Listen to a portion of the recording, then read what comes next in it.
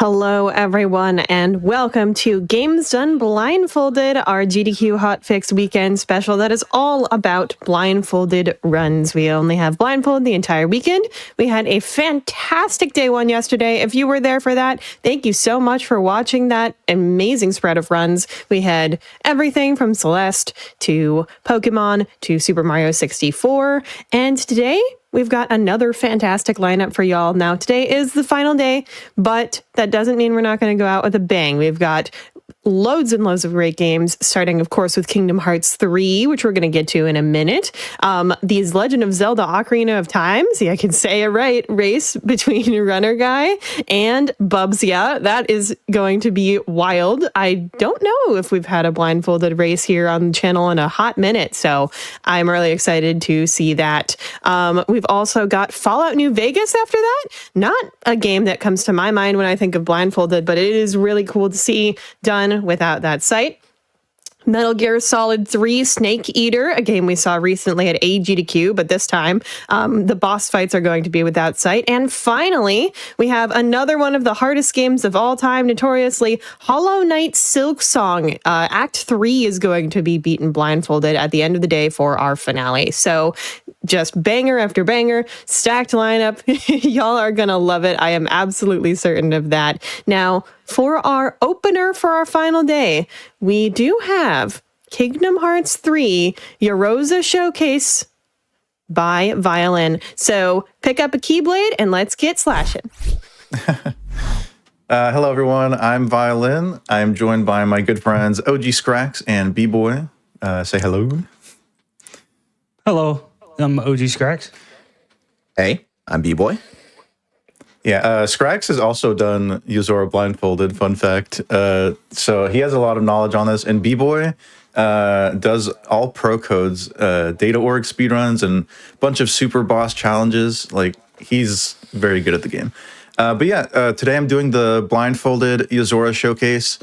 I am playing this on critical mode at level 1 with 13 pro codes. These are built-in restrictions, and I'll go over them real quick. So default status means I'm at level 1 the whole time. 0 defense, self-explanatory. HP slip and MP slip means my MP and HP will be slowly decreasing over time until a certain point for the HP. I can't use any shot locks. I can't cure, and I can't use healing items. I can't use summons or grand magic or form changes or attractions, even though they don't show up in this fight. No team attacks. And I do have a Kupo coin for reasons, but it won't revive me as it usually should. So, and then for abilities, I can only have 30 abilities equipped. And for my equipment, I have Kingdom Key only. I have this armor on. It doesn't really do anything, to be honest.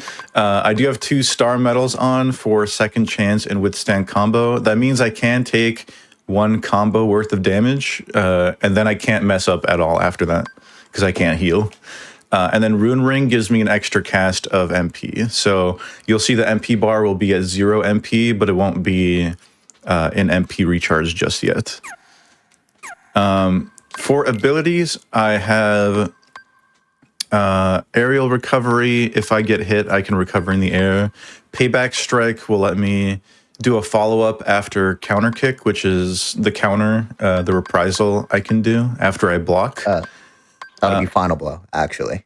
Oh, sorry, final. Wait, payback strike. Yeah, payback strike is after you do aerial recovery, which I won't even be using. Yeah, final blow is what I was talking about after counter kick. We have quick slash, flash step, aerial sweep, and aerial dive for our distance closer abilities. And then last charge for the finisher. I have high jump. Double flight lets me do a double jump in the air. Dodge roll, you dodge on the ground. I have 3 air slides, which do stack, which means if I dodge in the air, I'll go pretty far, and it'll help me dodge some things. Glide, you just hold the jump button and you glide in one direction. And then 0 XP, so I stay at level 1. Scan, so you guys can see Yozora's HP bar. Combo Master is very important. It'll let me continue my combo even if some attacks miss. This will let me close the distance on Yuzora more consistently. And then damage control doesn't really matter. Critical counter, if I block at the perfect time, I can do extra damage. Sora will like glow red, and I'll do a little bit of extra damage. And then the bottom two don't really matter as well. And yeah, that's about it. I'm gonna turn up the game audio on my end and then put on the blindfold and deafen myself. And then B-Boy and Scrax, you can take it away. Thank you, thank you. And I'll try to do a countdown here. Okay. I'll skip the cutscene. Okay. 3, 2, 1, go. Okay. So right at the beginning, Vio is going to, well, it looks like he's already getting the opening he wants, but typically he will wait till he gets that specific opening to set him up for MP recharge later on or something special in the DM. The big idea in this fight is that Yuzora is going to just do what he wants, what he feels like, and you have to make him respect you and give you your opening to deal damage. If you just sit still and defend against everything, you will do exactly 0 damage for the entire fight. You have to make him jump backwards or give you an opening. Just like right there, Vio was able to use a Thunder right at the perfect timing in that pyramid to force an opening with Yuzora. Perfect segue from what B-Boy was saying. For this slow laser, you have to get up next to Yuzora to make him jump back. That's another example of what I'm talking about there. If you just sit there and wait for the lizard to come at you and you're not close to Yuzora, he's just going to keep on attacking and you lose the chance to hit him. And then another great example right here, by closing in here and attacking, faking him out, and then backing up, you can set him up for a perfect opening. I don't think so. You'll notice throughout the run too, sometimes the lock-on will go on and off. Typically, Violin will be setting up himself in the arena, making sure that he's in the perfect spot so he can have some distance for when Yuzora will attack so he can close in at the right time. Yeah, there's a lot of like subtle camera manipulation that's happening here. We did get hit there. This is going to be the second chance. Okay, he's going to restart it there. Yeah.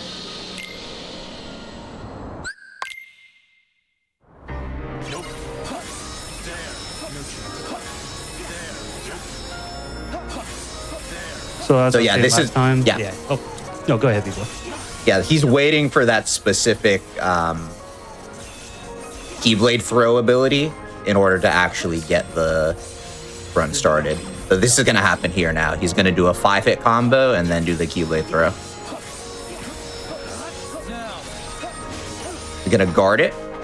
That sword spawns behind Sora, so you actually have to move in a way that it ends up in front of Sora so that you can guard it.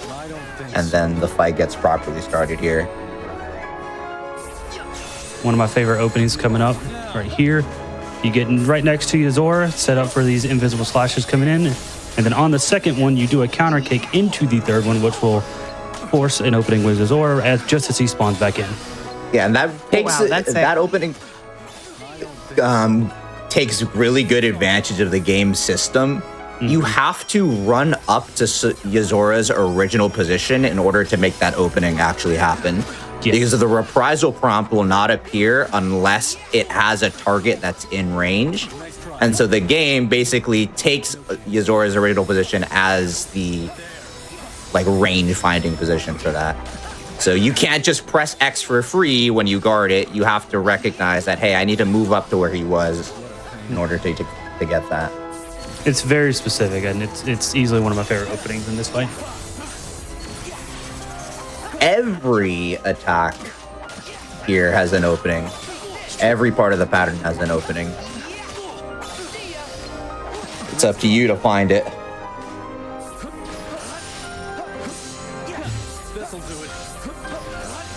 One thing you'll notice here too, with the kind of remote blade thing that Yuzora does where Violent does get an opening, is Violin will typically dodge forward right after Yozora slashes to then set him up so that when he dodges backwards, he's not running into the edge of the arena and he can actually block it to get the opening. A blindfold specific deck, because if you can see it, like, it's no big deal, right? But of course, yeah. You don't know whether you're on the wall or not. Blindfolded. Nice try. Shall we? And the pyramid attack here. And so he's gonna run out of, oh no, never mind. Extra cast, that's the rune ring. So he has one more cast of magic even though it's at 0 MP. I believe he might use it here, or he might use it on the next pyramid. No, I believe he uses it here. So this tractor beam only happens once Yozora is brought, after you've taken off 3 bars of HP. He'll do 3 sets, and then he's open at the end. If you end up inside any of those tractor beams, Yozora will steal Sora's, very similar names.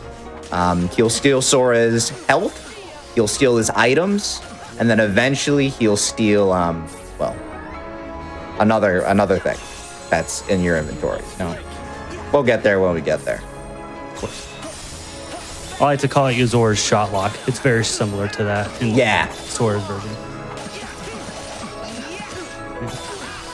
It can be pretty tricky sometimes too. Like you'll see that whenever he does the attack, that Violin will jump up and start gliding to the left. We have seen sometimes where Yozora will just spawn in at a weird angle or something, and then you can still get, unfortunately, locked into it. Yeah, your momentum consistent though, yeah. Yeah, your angular momentum is really important in dodging that attack. You can actually run on the ground to avoid it, but the angle at which you're running is much more important than the fact that you're running. Yes. Coming in for this attack here again. Perfect. All right, should be a couple more openings here, maybe 2 or 3. And then we'll be going into the Desperation, which is its own can of worms. All right, so here he doesn't have MP for the pyramid, so he's just going to defend against it. And as you can see, there is no opening if you don't use magic here. You just have to take it. Another tractor beam, and again, he won't be using thunder to catch it, so... Yeah, he's specifically setting up his MP recharge for something within the DM. You guys will get to see that a little bit later on. We'll explain it, but pretty much he needs practically full MP to be able to do it successfully. And you do have to plan it out because on top of, I believe, critical mode increasing MP recharge a little bit, the MP slip pro code also has a hidden negative modifier on the MP recharge time. So you need to give yourself a lot of time. Unfortunately, missed that one there, but no problem. He's still in defense there.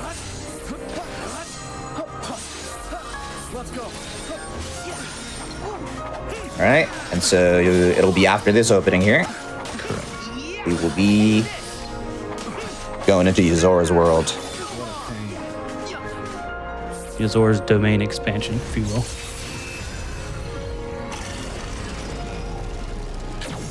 Disco Ball of Doom. We still don't know what any of this is, by the way. No. So easy block. Put your answers in the chat. This could be a random of 3 different attacks. He did do the quick version there, so it's going to be the quick attack he'll just instantly block. We will see all 3 versions, though, after we get through the rest of the DM. So as he's dodging the rest of this here, kind of to explain what we were going on about earlier with the magic. So the Giga Step is, for the longest time, one of the most confusing things. We thought we just needed to just dodge around. And then I believe it was August of 2024, B-Boy, we figured out that they actually have a certain glow around them, which corresponds to certain magic. So you'll see here, Fire. Shoot. Yep. Thunder. Blizzard. And then the rest are thunder. That one did miss, unfortunately. I think the camera angle was barely off. Yeah. So, I believe what happened there was, I'm actually looking back at the VOD just to make sure. Yeah, the Blizzard cast was a little bit too early, so magic lock-on was not in effect. I see. So, magic lock-on does work really well in order to not need to lock on when you're casting magic and it'll still track, but the auto target has to be on screen before it actually activates. So that gets me all the time because, especially in all pro codes, any percent, we're turning magic lock on and off throughout the run. And so if you forget that you have it off, and you need a magic cast for something, it can just go into the ether, never to be seen again. Yeah, he must have just been barely too early there. So one thing to point out about everything in this fight is that compared to some of the other fights in the DLC, Yozora has pretty unique audio cues for every single attack. So there is a bit of scripting to the fight, and it is somewhat pattern-based. But before we really knew that, it was still possible to do this fight blindfolded because you're just able to react to the audio cues as they come at you. And as long as you're manipulating the camera properly, nothing is a surprise, or nothing should be a surprise, because you can just react. That's pretty amazing considering how hard this fight is and that it's all in complete 3 dimensions. Yeah, I agree. It's very, very cool. It's easily the best designed fight in the Kingdom Hearts series, in my personal opinion. It's really, really, really good. Yes. And it's really quite easy to forget that Violin is playing this blindfolded while watching. Like, of course, a lot of these strats are adapted to be possible blindfolded, but like, this is such smooth gameplay nonetheless. As we go back through first base here, if you want to maybe hit up a donation or two, totally work. Well, this is GDQ Hotfix, so no donations here. This is our weekly programming, but we do have stuff to talk about. For example, GDQ is returning to PAX East from March 26th to 29th. Visit east.paxsite.com to find out more about the show, or use !PAX in Twitch chat for more information. So if y'all like in-person speedruns, we will be back to that very, very soon at the end of March. And if you'd like to attend yourself, you still have the chance. Be in the audience, hang out with all of us. It'll be fantastic. And also, GDQ Hotfix will be showcasing transgender speedrunners in our second annual International Transgender Day of Visibility celebration on March 21st and 22nd. Run submissions are open from now until March 1st. Use !TDOV in chat to learn more. So if you're looking for something to submit to, and that sounds like, you know, it's an event that fits you, please do go ahead and submit. That one is going to be hosted by our very own Helix and Quack. It's going to be amazing. So lots to look forward to in March. All of that and Frost Fatales at the beginning of the month. It's going to be a stacked time. Very nice.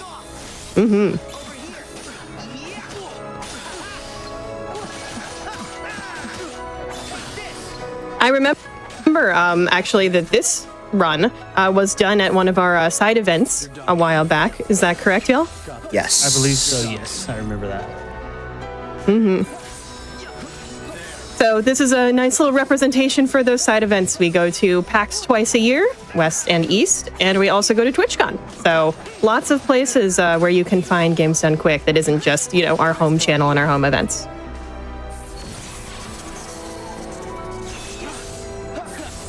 So since we're still in first phase here, we can get a little bit more into the details of what's happening with the combat system. So bosses in Kingdom Hearts 2 and Kingdom Hearts 3 have a hidden meter known as revenge value. In KH3, the values tend to range from around 6 to 8. Yozora is at the upper end of that range, so he has a revenge value of 8. And that means that most normal attacks have a revenge value of around 1, while most of your finishers have a revenge value of 1/2. So you can think about it in this case as it'll be one full combo will do about 3 to 3.5 revenge value. So it'll take 2 full combos and then 1 extra hit to make Yozora jump back. Quick math. To segue from that as well, kind of additionally to that, counters, like right here with this counter kick, will apply no revenge value, if I'm correct about that, B-Boy. Yeah, that's right. And it's kind of weird. Yozora is probably the fight in the DLC with the least opportunities for reprisals. So you're generally dealing less damage per opening because those reprisals not adding any revenge value lets your combos go on for a lot longer. Yeah, very important to get those out. Just gives you a lot more time to get more damage in. Yep. Let's see which one he goes with here. All right, we got the slow one.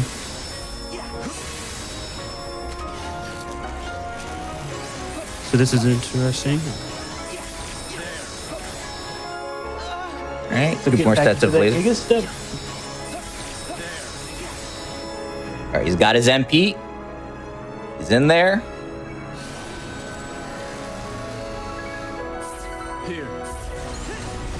Fire. Thunder.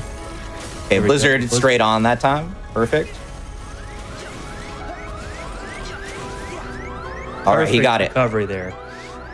Looks like that Thunder barely missed that second one, but Violin was able to recover very nicely there. So far, this is the best attempt we've seen. Let's go, Violin.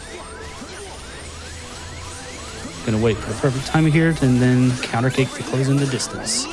So that specific teleport sword, Yozora will wait for a long while on the ground, which is pretty unique. Normally bosses, once they recover on the ground, they just teleport away because he still has his clones attacking you that entire time there.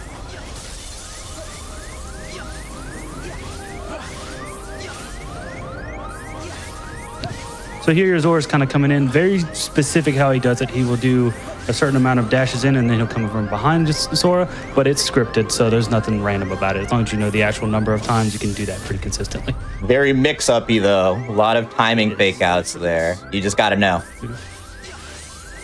So something here that B-Boy actually educated me on not too long ago is that Yozora will do a number of hits leading up to 8. So he starts with 1, then 2, 3, 4, all the way up to 8 hits. And that's when he's done with this attack. In the second phase, yeah, I got it. In the second phase, he varies up a lot of his first phase attacks to now be blue, which telegraphs that they're unblockable. They're also just straight up different. So a lot of the heuristics that you built up for getting openings in the first phase are not going to be quite the same. There are still a lot of the familiar first phase attacks, though. It's not all new. Yes. But if you see blue, all right, you can go for this one. Yeah, so right here, as I was saying earlier, Yozora has 3 sets here. That one was what I call the quick one, where you kind of need to guard instantly. And then he'll do a second version here, which would be random of the 2 remaining ones he hasn't done yet. I don't know why that he got hit there. He blocked that.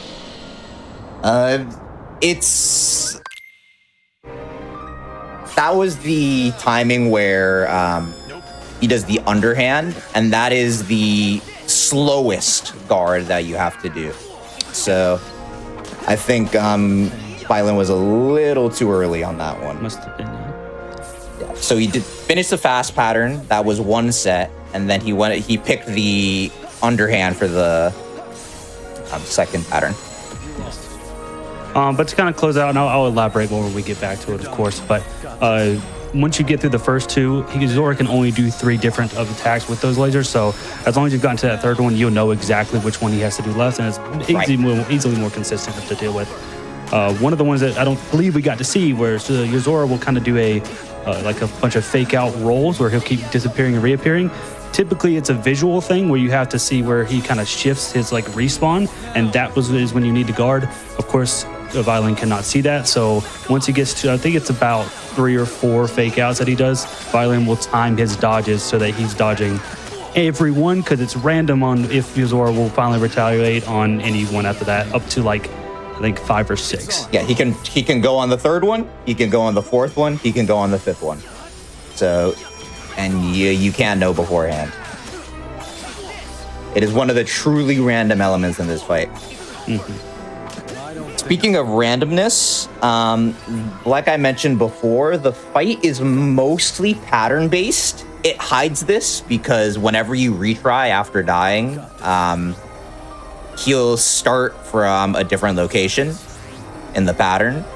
There are a couple of breakpoints in the pattern where he'll randomly choose between one of 2 options, but if you know what the pattern is, I'm not like gonna go step by step here. You can reliably predict a lot of his stuff as well. Look, I'm saying you're, like I mentioned before, you don't need to know the pattern because there are audio keys for everything in this fight as well. So.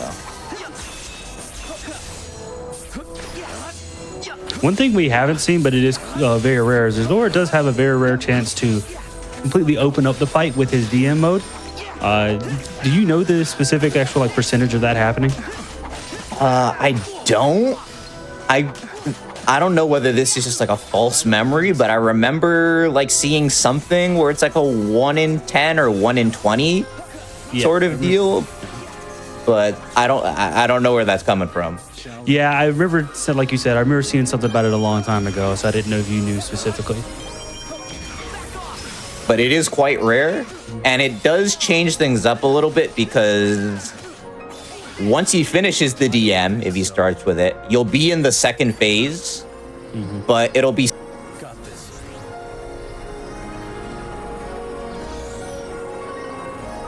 really don't see. Like, second phase becomes different because there's an HP barrier that you would normally hit earlier in the fight that is basically irrelevant. Once you're in second phase, in the normal version of the fight, you're already at half HP, and so you've blown past all the HP barriers. So his pattern in phase 2 will be the same every time. Whereas with the DM start, he's gonna do some first phase stuff as well because you haven't broken through every HP barrier. If that makes sense. Of course. It's scary. One thing Violin just did there that looked a little funky, he did do an air step, which typically you can't really do that well when you're blindfolded, obviously, but because after Yozora does his shot locky thing attack, he's typically in a very specific part of the arena where as you aim in with a shot lock, sometimes he'll be right there in your crosshairs for that air step. So luckily Violin doesn't need to aim the camera. Yeah, I think he's trying to make up some damage because... Yes. He's going to need it, I assume, for MP recharge. Yeah. Looking like he'll be just fine, though. Just guessing on the rate of the recharge here. Oh, one thing we haven't, a small little detail we haven't mentioned so far, actually, is when Violin is doing the Thunder to break Yozora out of his little pyramid attack, specifically, I believe he has Thundara customized because it uses less MP, but also if he bumps down to Thunder, then it won't have the range on the area of effect to actually hit the pyramid to get the opening. Yeah, KH3 lets you freely swap in lower tier magic, both on your customize, so like your shortcut menu, and also even in the main magic menu. If you like go deep into the settings, you can actually change your main magic menu as well. And this is really useful on critical mode because your MP bar is fully halved, and even more so with the pro codes and MP slip because that MP recharge time really is long. So you want to make sure that you're making it a very efficient use of your MP bar whenever you can. You can actually use Thunder, but you would have to, it's a lot tighter timing and not worth the risk in my opinion. But you can use Thunder, but you would have to lock onto him and then do Thunder pretty much immediately as he spawns in. It's a lot more tighter timing than just using Thundara though, and obviously Violin has MP recharge setup stuff as well, so it's just easier to go with Thundara. Alright. Should be getting to the DM after this. His MP has slipped a little bit, so I wonder if we'll see how that affects the Gigas. Is Violin keeping track of all of the damage such that, you know, when this phase begins, he knows, or is he just kind of surprised by it? I wouldn't be surprised if he's surprised by it. He is definitely, like, the way he uses his MP basically makes it so that he has a couple of benchmarks on how the fight is going timing-wise, as long as he hasn't missed any openings. So he'll know in his head, oh, I missed this opening here, for example, so he'll know that he's a little bit behind. And so that's why he went for that risky air step that one time. So he has he's keeping track of some stuff in his head for sure. Gotcha. Sounds very difficult. It is. Let's see how he does here.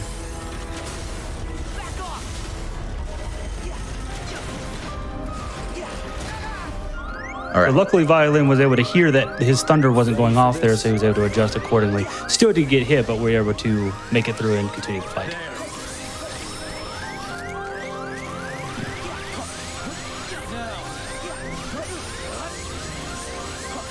Yeah, I think benchmarks with this fight just honestly comes with how many times he's done this. I don't think it's anything specific to the fight as well itself. Yeah, you have to practice a lot to be able to do something like this for sure. Yeah, another reason why he's kind of going for, or he's always starting the fight on the same opening, so he'll delay, just so that all of his internal timings are synced.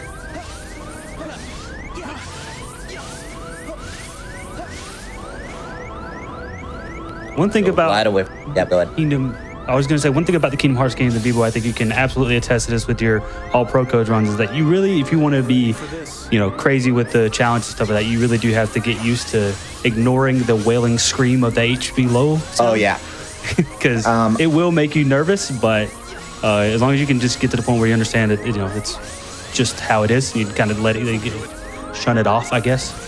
Yeah, my brain will tune it out after like 5 seconds. Like, I honestly am not processing that it's even there. Delay this final roll there. And then he needs to hit him, dodge the follow-up, and then he jumps backwards. So again, you have to force Yozora to give you an opening.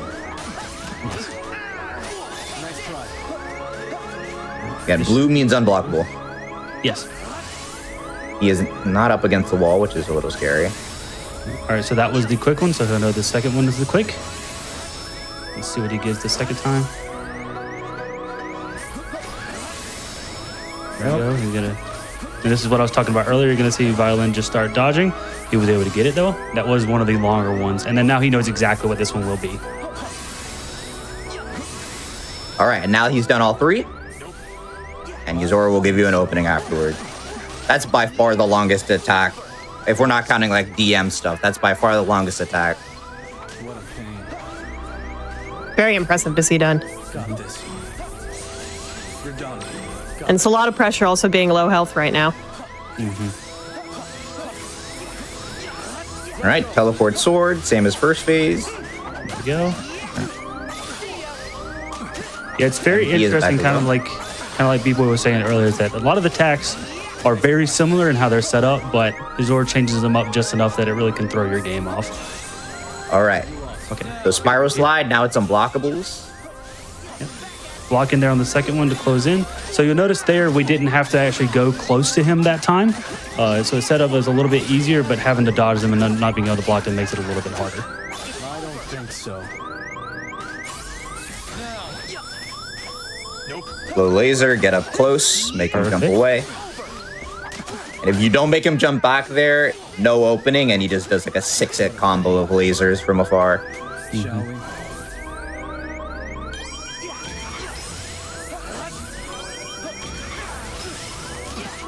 One other just interesting thing about this fight too, kind of like people were saying earlier, is that blue is unblockable.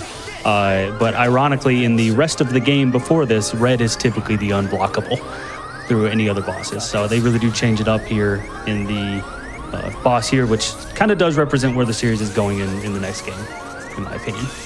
Yeah, I think a better way to put it is that, like, the different color on fights usually telegraphs that it's unblockable, because it's similar for Xemnas, right? Xemnas, his normal lasers are red, and that's been the case since KH1, right? So when the color is different during his DM, they're like not quite blue, they're like white. That's the telegraph that they're unblockable, right? And so that's kind of what you should be looking for when it's a completely different color from the normal one. Yes. Thank you for that clarification. All right, so we got the laser tape. So as you can see, last time he opened up with the quick one, but this time the quick one was the second one that he did. So it is pretty much random what Yozora does. He can choose any one of them to do, and then he'll put it down. All right, good. There we go. No chance. I don't think so. All right, in the end game. Yeah, he shouldn't do that laser attack anymore for the rest of this fight. What a pain. Oh, the anticipation of seeing every health bar go down one by one. My gosh, I'm so nervous already. Yeah. It's definitely a lot on violin too, because at this point in the fight, like we said, he kind of has a typical idea of where he's at, but he knows he's close. At this point, he's got to know, so his nerves are probably kicking up. I would think so. Just waiting for that clear sound. All right. There we go. Perfect. One thing that helps with that specific move is that Flash Step's back half. So that's the gap closer that he's using. The back half of Flash Step's animation actually gives you iframes. The first half gives you parry frames. The second half gives you iframes. So that becomes a little bit safer. But judging the distance where Flash Step will actually connect with Yozora is tricky. I mess it up all the time. Yes. I believe you should only need one more opening here. It might be Maybe. though. Maybe two. With the thunder here, I don't know. Yeah, probably not, because it won't be a counter. So he'll probably need one more opening after this. So close. I don't think so. All right. Oh, let's go. Oh, now we gotta Violin. wait. So yeah, the single beam, there's no opening here anymore. Or without you taking damage of your own, there's no opening there anymore. All right. Here we go. Let's see if we can get this. Yes. Perfect. And that... Woo, yeah. Awesome. Okay. That was so cool. Yeah, very clutch. And time. Amazing. Thank you. Awesome job, Violin. Wow. That my powers. Sorry for choking a few times. No, it was. I mean, my hands are shaking. No, you killed it, man. Like taking hit during that DM and then not being able to get hit again is so stressful. Because second phase is not easy. No. Yeah, I hope you guys enjoyed that. Thank you to B-Boy and Scrax for commentating. You guys are amazing. Definitely go check them out on Twitch. It's B-Boy Cubed and OG_Scrax. They both do amazing Kingdom Hearts stuff. And you can find me on Twitch as well. It's just Violin. I'm actually in the process of learning the KH3 beginner any % speedrun, so that'll be a lot of fun. And yeah, thank you so much, and I hope you enjoy the rest of Games Done Blindfolded. And if you guys want to say anything, go right ahead. I've been having these weird Yeah, just thank you for having us, Vio, and really appreciate the opportunity to get to commentate this. Is any of this Yep. for real or not? Cool. Well, thank you. None of this. Well, thank you all. That was so much fun to watch, and I'm so glad we get to see this ending cutscene. What an amazing finishing moment. And by the way, chat, this is only our first run of the entire day. We have all sorts of things coming up for y'all, and right after the break, we're going to be having one of our first blindfolded races in a good while. The Legend of Zelda Ocarina of Time by Bubsy and Runner Guy. So stick around for that. It's going to be wonderful.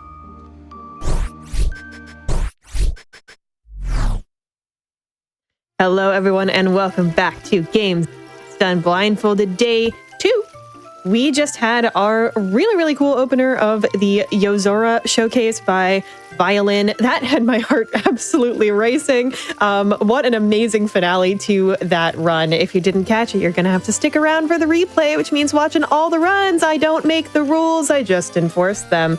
But either way, we have another 3D style game coming up soon, but one from much earlier in 3D's life cycle in video gaming. That's right, you know it, you love it. It's the Legend of Zelda Ocarina of Time. And if you wanted this game to win at GDQ for that bid war, well, you are in luck because we get to bring it to you today by Bubsya. But it's not just Bubsya with us. We also have Runner Guy, so an amazing duo who are going to be racing this run. This is The Legend of Time. I did it again. The Legend of Zelda Ocarina of Time Defeat Ganon Blindfolded Race by Bubsya and Runner Guy. So let's go to Hyrule.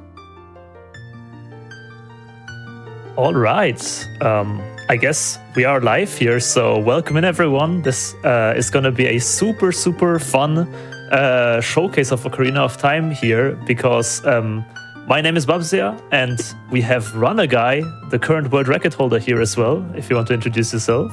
Well, I am Runner Guy 249. I've been running forms of Ocarina of Time for almost 20 years now, so been around the block. Oh, yeah.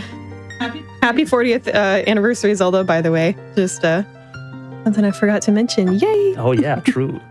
So yeah, we have a pretty stacked lineup here. We have Runner Guy, the current world record holder in Blindfolded any percent. We have Nico in the commentary booth today, who is second place, and we have me, who is also going to run, who is third, I think. I'm not so sure actually. Fourth, third. Well, You are Okay. third. Yeah. Okay. And then we have Apache Smash, another Blindfolded legend here in, especially you're going to see Apache Smash later on also in this event with some Metal Gear Solid action. So yeah, it's going to be a fun race, and I hope we can entertain you guys. So commentary, if you want to introduce yourself still one more time, feel free to do so. Nico, you can go first. Okay. Well, I'm Nico. Hi, I'm also a blindfolded speedrunner. I play a few games, Super Mario 64 and Ocarina of Time mainly. And this category is amazing. This game is amazing. And this run is going to be very fun, and I'm very excited to see it. Me too. I'm Apache Smash. I have attempted to blindfold this game. But let's get them going with this race. So if you're both ready, you want to give me a little nod just to say you're both prepared. And we will go. Yeah, I guess we can go like into the house. Oh, you want to start at the house? You can start in the house. So. Okay. I mean, yeah. All right. So yeah, give us the countdown, and then we're gonna just kind of start, I guess. Sounds good to me. We were going to do a timer. Oh yeah, true. We wanted to set up a timer. Just so we know if we're running. Exactly. If one finishes, that the other one knows like when to stop. Yeah, it's an important plot device that might become relevant later. They're prepared for everything. Okay, Yeah, I'm ready. That's important. I am ready to 40 minutes. Perfect. All right. All right. Good luck, guys. Let's start this race in 5, 4, 3, 2, 1, go. I love the blindfold, the headphone change as well. They both use different headphones just to make sure they never get interrupted by any kind of sound. But Nico, do you want to tell me something about the techniques that we're going to see in this run? And we're going to see a really cool one straight away. Yeah, sure thing. This game is amazing for blindfolded because it has a lot of features which we're gonna mainly use to navigate the game.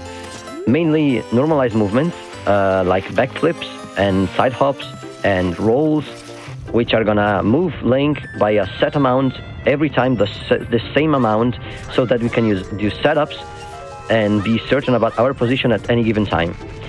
And same thing with angles. We can target walls. I mean, we're gonna see a bunch of stuff.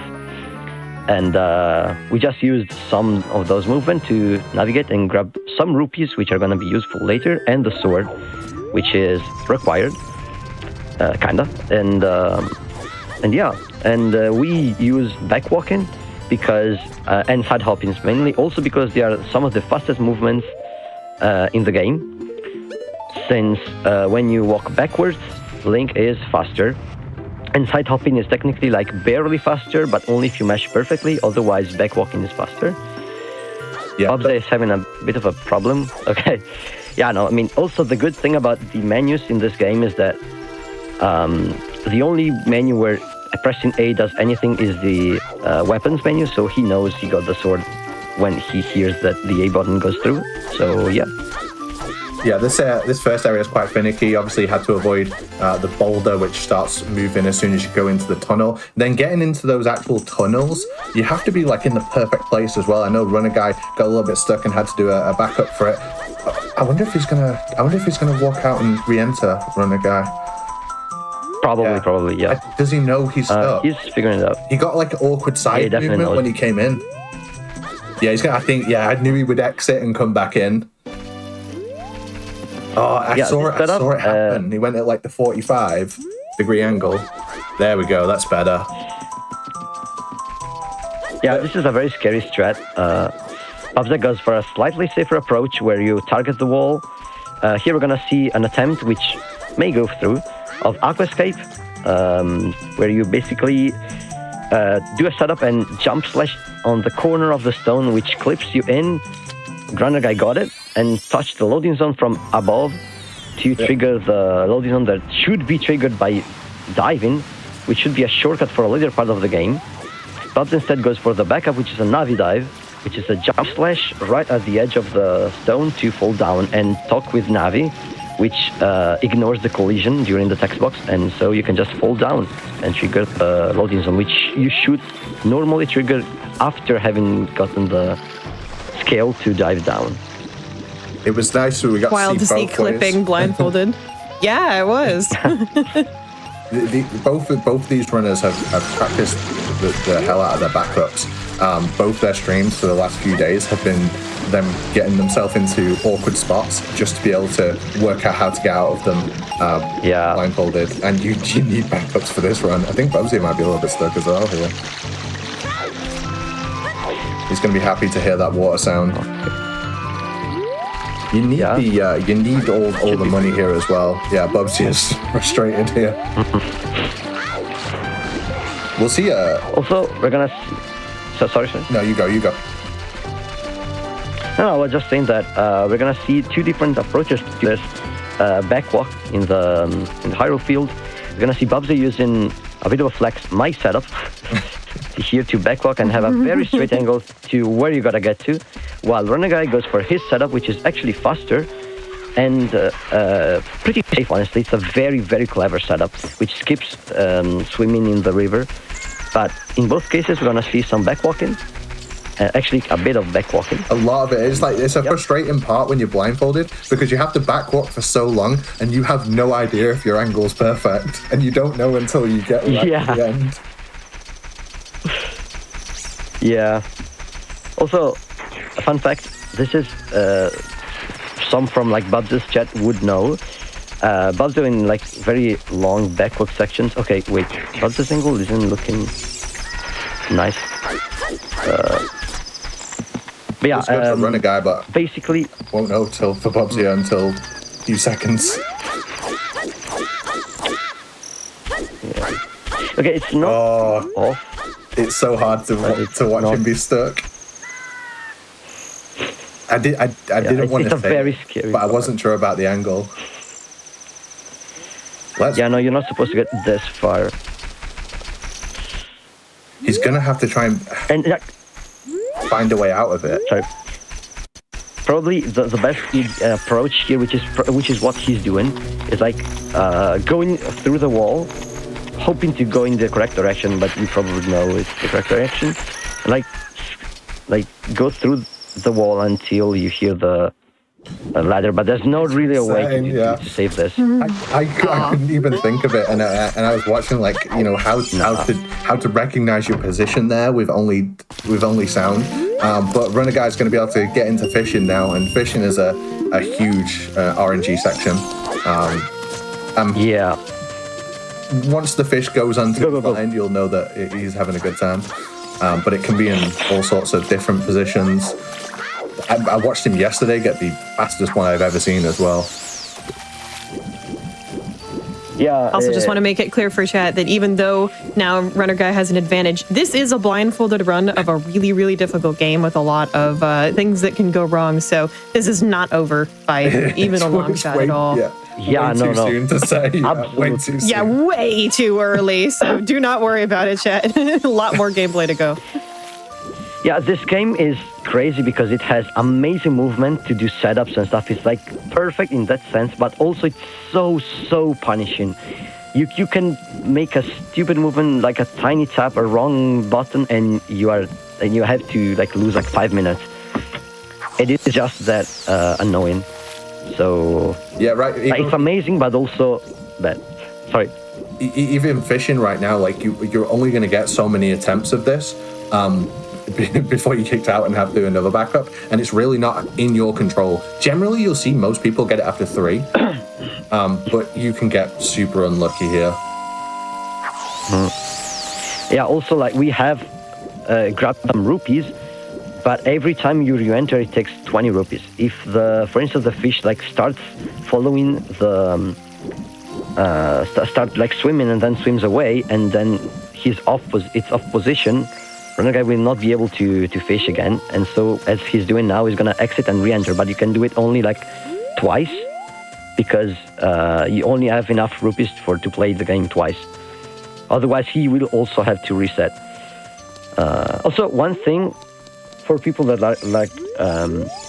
who know like the visual route for this category would be very confused, because why going to fishing? Like, it doesn't make any sense. Thing is, we need a bottle for this category. There are 4 bottles in the whole game. One is locked behind being adult. One is locked behind some very, very slow cutscenes, like a very annoying game. One is the one that is used in visual runs, but it requires grabbing the cacos, which are very RNG, and so you don't really know where they are. Grabbing cacos and throwing in the gathering the cacos, basically. And the last one is this bottle in the lake, but you have to dive down to grab it. You cannot normally dive that far. You need a scale to dive enough. But there are 2 scales in the game. One is the silver scale, which is the child scale. It requires playing a certain mini game, and it's very RNG heavy as well. And it's super annoying and it's super slow because it could take like 10 attempts. And the other one is the golden scale, which is adult only technically, but practically we can use here in the fishing pond, which should like the golden scale is the adult reward in the fishing pond, but instead we can grab a fish as child and do a glitch, which we'll see after grabbing the fish, where we hold target, and that will basically, I'm gonna explain it later maybe when it comes, but that will basically give us the golden scale. Yeah, it tricks the game into giving it you. It's a really cool glitch, and it's kind of lucky that it exists because it's really key to this route. Yeah, I know, exactly. The old it's got the fish. You basically,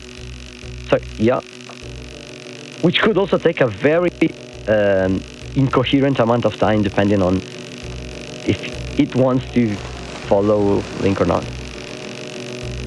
Bubsy giving us the shrug of, do I have the right angle? He has no idea for like 30 seconds.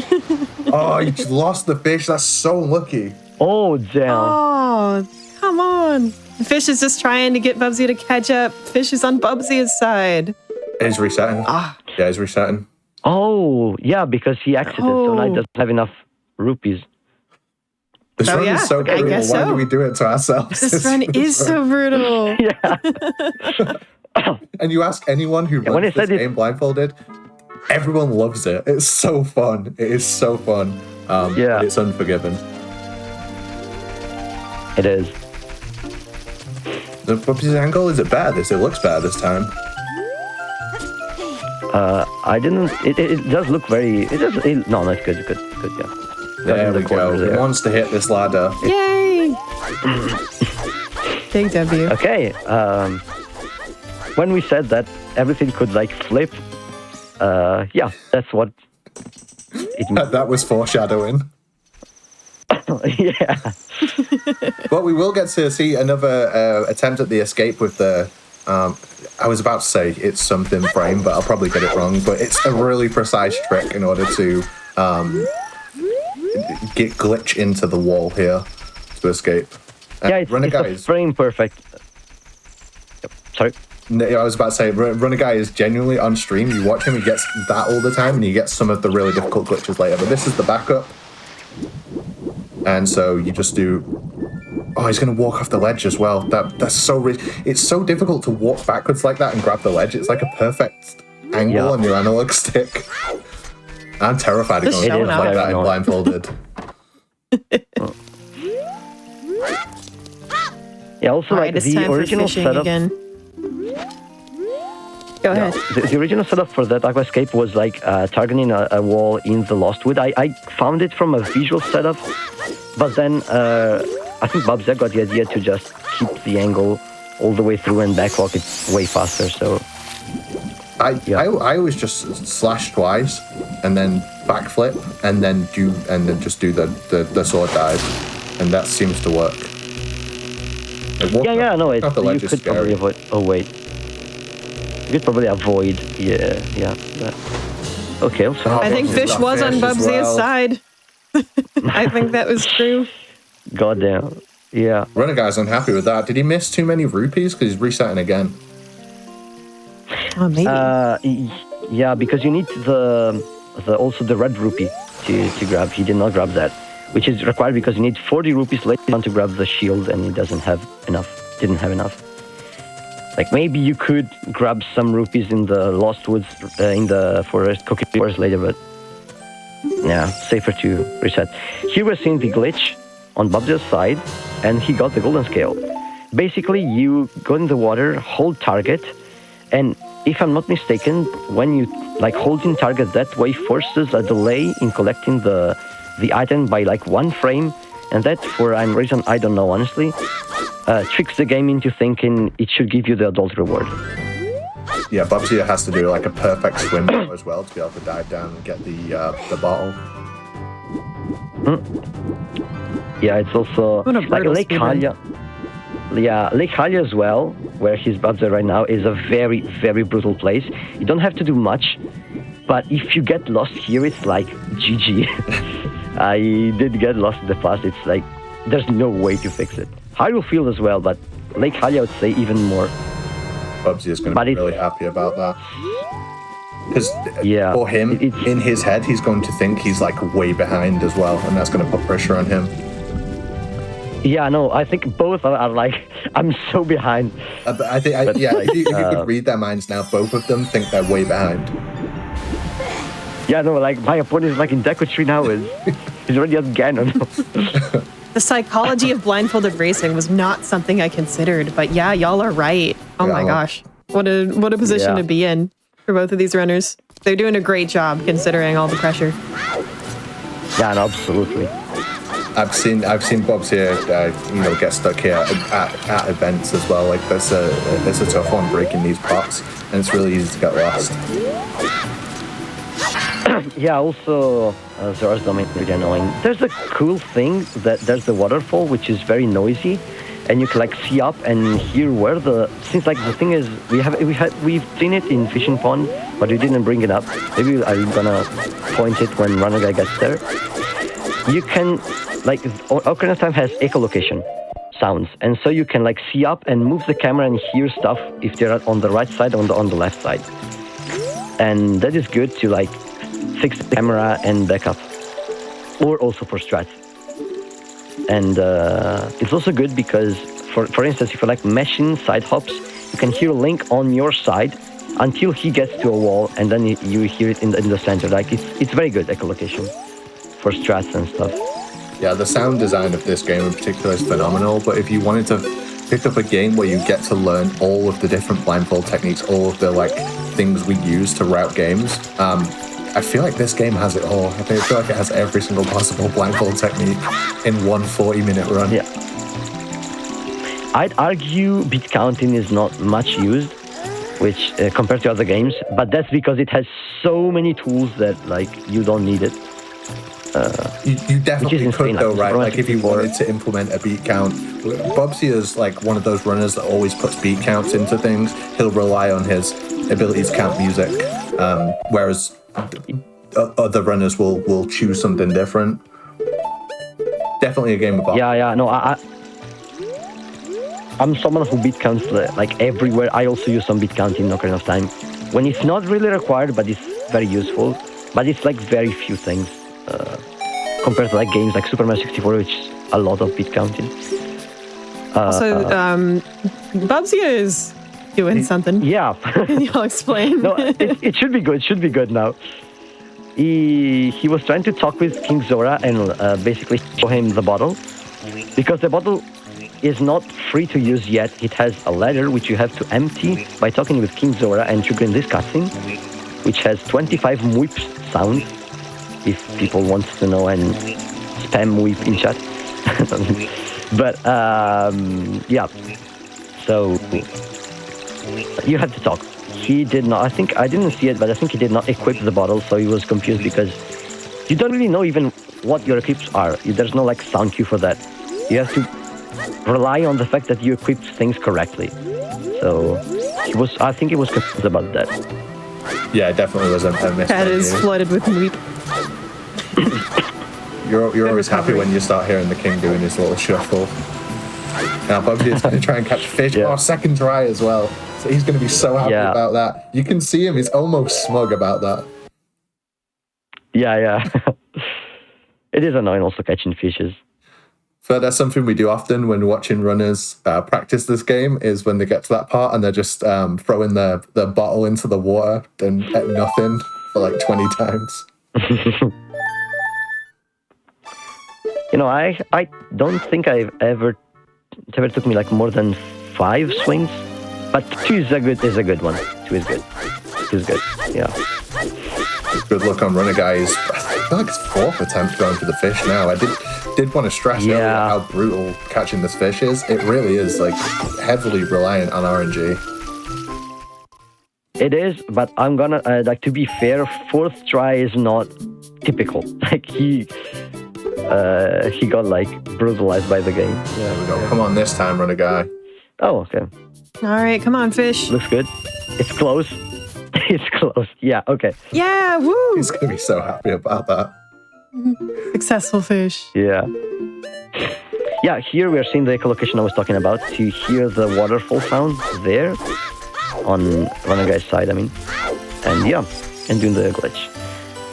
Meanwhile, Bobzilla grabbed the shield and is heading to Dekuchu, which is the first dungeon of the game. There are 8 dungeons. Take a guess of how many we're gonna complete. Yeah. This is a huge game with multiple areas and dungeons. We won't be seeing any of it. Can't wait to see Fire Temple. I love seeing the difference in how they both play. They almost play this game completely different to one another. Even down to like, Bubsy will set up on the right to get a door, and Runner Guy will set up on the left. Yeah, that's also a good point. Both are using quite different strats. Also, generally, Bubsy's strats are slightly safer, but Runner Guy has done a lot of runs, so he also built a lot of consistency. And also, they're playing on different consoles. That's a big thing we're going to see. There's going to be quite a big difference in a sec, because, Runner Guy is on N64, which is version 1.0, which has different glitches. While Bubsy is on the Wii VC release, which is 1.2. It's gonna come up in a sec. If you enjoy glitches, you're gonna get to see plenty from Bubsy. Yeah. Deca is in this run is like a glitch fest. Like from now on, the run already we've seen a couple of glitches, like the aqua escape earlier to exit the forest early without completing the first dungeon, and the collection of the golden scale. But we're gonna see a lot more here. She's gonna attempt. Bubs is gonna attempt. Okay, killed it. If you side hop and immediately open the door on the frame you talk with the door, you're gonna skip the text box with Navi. It's very perfect. It saves like a couple seconds. It's harmless to try, so why not? Maybe we're gonna see Runner Guy hitting it later. One of those ones where you can go for it. There's no harm in missing it, and you get a sound cue, so you can go either way. Yeah, exactly.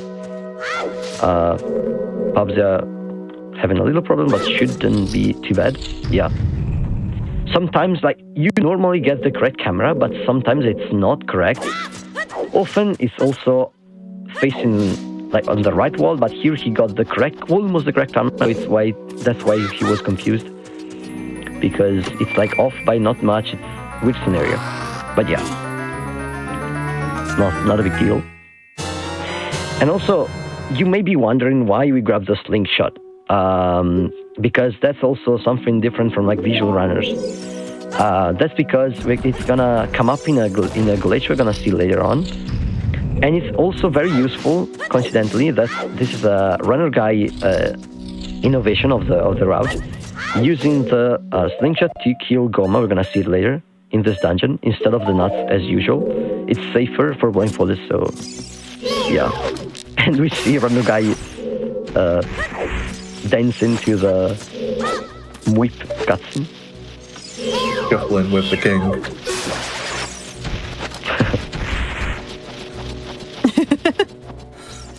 Very nice. They're both genuinely hilarious to watch. Chad, if you need to do a good shuffle. Yeah, these two are masters at their craft for sure. Every time I watch Also here, Bob Bob's Heroes, he's come up with something funny to watch, like to do while blindfolded. Yeah, we haven't even brought up the house life part. Every time there's like something slow and like, yeah, boring, or like where you don't have anything to do, Babza calls it house life part, where he asks about life in like how's life in chat.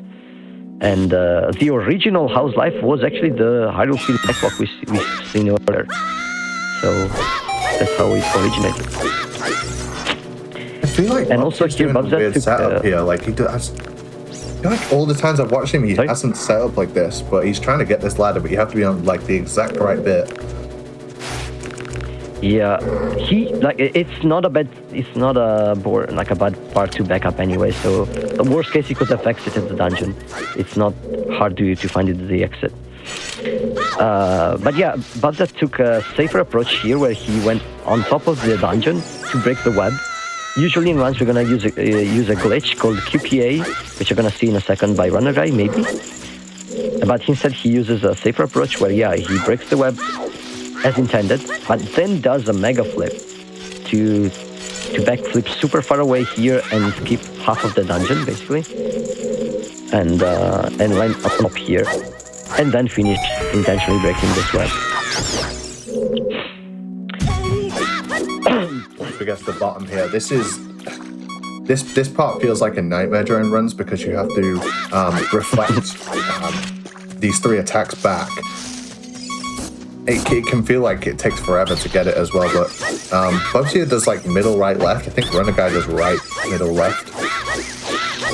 No, wait. The order is forced. You have to do middle, right, left. Like it's forced as intended, but Runner Guy does the whole deco tree now different. It's gonna be even if it's actually good to see them split like this, because Runner Guy is gonna do it's gonna be a whole different run from the Runner Guy's side in a second. Also, quick thing, you see that Babza has half a heart. We need to have a super low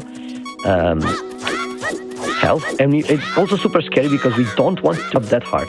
If you grab it, you are forced to reset because you need to damage down. Yeah, you've got to die here against Goma at the same time that you kill him. Babza just either forgot or like didn't manage to do the jump slash with the stick. He's gonna do it now. Yeah, you usually do it entering the cutscene, but he didn't. I think he knew. He had that look on his face that he knew. Yeah, he did a face palm. Yeah, so yeah, there's really important boss fight. Sorry, you go, Nico. No, yeah, never mind. I was going to say maybe we see the frame perfect skip on the Renegade side, but we did not see it. And Babza finished the fight right away. Do you want to explain it, or? I was just going to say you're going to see Bubsy die here, and that's on purpose. But you go. Technical is your this is your arena, my friend. No, don't worry. There's not too much to say, honestly. You just die because you want to basically be able to leave this room from the door. But the moment you fight Goma, there's a wooden wall that drops, and you cannot escape unless you save and quit. But there's a few problems with that, or die. But in order to die, you need to die from Goma because there's no other damage source as far as I know. So you have to die the frame you kill it to kill Goma, but also die. And we're gonna see two cool things now, because now Runner Guy is gonna do a glitch called QPA, but this is a 1.0 exclusive. It's only for N64. He failed it. I don't know. No, probably not. You basically like interrupt using the stick with the bottle, and he has a glitch damage at the sword, which should break the web. But yeah, he basically has fire in the sword. That's a cool glitch. Bubsy is about to walk into the tower collapse as well. There's so much going on at the same time. Yeah. There's a lot of things going on. This is a super cool setup by Bubsy, the one he just did, to set up on the very edge of the warp, to play the sword as a Ocarina, using the bottle. It's called Ocarina item, to take control of Link and be able to move around during the cutscene, leaving the cutscene of the warp on a specific frame. There's too much to explain, but basically what that does is put an offset on the wrong index, and basically, boom, he's at the end of the game. Yeah, if he does that wrong, he doesn't end up here. And now he's going to do a more difficult glitch, certainly in my opinion, with multiple frame perfect inputs, including a blind buffer. So he's going to have to buffer for a certain amount of time and get it perfectly to glitch through the wall and go right to the bottom of the tower instantly. This is the safest way to get out of Blindfolded. The previous strat before this glitch was found, I want to say his glitch was only like found a few years ago, right? It's not. Yeah, not that old. 2022, I think. So he has to.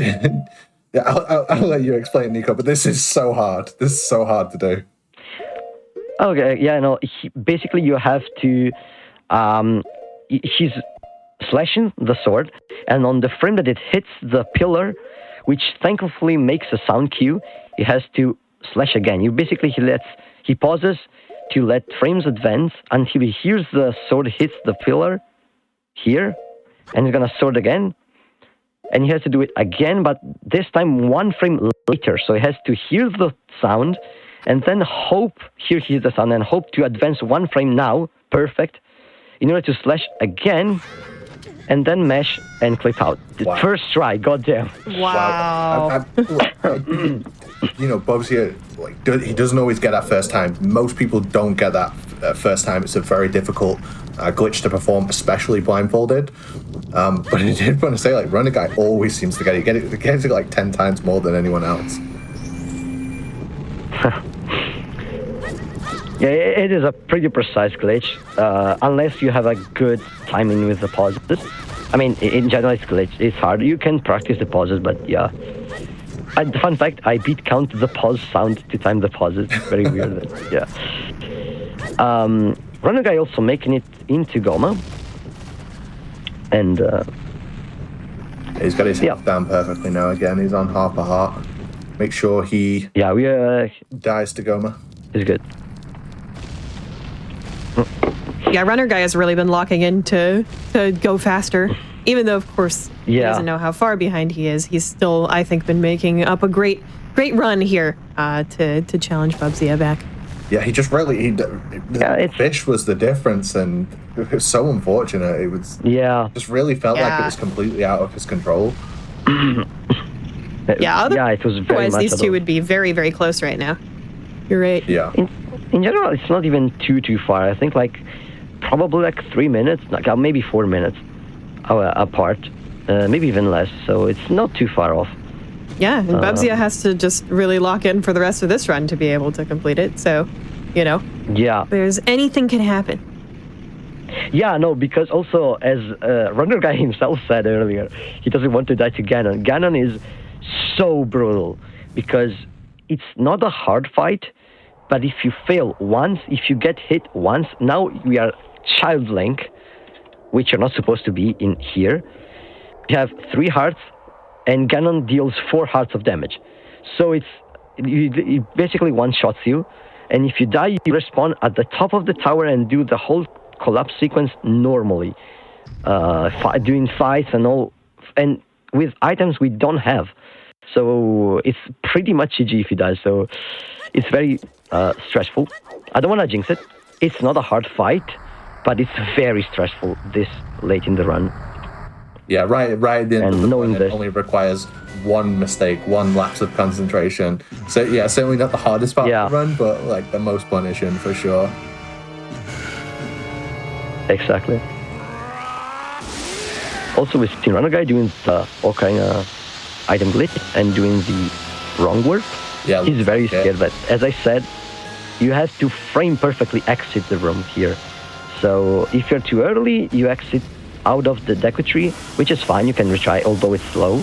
If you're too late, you warp in the Kokiri Emerald cutscene, Oh, he's which is got the it. intended one, which is GG, but he gets it first try. Nice.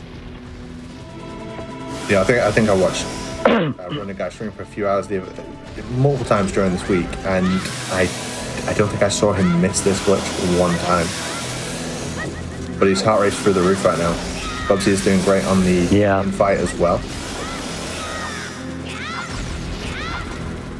Yeah, the little number in the top right corner of Runner Guy's sort of visual field right there, that is his heart rate monitor. So First try as well, Dell. It was his. nice. Oh, Bubsy got the slingshot out. Uh-oh. Look at his face. He's nervous. dude. Oh, Bubsy, Okay. no. Oh, no, okay. He's supposed to be triggering Ganon, but he's not. No! Oh, I saw it happen. Okay, You've got to, yeah. I saw it happen. I like felt it before it happened. I felt like I just got hit by Ganon. Oh, that's don't know hard what to he's gonna see. do That's now. so hard to see. And he's gonna be thinking, that Runner Guy's already finished and everyone's waiting for him. He doesn't know. That's why he's checking. No, Bubsy, you can still win. Just go back to the forest. Take the advantage Keep of going, Bubsy. Rip. Keep going. Just Keep stop going. Game again. It's fine. Keep going, Bubsy, go. no. We can Wait, see Runner 7, Guy I don't know if I can make it till together. here in like 7 minutes. I hope the Runner Guy can take Yeah. him out. And yeah, I was gonna say, Yeah. I hope that's. All his right, we heart brought rate you in, monitor. Bubsy. Welcome in. Yeah, let's watch Runner Guy here. The problem is in Ganon, if you die, like you need to redo basically everything from Deku Tree. So, I was cheering for you to start the entire game again. crazy actually. They had a reset. Like, Runner Guy had Fish to was so very rough, mean yeah. to Runner Guy. oh, I see. I think This four. was the Took, only one. I think it took four attempts, maybe 4 or 5. Wow. To get the my fish, fish yeah, is it was something amazing. like that. It's better than my PB for sure. But yeah. You did amazing, Bubsy. Thank What a you. great run. All those first try glitches were awesome to see. And yep, now let's all bring it home with Runner Yes, Guy. Hopefully he will not get hit by Ganon because go, then Runner Guy. I think it would be difficult to finish this. All right, yeah, the problem with Ganon is that if you get hit, you basically need to redo the wrong warp, but not only that, you need to like reset your console like 4 times because you need to first go to Deku Tree, then you need to go back to your house to like store the right cutscene pointers and stuff. Then you need to walk back to the Deku Tree, do the wrong warp again, do collapse skip again, watch this cutscene again, and then you are back at the fight. So it's like a 7 to 8 minute time loss or something. Which, yeah. Yeah, that is quite brutal. Indeed. That's exactly why we wanted to choose this like race format though, because like we knew that this can happen, especially in a marathon setting. So at least one of us can like finish it out potentially. So hopefully we'll see a clean Ganon fight here. Yeah. And anyone can win. Even if you both don't, it's still been absolutely incredible to watch and really just shows how difficult this game is. I was saying earlier that this game is so difficult, but everyone who runs it loves it so much. It's so fun to play, and I'm sure you agree with that as well, Bubsy. Absolutely, yeah. It's a very fun game. It has lots of like normalized movement stuff. It's very punishing. Like any tiny mistake can like so easily throw you off like incredibly hard. And as you can see with Ganon, like one tiny misinput and you lose like 8 minutes or something. So it's like very, very good for Blindfolded, but also very bad for Blindfolded. Like both of the best worlds. Feel lucky that it's like quite short as well, because Oh yeah. some of the longer runs in this are brutal, and they have been done by other people in the community. Beautiful Ganon fight. Also, it's cool we've seen like backups, we've seen the versatility, but we've also seen some of the best, like the hardest glitches, like Wrong Warp and Kulowski, on first try by both. So that was also very cool. Okay, now phase 2 of Ganon. This one is a bit scary. We need to hit Ganon now into the face 4 times, and we have only this tiny wooden shield. Oh no! Oh god, this is scary, but we can fix it. I was watching him practice this recently. He got away at least. Got backups on backups. Okay, that's 1 hit. The problem is, like, if he does not hit your shield, you you want to basically jump slash his face to make him like stunned. And he missed the face now 3 times, which is just like unlucky with positioning. There it is. You can see like he's just standing in place. Oh, and then missing the tail. It's a very unlucky Ganon fight. I guess the nerves, 130 heart rate. Yeah, you can see that heart rate going. It's definitely that. And he knows that if he makes a single mistake here, if he gets unlucky with the hit, it's like, yeah, basically the same of what happened with me. Like, it's just over. But he got this 2 more hits. Hit away. Or maybe... Go runner guy. Another miss. Oh my god! Oh god, yeah. Oh no! Oh no! Oh! Ganon! Congratulations to the winner of the race, Ganondorf. Yes, I died. Ganon did win that I race. died faster at Ganon, dude. Oh, we both died at Ganon? Are you kidding? Oh, man. Oh. I claim victory by dying first. That's fair. I think that's fair. No, Oh, man. GG, yeah, that was crazy. GG's, y'all. Yeah. Apparently, we both had a reset in the game. Yeah. I had to reset in Hyrule Field because I had a bad angle. And apparently, you had some fishing RNG. I had really bad fish RNG, yeah. I ran out of money. Oh, that is unfortunate, yeah. And then, yeah, I got hit in phase 1 in Ganon. The second jump slash didn't connect. Oh, wait a minute. Then I made it further. So I think... That is true. I think I win. Oh, who really won? Chat. Decide for us. Run it back, run it back. I think you both won. It was really fun to watch. Yeah, no, like, that's honestly, like, that's just Ocarina of Time blindfolded. Like, it can just happen. We were both fully aware that this is a possibility. Yeah. But we hope that we at least could showcase, like, some cool strats, some different routes, and that you all had fun, I guess. That's the most important. Yeah, besides the fishing, most rest of the stuff was okay. I had the cleanest slingshot clip that I think I've ever had. It was so... Really? And I was just like, please don't die again, and please don't die again. Yeah. No, for me, funnily enough, I think I had one of the best fishes I ever had. He just bit at like right before my face and just instantly jumped into my arm. Oh, wow. Nice. We do have a GG's. poll as to who is winning, and Ganon's winning right now. That is a poll of who won the I race. think Ganon deserves that one, yeah. So go enter that. We'll give it to Ganon. Yeah, so one more time from my side, thank you all very much for watching. Thank you for this event here, for setting up the Blindfolded Games Done Blindfolded event. That's a great honor. As I also yesterday said, there's tons of more Blindfolded runs coming up soon. Apache Smash here, our commentator, will be one of them, showcasing Metal Gear Solid 3, I believe. So definitely tune in for that. And yeah, if you guys have any more shoutouts to do, feel free to do so. Yeah, just thanks for putting this on for everybody. Sorry we couldn't get a completed run even between the two of us, but hope people were entertained anyway.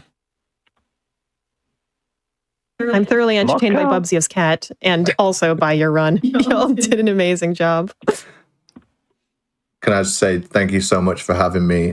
Thanks for doing this, and both Bubsy and Runner Guy. The pair of you must have introduced like hundreds of people to speedrunning. You're both inspirational, even if you didn't finish the run today. I absolutely loved being here. Thank you for having me.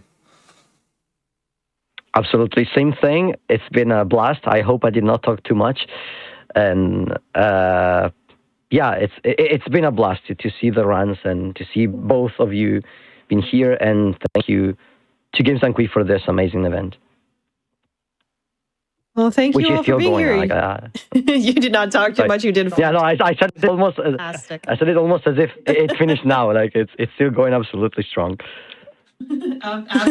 Absolutely. We have 3 whole runs coming up that are still blindfolded after this, and all of them are going to be really, really cool. So definitely don't go anywhere. It is Fallout New Vegas next with Karabachi. Really exciting. Stick around through the break, y'all.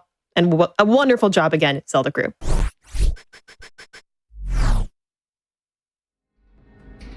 Hello, everyone, and welcome back to Games Done Blindfolded, our special GDQ Hotfix event that is all blindfolded runs. We just saw a race between the Pubsia and Runner Guy in The Legend of Zelda Ocarina of Time that, well, it went to Ganon. You're going to just have to catch the replay later if you want to see how that went, if you didn't quite catch that. But we are gearing up for our next run, and we're keeping the 3D theme going strong with another game where we're going to have to be hopping around in some floating space. Pretty difficult. I can't wait to see how it goes. So without further ado, this is Fallout New Vegas, Kill Benny and House Blindfolded by Karabachi. So let's go ahead and have some fun. All right. Hi, everybody. So welcome. I'm Karabachi. I'm going to be getting us through Killing Benny and House, which is roughly speaking about half of the full game run. So full game is more like an hour and 45 minutes, so we don't got time for that, but we're here for Benny and House. I'm joined by Akarian. AK, you want to introduce yourself? Sure. I speedrun this game too, and I'm here to talk all about it as you do all this stuff. Yeah, that's it. All right, so we're going to go ahead and get into it. Time will start as soon as I skip the opening cutscene, but we can just do it on me clicking yes here. So I will not see you all for quite some time. So very well. Go ahead in 3, 2, 1, go.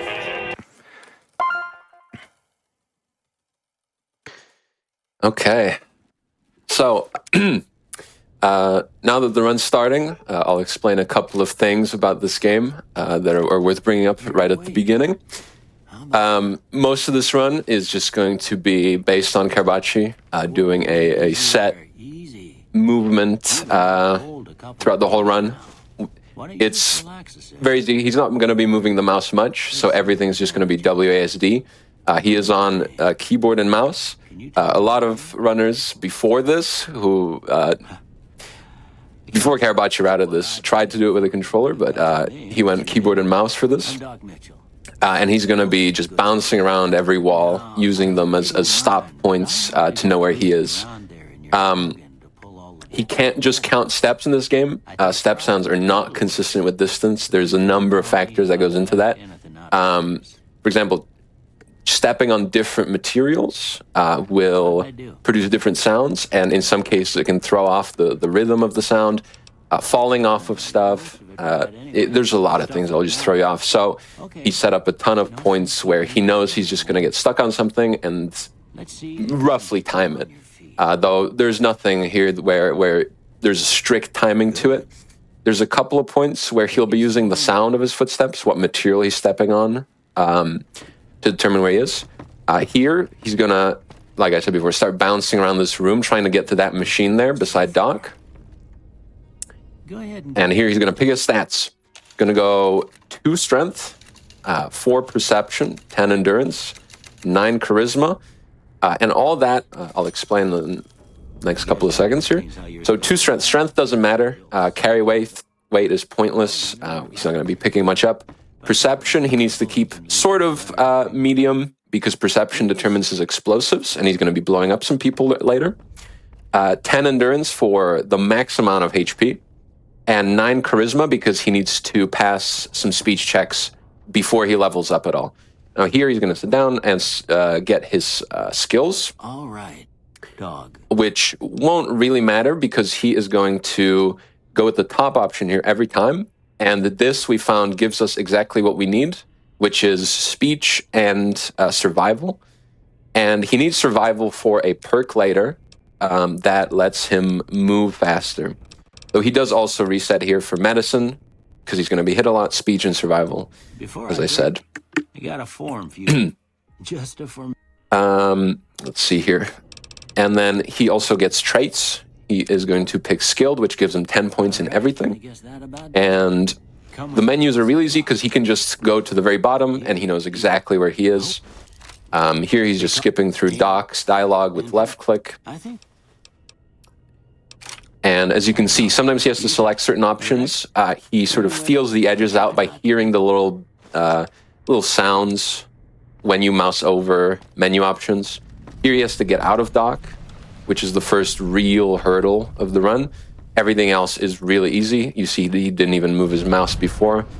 Now he just has to hit this doorway. And he's got it. No problem. That's dock.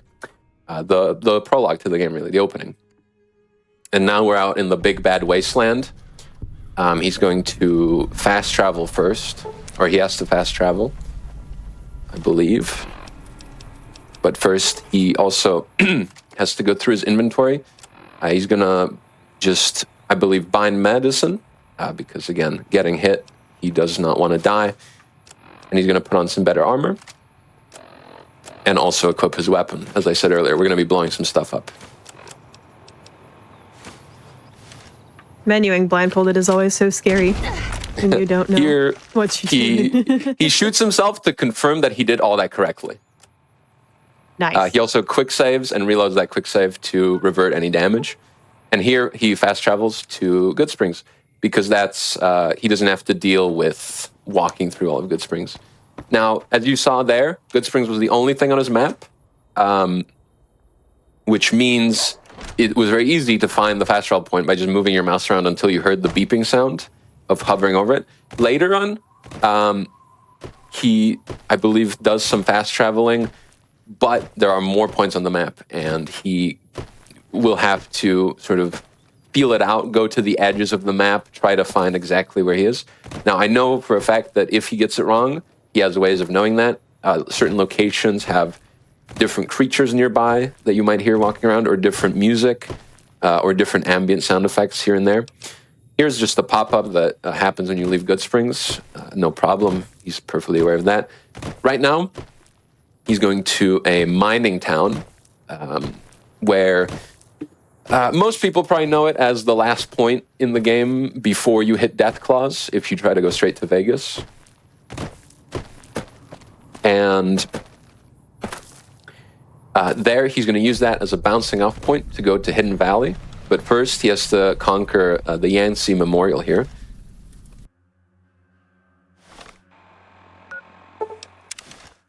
As you can see, fast traveling, he has to do the mouse movement blind. Here there can be some scorpions, but looks like there's nothing here right now. And he's just setting up for that, to go to that mining town I mentioned earlier, Sloan. Sometimes he has to jump to get over certain obstacles. He knows where generally he has to jump, because there's a few points where there might be little trees or rocks that might catch him. A right angle of two small rocks can just trap you. He's going to just make sure to jump over anywhere that could be potentially dangerous for getting stuck. I saw that little scorpion tail. Yep, in the back. There it is. Little sneak attack. Absolutely. And thankfully, this is the beginner area of the game, so nothing does a lot of damage. And also, we play on very easy, so nothing does a lot of damage anyways, except Death Claws and Cazadors. Here he's approaching Sloan, which is on the left. He's waiting for these two drop downs. That's his marker that he's almost there. Then he turns left.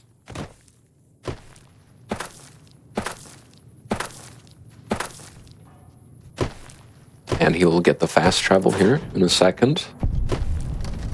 And he knows he's reached it, and he's going to fast travel there. And my apologies if I'm cutting off AK a little bit, but this is one of those sections I'm going to be explaining.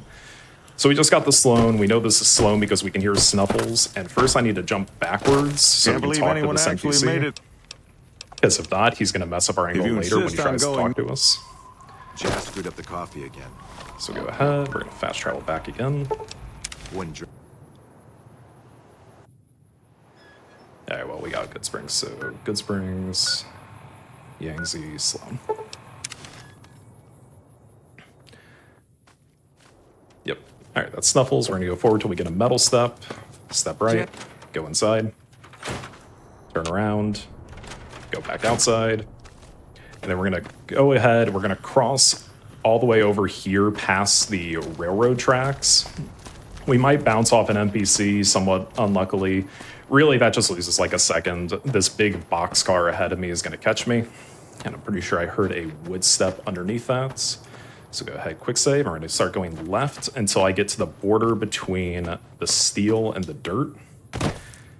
And it's the border with the dirt on my left and the steel on my right, but we want to be slightly in the dirt to go forward left.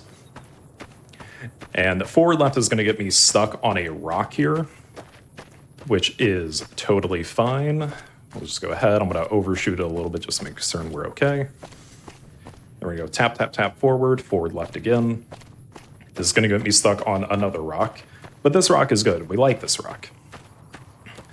So go ahead. I'm going to tap right just a little bit and then go forward right. Basically what I'm trying to do here is I'm trying to discover Hidden Valley, which is a location with Brotherhood of Steel and whatnot. In the normal run, this matters quite a lot. In this, I'm doing it more so for familiarity. And I'm listening for whether or not I get steel and then the fast travel or fast travel and then the steel. But we got fast travel and then the steel, which means we have the good angle. If I don't tap right enough, we get a more shallow angle, and that angle is really annoying for getting past these scorpions. Like, can I do it? Yes. Do I want to do it? No. This angle is super nice. I hold forward left, and we're just going to make it all the way to Neil's shack with that. I'm going to get 2 drop sounds as I'm going along this rock face here. They don't really mean anything. They just kind of let me know, yeah, we are going where we're going. And the scorpions are pretty chill. So there's drop 1, there's drop 2. There'll be a couple more later when I actually get to Neil, but that's all that particularly matters. It's just, hey, I'm going the right way. So that's Neil's shack.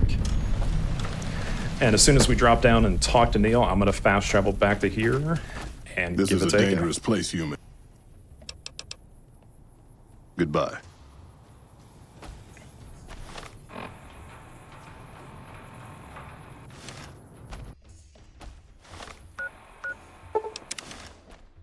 Okay, so yes, that's one of the sections Karbach wanted to explain as he was running. Now he is halfway to Vegas. Right now we use Black Mountain here to fast travel. We fast travel to Black Mountain, which sets us up on a good path, I believe, is what he's doing here. But first he has to use his knowledge here to get to it. Now there's a lot of hostile supermutants here, which are quite high-level enemies, which he will avoid them as well. They could easily kill him if he hangs around for too long.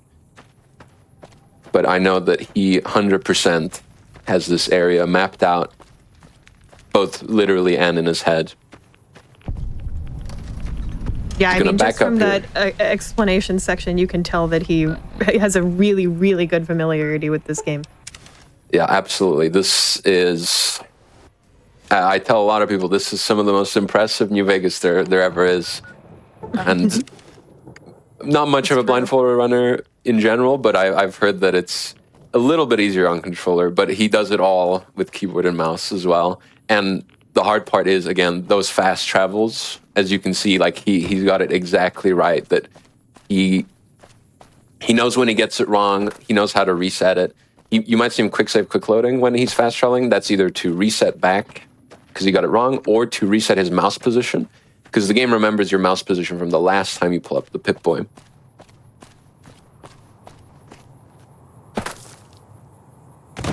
Here he's going to be doing more jumping to avoid all these nasty rocks. You can see completely just going backwards because he knows exactly where he was when he fast traveled to Black Mountain. You can even tell from your footsteps if you're stuck on something, because usually there's a variation of footstep sounds in the game. There's sand, there's gravel, there's rock. If you keep hearing rock, you know something's wrong, because rock is relatively quite rare. Wow, those are not super different just listening myself throughout this game, those are not super different sound effects. So you have to have a very well-trained ear to be able to recognize that quickly to do a speedrun of this as well. Yeah, absolutely. It's the main speedrun tech of this game, glitchless, involves a lot of jumping. So all of us glitchless runners, those sounds are like burned into our brains. I'd imagine.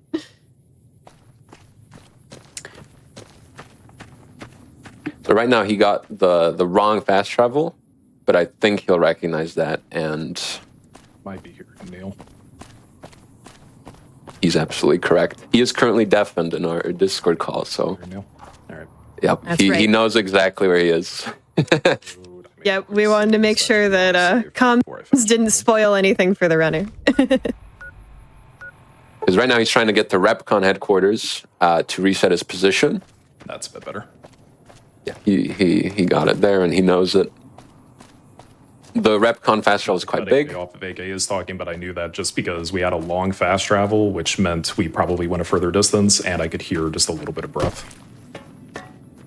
Yep, as Karabachi says, Neil, the NPC that he talked to earlier, has some ambient noise, and he is absolutely correct as well that if you're fast traveling more than to an area that's not currently loaded, then the loading screen will be longer.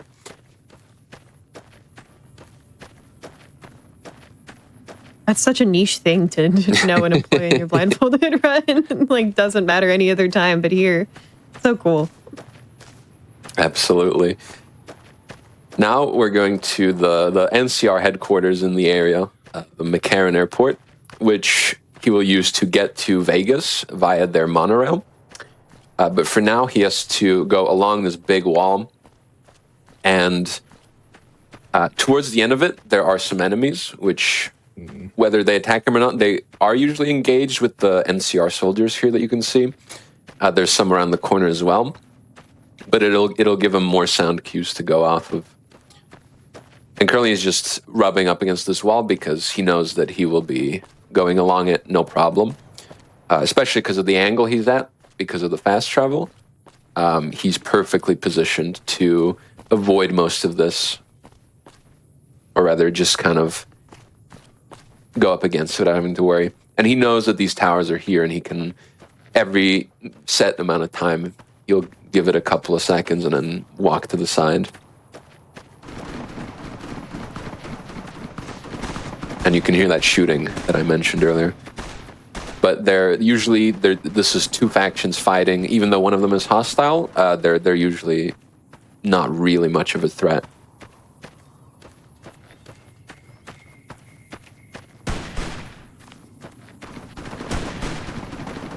Now, this is lucky because perhaps about 10% of the time, that fighting does not occur for whatever reason. And you kind of have to go off of blind luck, but it's not a big deal with the setups here that he has. It's fairly consistent. Now he's going along another wall. McCarran's kind of a big square, so you can, as long as you follow the walls, you'll get to the entrance. There's a bit of a block here that he has to go around, but he's just giving himself a couple more seconds. And you'll see in the top left, whenever he makes a save, it'll pop up. So you know whenever he's making a safety save. You can see it there. And he'll be doing that a lot, especially around fast travels, around kind of corners like that. Here he's listening for a specific footstep sound. That's why he's jumping. And then also he gets the fast travel. If he doesn't get it there, he does have a backup, but there's a lot of little trash and heaps of stuff and cars there that you can get stuck on, which is why also he's jumping to hear if he's landing on something that he doesn't recognize, like the concrete that he should have been on. Now he just has to make it to the front doors, bouncing between a couple more landmarks, like this beam. as you can see there on the right, there's a number of doorways that he'll be entering by.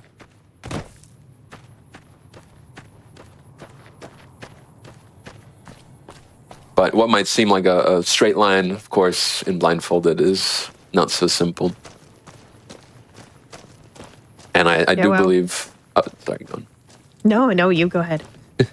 I was just going to say that I believe the second he enters this this building, he's going to be explaining more of what goes on inside. Both to explain what's going on and to sort of remember it better, because there's a lot of things to remember. There, he's avoiding a pole. All of these lines are so both precise and also are so like if you're off by just a tiny bit, you have to figure out where you are. Again, okay, but go ahead and explain this part a little bit.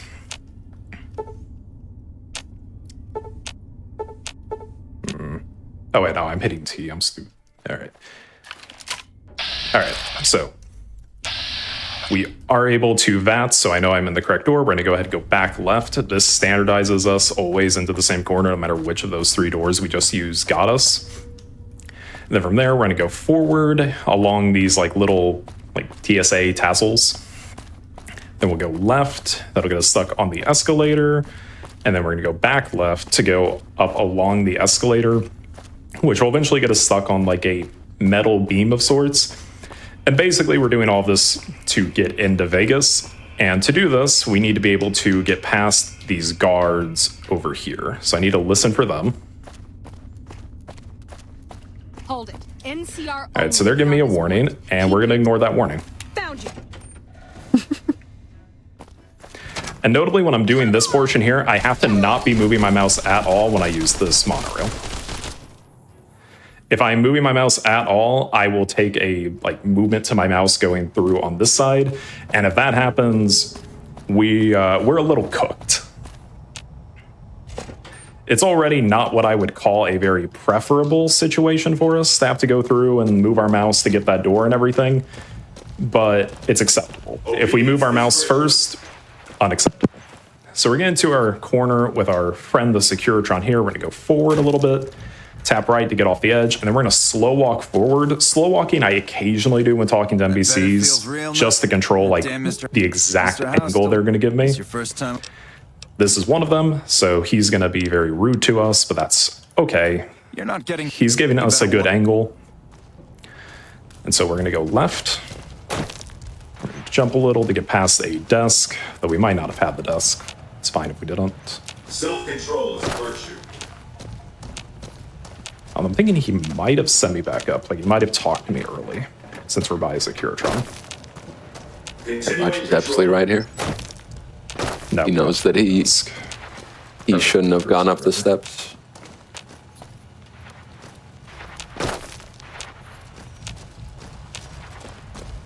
Did I maybe go past it? We'll do this. Please do not stand in the fountains. So probably give me a slightly off angle. That's totally fine.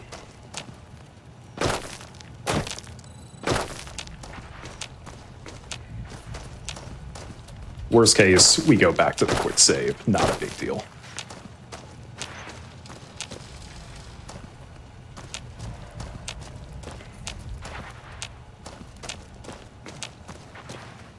Alright, I'll try turning slightly. I might have a shallow angle, so I'm not getting the door.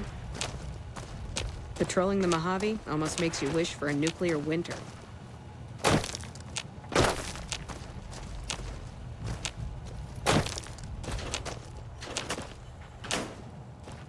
That's the locker. Okay.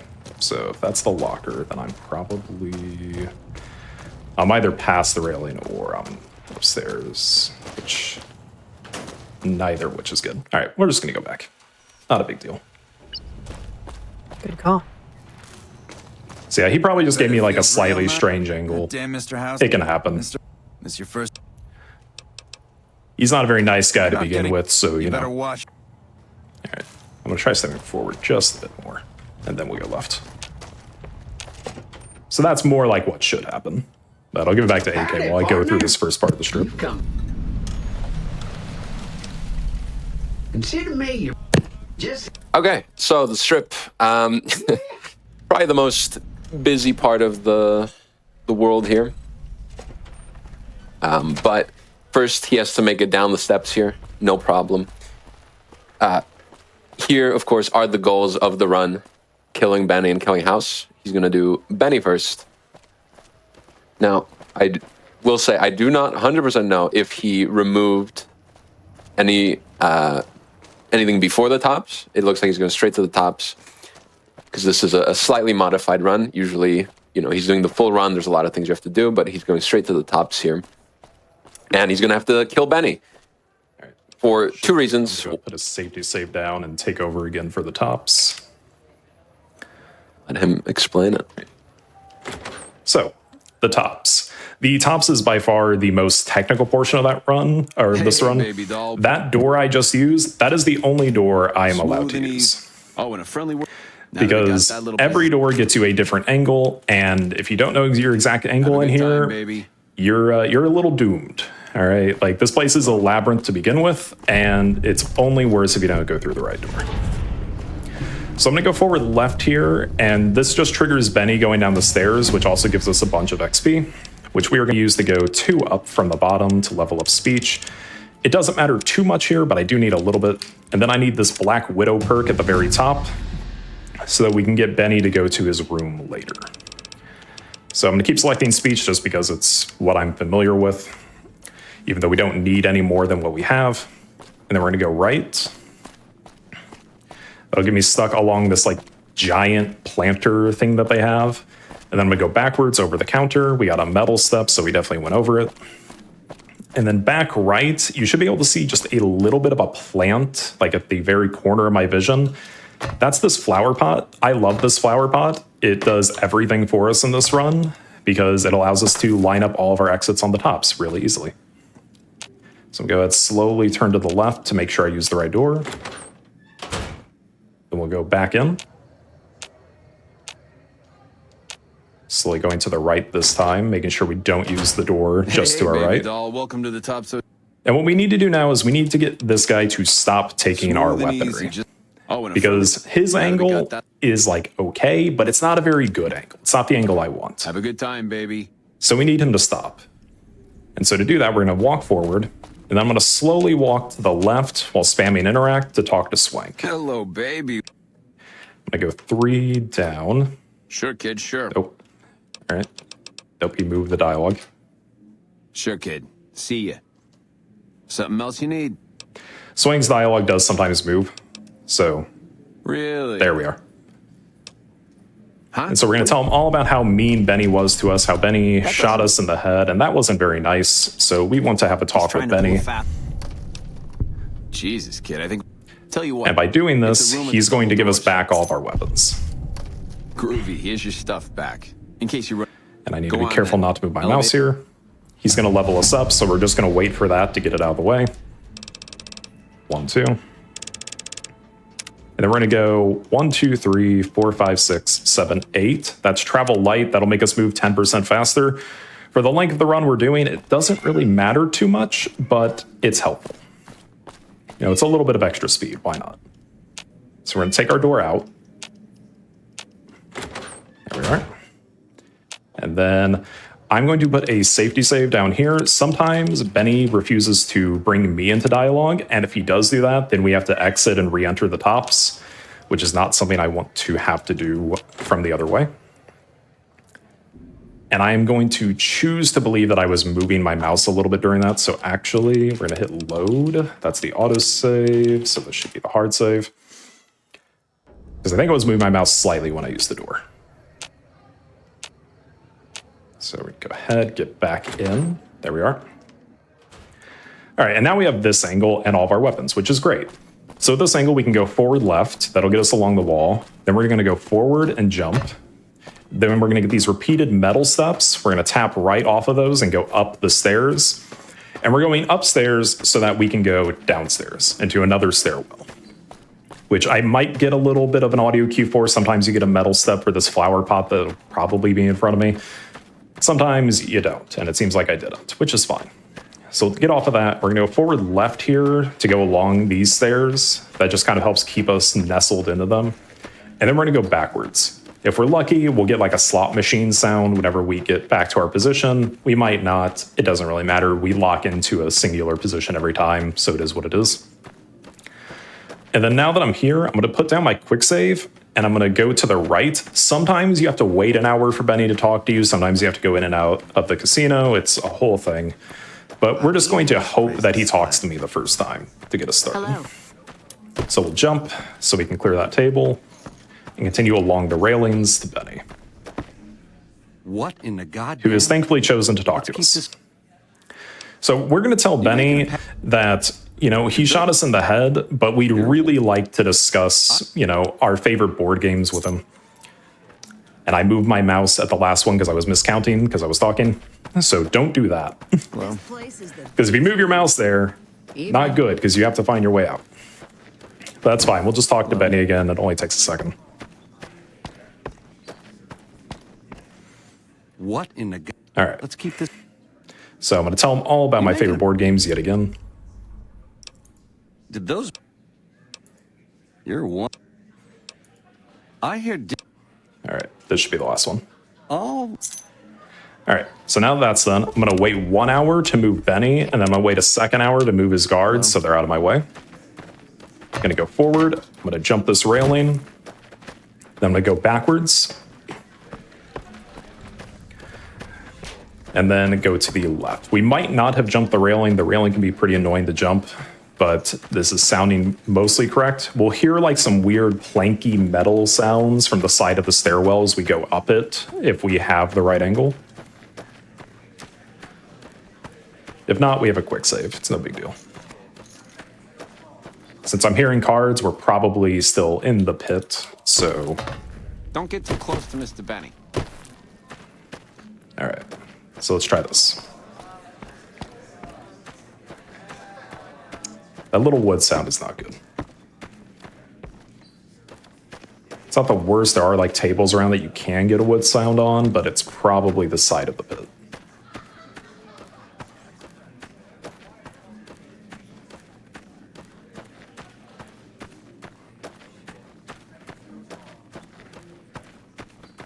And yeah, I should have started getting my sounds by then, so...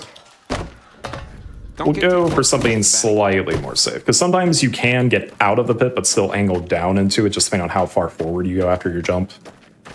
So we'll do some old strats. But old strats are fine. They worked before, so they can work now.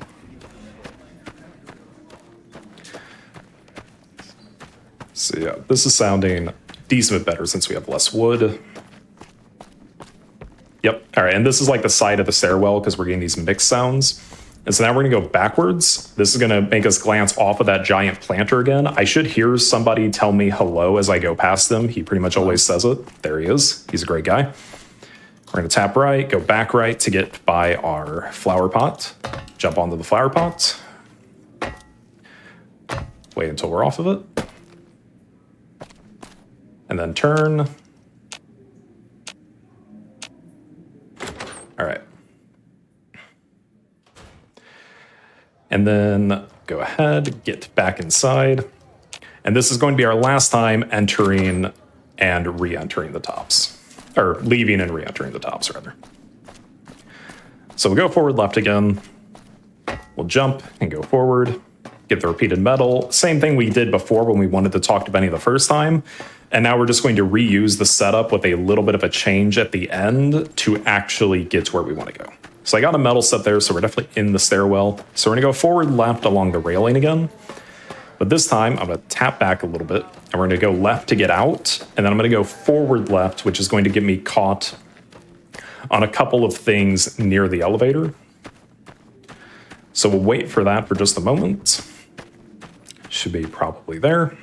We're going to go left into another place that will get us stuck, and then we're going to go forward. And this is basically the elevator after we tap left. I'm going to put another safety save down here just to be absolutely as safe as possible. And now we're going to go forward right, followed by back right, followed again by forward right, which will be Benny's door. And get into the corner. I'm going to quick save because sometimes it's hard to get out of this corner. We're going to go a little left and then go forward. A little bit more. Okay. So I know if I'm in Benny's room because Benny's room has wood flooring and that will give me, like a wooden plank sound, which is really nice. I might have gone too far. Actually, no, since I got a drop sound, that's definitely not the case.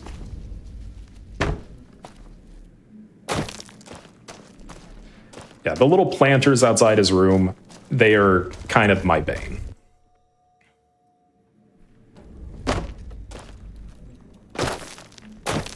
Tap, tap, tap, tap. There we go. All right, jump. All right, we got metal, so we're on his countertop.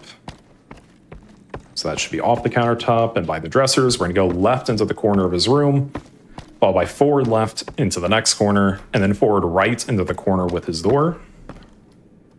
Open the door. We're gonna slow walk forward left.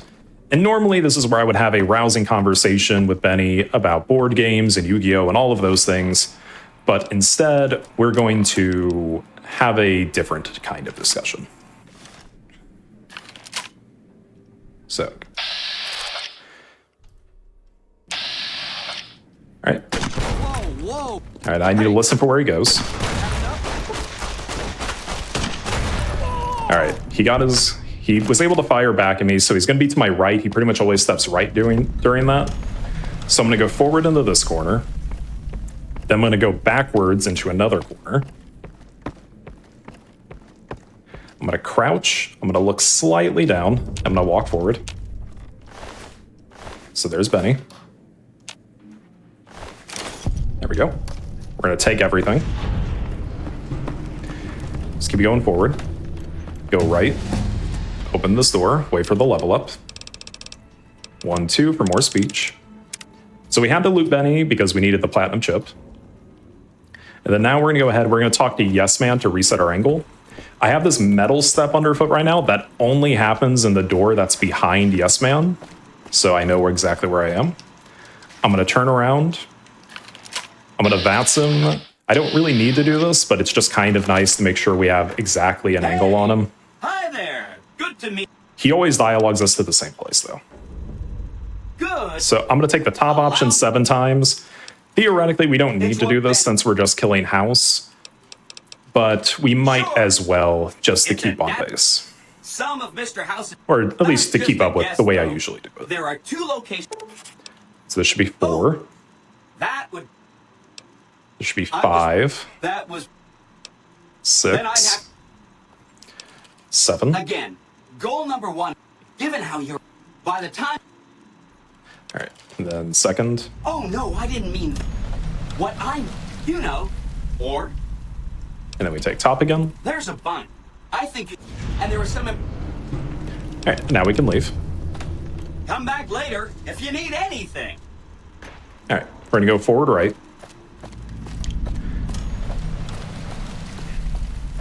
We didn't get a plank sound. So we're probably slightly off, but that's okay. We'll go forward. We'll go right. Then we're gonna go forward again. Now, since we didn't have a rousing conversation with Benny, all these doors are still open, which is a little bit annoying, but not too bad. So we're gonna go left. Gonna jump to try to clear this table. We'll know if we're out because the sound changes like that. We don't have planks anymore, so we're definitely in the hallway. I can interact with this door that I can't open, which means we're in the right doorway. Then we're in this doorway, and now we're just gonna go forward, and that should be out of the floor. Yep. All right, and now I just have to go left and jump my way out of here. It doesn't matter what door we take to get out of here now, really, because we don't have to come back. But it is beneficial for us to always take the same door. So I'm gonna go ahead, let this run for just a second. Those jumps were probably the side of the big planter. I don't usually jump through here, but it doesn't really matter for the distance we're going. All right. And then now we're out. I'm gonna talk with these two and line myself up using Yes Man. Upon you. And I'll let AK talk for a bit. requires your presence. Wow, what a section! So much stuff. South of Nelson. Yeah, that was crazy impressive. Even with all the little things that went wrong, get through that. I know I'm supposed to talk about the run, but I'm just for a second going to talk about how... Me too. Impressive it is. And I mean, being able to recover from mistakes blindfolded is the true mark of, you know, a master. So it was very cool to see that. Picking up the stuff up from Benny on the floor was my favorite part, probably. Yeah. So usually you would do some not family-friendly stuff with Benny, but Karabachi decided to do much harder. Let's just blow him up strat for GDQ, and he did it perfectly. Now, he's probably going to reload here, because he missed the S-Man, unfortunately, but he probably knows that. A little bit of sounding out with the fountain there.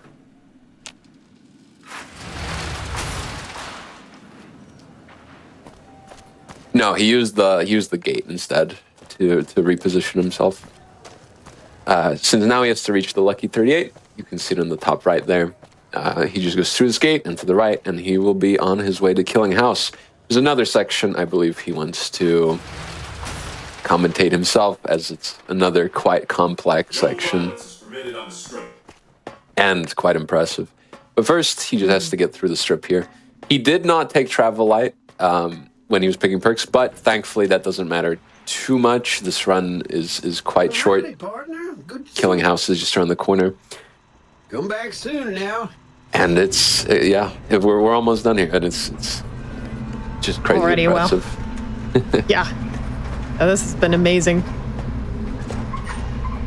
He has to take the elevator, interact with three terminals, and then blow up house, and that's the run.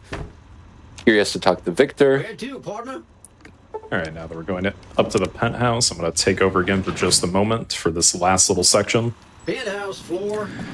So up here, we need to get into House's room so we can kill House and finish this run. So we're going to go right for a little bit here until we get right up by House's terminal, but we're not going to talk to House because, you know, House, I'm sure House is fine, but like, you know, we don't really need to talk about it. So we're going to go back. Then we're going to go to the right, and I should hear the terminal next to me. Yeah, I'm going to put down a hard save, actually, you know, just to be as safe as possible. Interact with the terminal. Now, terminals are really annoying for us because I can't see where that little power button is to get out of here. However, if I take my mouse and I glance along the dialogue options until I'm just on the right edge of them and go down, I can use the terminal's power button. So we're gonna go back, we're gonna go right, we're gonna go forward right, a little bit forward right again. You can't really set anything up during this, you have to just go.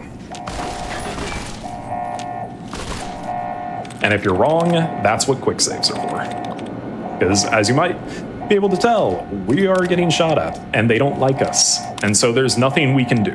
We just have to go fast and know where we're going. So I'm gonna find the right side again, go down. Okay, go back, find it again.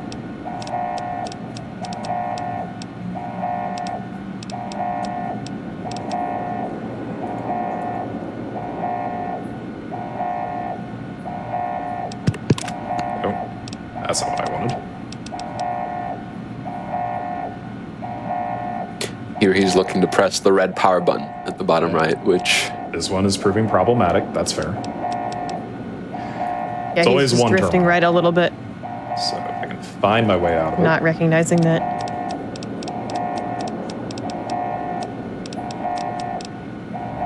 All right, so that's the right side.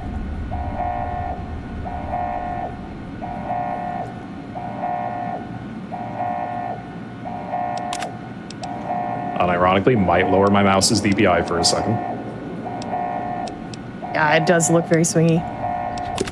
Just do that to get two options. I don't blame him. Karabachi famously plays on a really, really high DPI.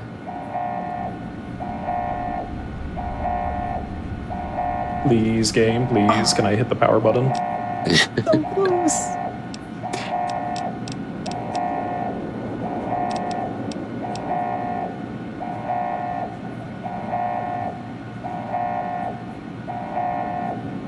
Makes it all the more impressive that the first time was just... That's good. We're lowering DPI slightly.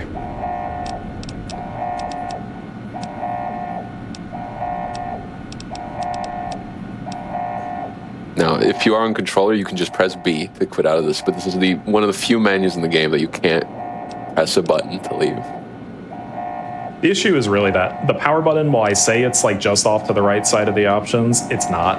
It's, slightly offset from them. And so every time it's like, yes, this is a good lineup, but it's also not. So we're going to go ahead, get in here. One more terminal to go. We're going to go forward right. I'm going to crouch and just go forward right a little bit more. And I got a terminal in front of me. We're going to use that. It's the last terminal we have to do. We just have to get through this one. Terminal boss. So go ahead, open up House's chamber, and then as soon as I shoot House, that will be the run. So it's basically once we get out of here. Surely this one will take me less time than the previous one since we just practiced, right? But maybe not.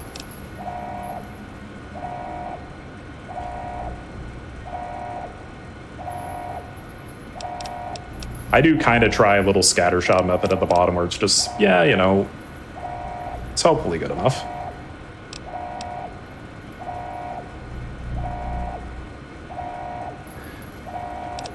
The real problem is once my mouse gets out of position, like on my physical mouse pad, it's like, well, we don't really have a choice. We just kind of have to go with it. All right, well, hit myself. That's okay. So we're going to stand up. I'm going to look up a little bit. We're going to quick save. And once House gets blasted, oh no, House is dead already, actually, because the alarm's ended. So nope, that's the run. GG The blast that I shot into the terminal was enough to kill him. That doesn't ever happen. It's usually I blast myself and nothing happens. Yeah, you hit the top of it, so you didn't get line of sight explosive. Yeah, the explosions in this game are line of sight, so usually it doesn't work. And House has 1 HP, so anything kills him. Yeah. Or well, any explosion I've found. Yep. So yeah, that's. But yeah, wow, great run. GG, that was fantastic. Well done, well done. My eyes hurt. Oh yeah, I get that. Yep. My goodness, so that was so impressive. Not only the gameplay, which chat was enamored with the whole time, but your commentary as well. Incredible job. All right, yes, thank you. I'm used to commentating the whole thing, so it's just, I also teach as a job, so doing things while talking about them comes naturally. He's the best to ever do it. No. GG's. Well, if you have any shout outs, either one of you or both of you, now is a fantastic time.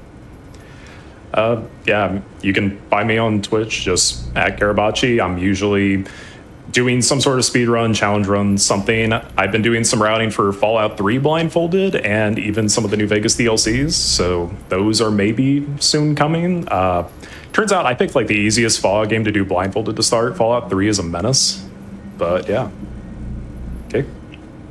Yeah, and I'll just say, go watch the full game run on Karabachi's YouTube where he does another more hour of this. Yep. That's, look, yeah, that's all I got. Agreed. Y'all definitely should do that. But, of course, go ahead and cue that up to watch after we're done with Games Done Blindfolded today, because we've got 2 more runs coming up. Metal Gear Solid 3 Snake Eater is going to be our next one, so you're not going to want to miss those boss fights blindfolded. Stick around through the break.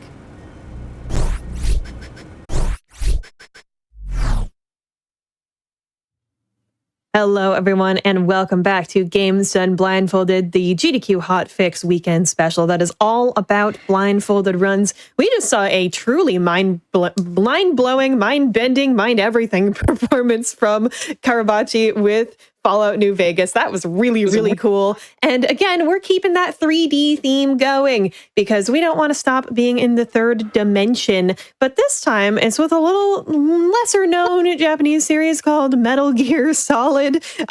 Yeah, this one is going to be all about the boss fights. So sit back and enjoy Metal Gear Solid 3 Snake Eater Blindfolded Boss Fights by Apache Smash. Let's go. Thank you so much for having me. It's good to be back on the Hotfix. It's been a few weeks since I was last on it. But yeah, I'm going to be running Metal Gear Solid 3 with blindfolded boss fights. So we can go in 3, 2, 1. Let's go. And you can meet me. After the end of World War II, the world was split into two, East and West. This marked the beginning of the era called the Cold War. I would say good luck, but we can't hear it anymore. Still good luck. All right. All right, guys. I'm Vermilion. I run Metal Gear Solid 3. I'm here to commentate Apache. You guys can go. You go first, Maddie. Oh, okay. Hi, I'm Maddie, also known as Oh That's Raspberry. I do a lot of Metal Gear comics. I'm particularly bad at the games, but I'm good at making fun of Apache. Integral to his commentary. That is extremely important. My name is Days Ahead, and I don't have anything to say other than like Metal Gear completely changed my life. I'm sure it did for a lot of other people. So I'm also. Oh yeah.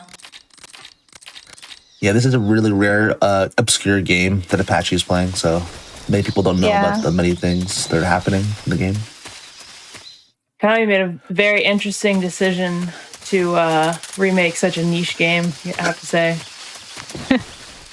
Yeah, this is going to be the old version. We're playing the Master Collection version, which came out in 2023, I believe. Many of the strats from back then still apply today. So, is he on the old camera setting? Yes. It's really like it's better for a lot of reasons. It's especially really good for blindfolded because everything's static, like nothing's gonna move. Your camera's always gonna be the same. So that's gonna be really helpful for the blindfold especially, but just also in general, Apache just likes running this game on this camera. I feel like speedrunners are the only people who still use the old camera. Yeah. It's just good for certain rooms, honestly. It's like I used to play the game back in the day, 2004. Love the old camera. Yeah. All right, so Apache going to a really tricky room. This is Dolino Vodno. There's going to be some guards here. He's got to be careful shooting these guards. Doing a tranquil. If you shoot a guard with a tranquilizer and then immediately roll into them, they immediately get knocked down.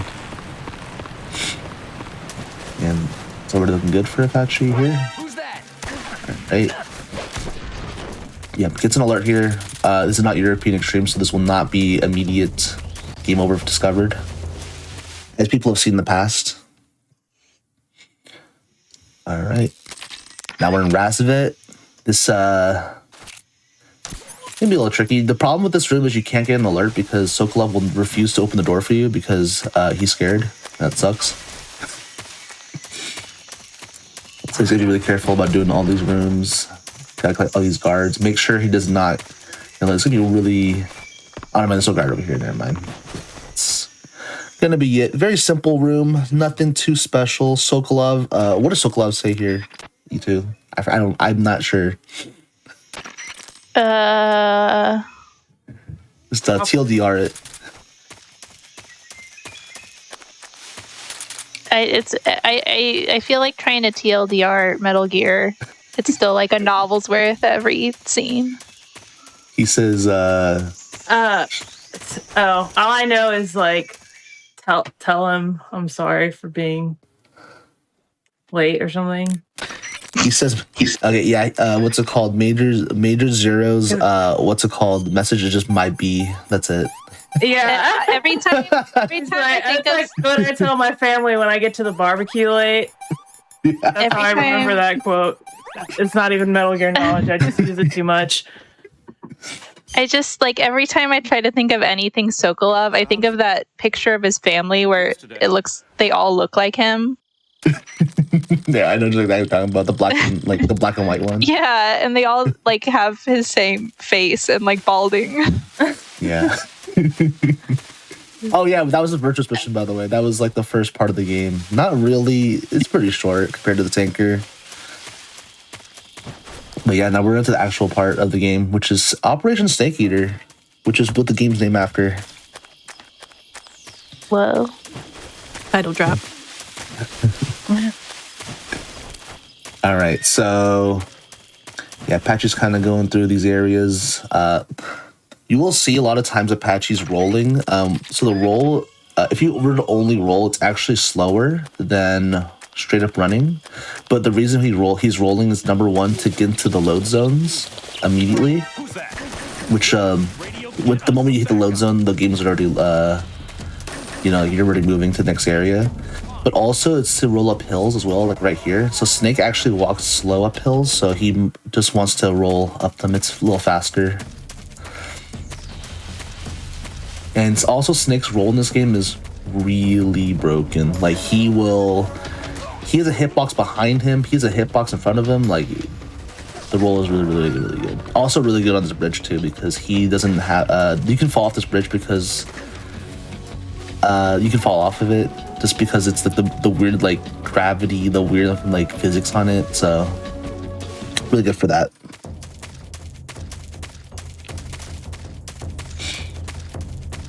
All right, so Apache's on evasion right now, and when you're on evasion, you actually can't get to the next area. But thankfully, I think Apache's gonna grab the AK over here.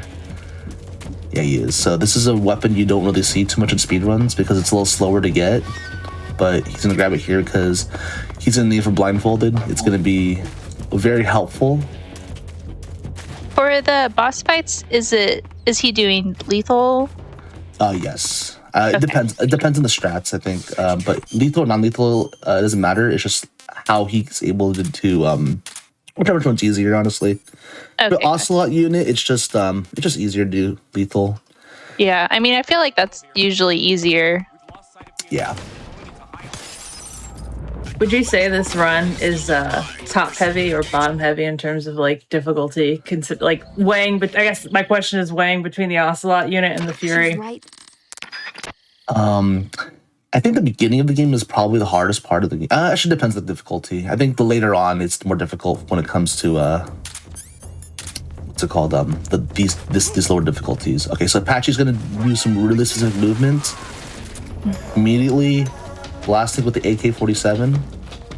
All right, so hits by grenade. That might be kind of weird. Was that intentional? No, I think he just got hit by it, but he moved to the wall to make sure that he's at the wall. All right, he throws a stun grenade. Hopefully hits everybody. I think he's missing exactly one enemy. He's not sure which one it is. It's gonna be the one on the roof. So I think he used a stun grenade just to make sure that every enemy was knocked out. There should be only one guard on the roof. Potentially. No, he's checking right now. There is no guard on the roof. Oh, there you go. Wow. Easy. Actually, first try. Let's go, Apache. Yeah. Do not get lost. I'm so worried about this too. Great He makes it look so easy. Truly. I feel like when I do that boss fight on normal, it takes me like 10 minutes. Yeah, it can be a little confusing, especially since like if you're playing on like normal or higher, like they could actually straight just kill you. So it's actually and scary. it's like we didn't even see most of the guards. I don't think we saw any of them. Maybe one. No, yeah, they just killed them all off screen. Yeah, he was shooting people off screen. He was shooting a barrel that you guys didn't see off screen. Yeah, well, I mean, he's done the invisible enemy runs as well, where all the enemies are invisible. Which, I mean, does that even matter when he doesn't have to see them? And basically blindfolded. All right, so fun fact about this version of the game is when you drop into the water, the initial push is the fastest thing you can do in the game in the water. So he doesn't press any buttons until the initial push is done. So it's a little bit of a speed tech in this game. It's pretty cool. You're always gonna get a leech as well, which you have to remove because it's gonna continuously drain your stamina the whole game, and if you don't remove it when you beat the game, you'll actually get a really interesting rank called leech rank. So that's great. Yeah, it's a really cool thing in this game. Just like really. So does one just like automatically attach as soon as you enter the water? No, it's specific. There's a specific spot in the water that will immediately give you a leech. And this, Gotcha. I don't think it's possible to not get a leech as well. All right, Patchy's feed. There we go, we're good. Yeah, it looks like we might be running into some tech issues here. We'll let us make a little call on whether we're going to stop and address that. But for now, we have the box. Well, that's good. Yeah. Oh yeah, the box is one of the most important tools in this game. Yeah. The box saved the stream. Yeah. Nice. Let's go. It's one of the most important tools, and it saved the stream. Love to see it.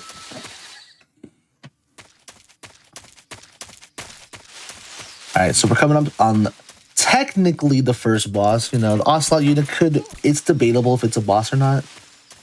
Some people don't think it's a boss. I mean, it's such like a different type of kind of setup. Yeah, but it's Ocelot.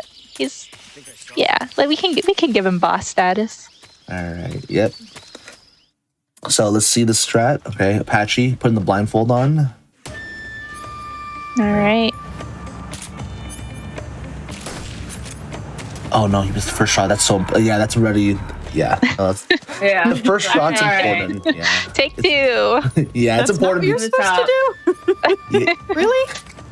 Yeah, the problem was the auto aim just kind of messed up. Oh, he's on the wrong weapon now. He shoots him with the M1911, so that's lethal damage. He might have to reset here. He can kind of save this too. No, he's gonna reset immediately. Yeah. Sorry, sir. Yeah, basically just Convenient giant pit, at least to reset. Yeah, with. that's true. Easy. Yeah. Easy redo. Exactly. Yeah. No. So one thing about this game is actually a fake death pill. So at any time you could just reset. It's actually like made for speedruns because at any point you mess up, you know what? I'll just take fake death pill. Just go back to the previous load zone. It's also great when you're terrible at the game. Except if you're really terrible like I am and you forget to revive on time. Oh no. So what just happened to Apache was really unfortunate. So Ocelot, he can do this invincible roll when he sees a stun grenade, and then he just immediately just dodges the stun grenade, doesn't get stunned. Also, he just went so back into the background. I've never seen that before. All right, so this is the hardest part. Bugger. Only during a live run. Yep. Oh no, in the second cutscene, and there we go. All right, so he's out of there. Got it. Nice. Woo! Nicely done. Yeah, the auto aim in this game is kind of weird. So he was kind of getting weird things with Snake not auto aiming, it's not cooperating, but he's able to get through it.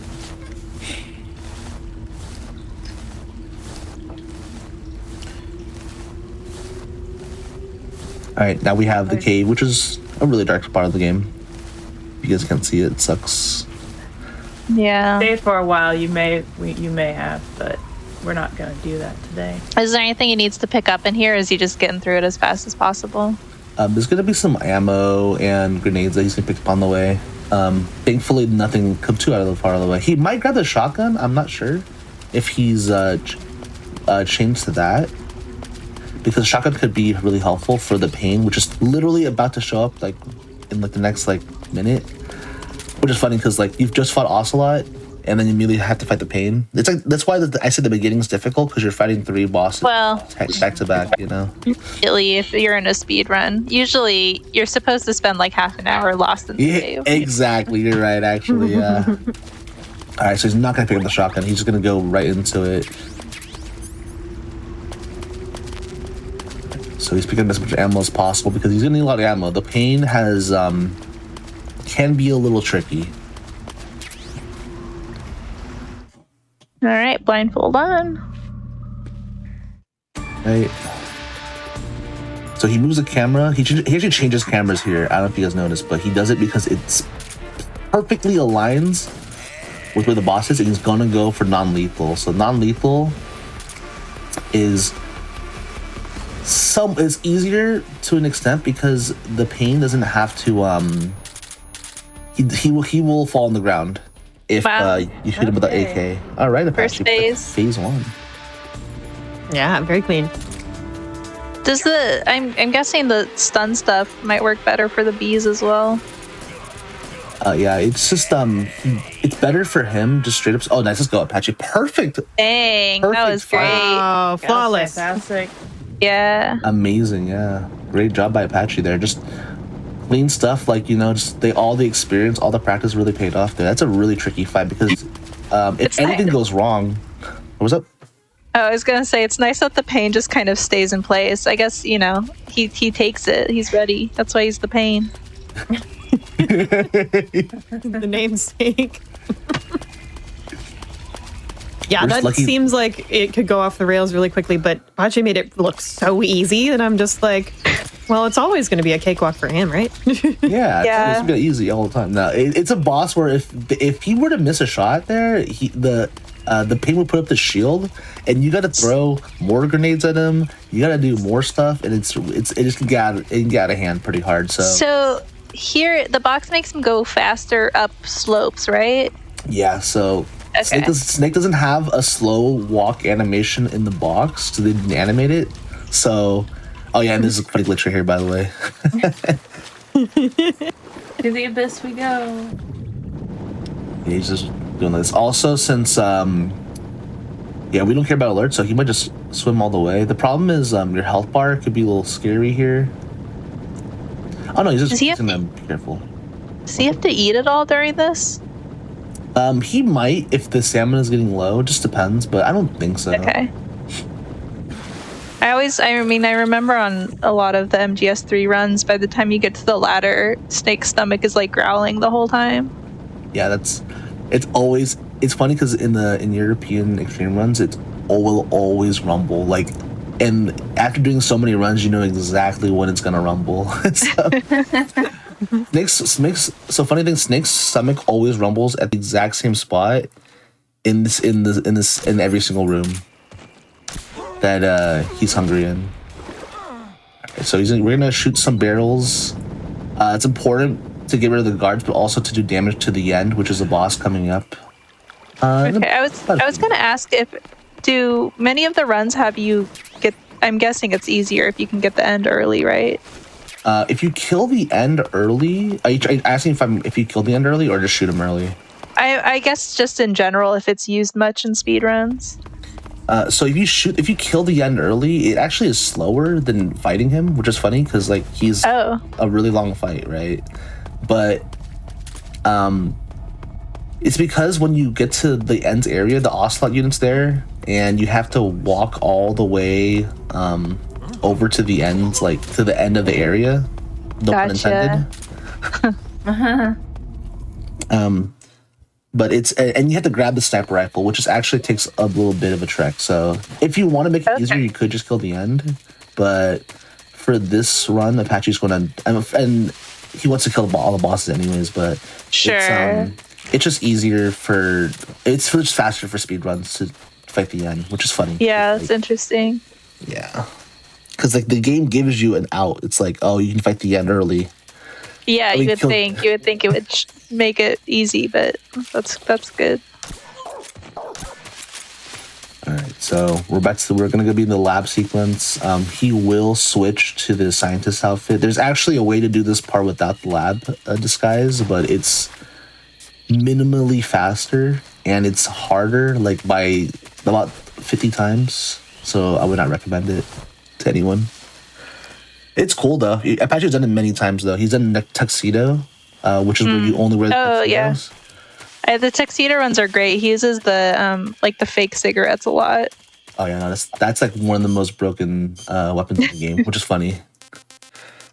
I think he used them in the end fight, which is just a funny, it's just Snake in the tuxedo blowing fake cigarettes on the end. Yeah, how many times do we have to teach you, old man?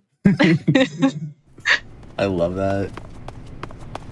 All right, but we're just gonna see. This is kind of like I always feel like after the pain, it's kind of like a quote unquote smooth part of the game because you're really just like going from point A to point B, and then immediately when you fight the fear, it's like when it goes back to like 11. But this part's pretty chill. We just kind of grab some stuff. I don't think he's gonna grab the cigar gas spray, sadly. But we'll see. Oh no, he is grabbing it. Okay. So we will probably. Oh, I see why. He's gonna go So he's gonna do a really old end strat, which is gonna be really cool to see. Just plows through the other scientists. Yeah, it's actually really important that he does that because the scientists will recognize that Snake is not a scientist, not because of the bandana, just because they know. The guards won't know. He's too handsome. Too handsome and beefy. See, it's funny because like the scientists will alert to you Snake being a scientist, but they won't alert to a walking box. Like, how does that make sense?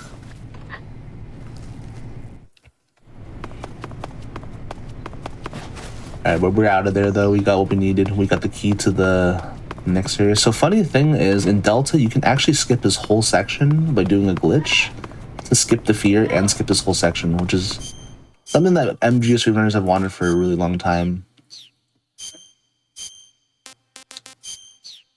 All right, so he switches to the leaf. Okay, interesting. Wonder why. We'll see later. He did say he had a few new strats. Yeah, he said today he came up with some new strats. I was like, okay, a little ballsy of you.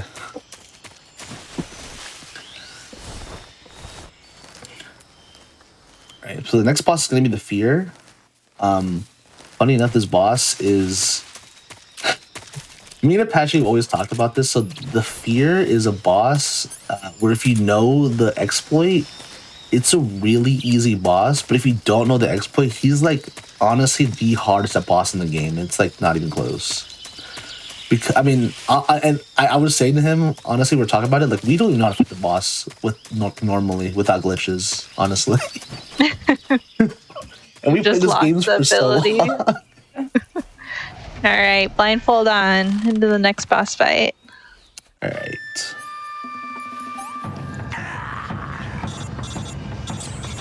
All right, so immediate fake death pill just to bait out the fear.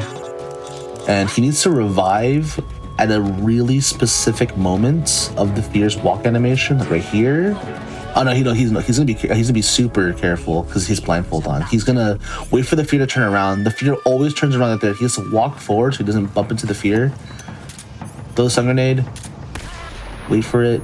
Go behind. Shoot him. That's gonna be the fight. Ooh. Nice. Wow. Ooh, well executed. Nice. The fear is funny how easy he is to bait, like with the fake death pill and with like the rotten rations as well. You can just throw rotten food at him and it messes him up. There's so many funny things you can do in that boss fight, honestly. I love it. He's a little pathetic. Yeah, but he's actually really hard to fight, like, normally. Like, I'm just like, yeah, I don't know. Someone asked me, like, how do you fight the fear normally? I'm like, yeah, I don't know. All right, he just, like, took a huge dive there. Yeah. How could he survive? Snake's legs may be broken, but he still has over 80% HP. All he had to do was just roll at a very specific time. And he doesn't get anything. Yeah. Yep. As long as you roll at the end, you can fall forever.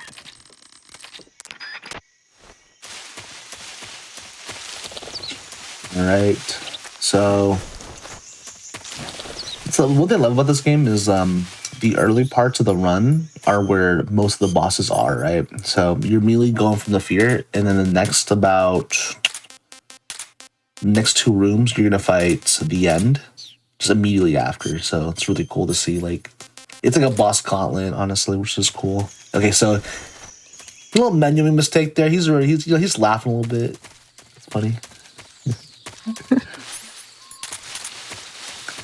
All right, so I believe the strat that Apache's gonna go for the end is he's gonna walk all the way to where the end is. So that's what the strat used to be back then.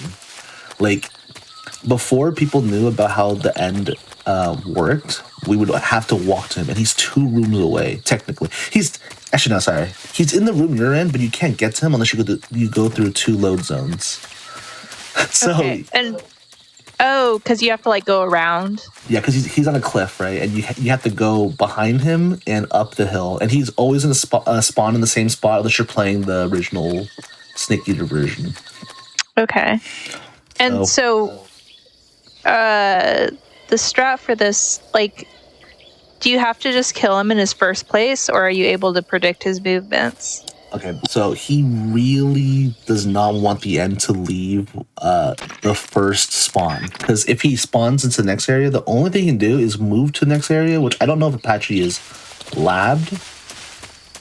But he what's it called? He just doesn't want to. He wants to finish the fight in the first area for sure. He doesn't want to go on, yeah. Also, so the hardest part of this fight, I'm not gonna lie, is getting to the end. Yeah, like he's struggling to get around this cliff. Yeah, because the problem is there's actually no sound cues for like when you're stuck, when Snake's stuck on like a tree or something like that. So you saw it right there. Apache was running at a tree. So now he knows he's at the tree, that tree. So yeah, I'm guessing it's like what you can get the sound cue when he actually goes off that cliff, but that's about it. Yeah, when he's like, when he like flattens himself, that's what you can kind of tell. The Snake's not moving and running, so he knows exactly where he's at. So right now he knows he's there. He's gonna keep hitting up until he hits this wall, and then probably. Okay. Now he knows. Flat. Left, and then he's gonna go down. Boop, boop. There he goes. Yeah, he's making sure he's there. He knows he hits that wall. And then now this is where the end spawns. So as long as he heads down, that's exactly where it's at. All right, really good 3D movement there. Yeah, that was really, really good. Yeah, that's definitely tricky. A lot of practice because it's so hard to tell where you are. Like actually, I tried doing it with my eyes closed, it feels impossible. So this is actually important. The end is right in front of him, so he's gonna walk really, really slowly towards him.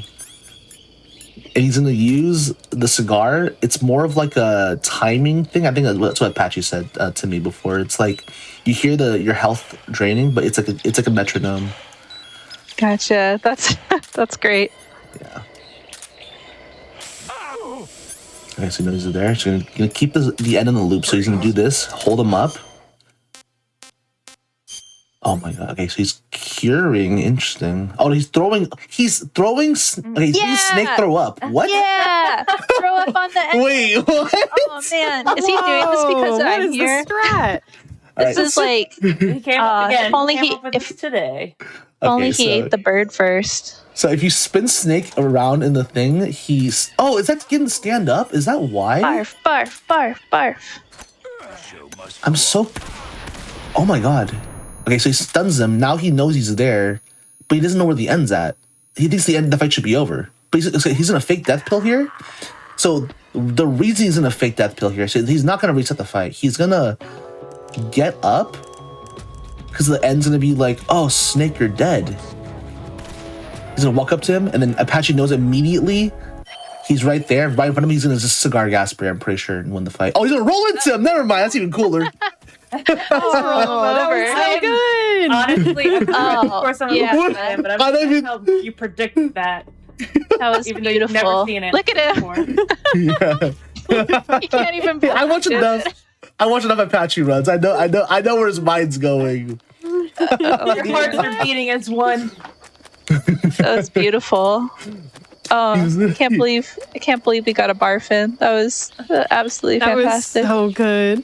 I know that because I didn't even know where it was going. I was like, wait, he's making him barf. So yeah, if you spin Snake 11 times in the survival viewer, that happens. He's laughing about that right now. He's like, you didn't expect that, did you? No, he sure didn't. Yeah. Oh man. Beautiful. And there you go. Beautiful calorie mate. So no, we will not hear the stomach rumbling.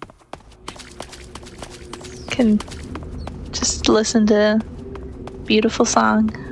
Yeah, we're gonna honor Apache. He never talks on the ladder. We get to hear Cynthia Harrell sing Peter. Shout out Cynthia.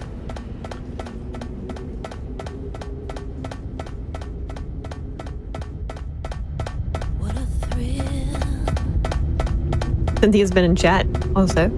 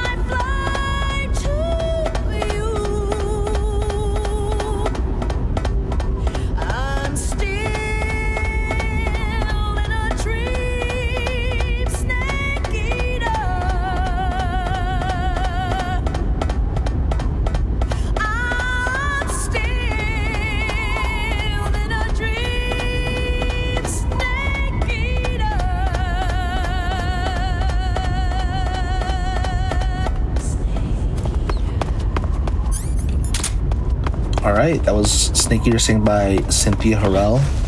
Beautiful. Beautiful. Song. Yep. All right, so now, I don't know if you guys noticed, but Apache, he put on as a camouflage called the Animals camouflage. It's actually probably the best camouflage for speedruns in general. And one reason why is it's really, really good for this area. So the mountains are pretty... The color palette Yeah. matches, like keeps you safe.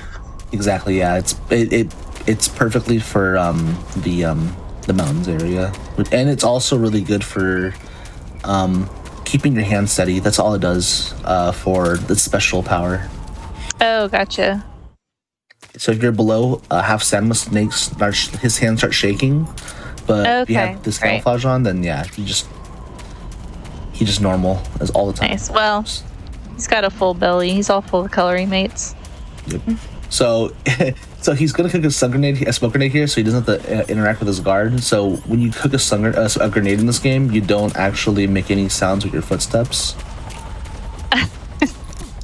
Really funny. Just like real life. Oh my god! No!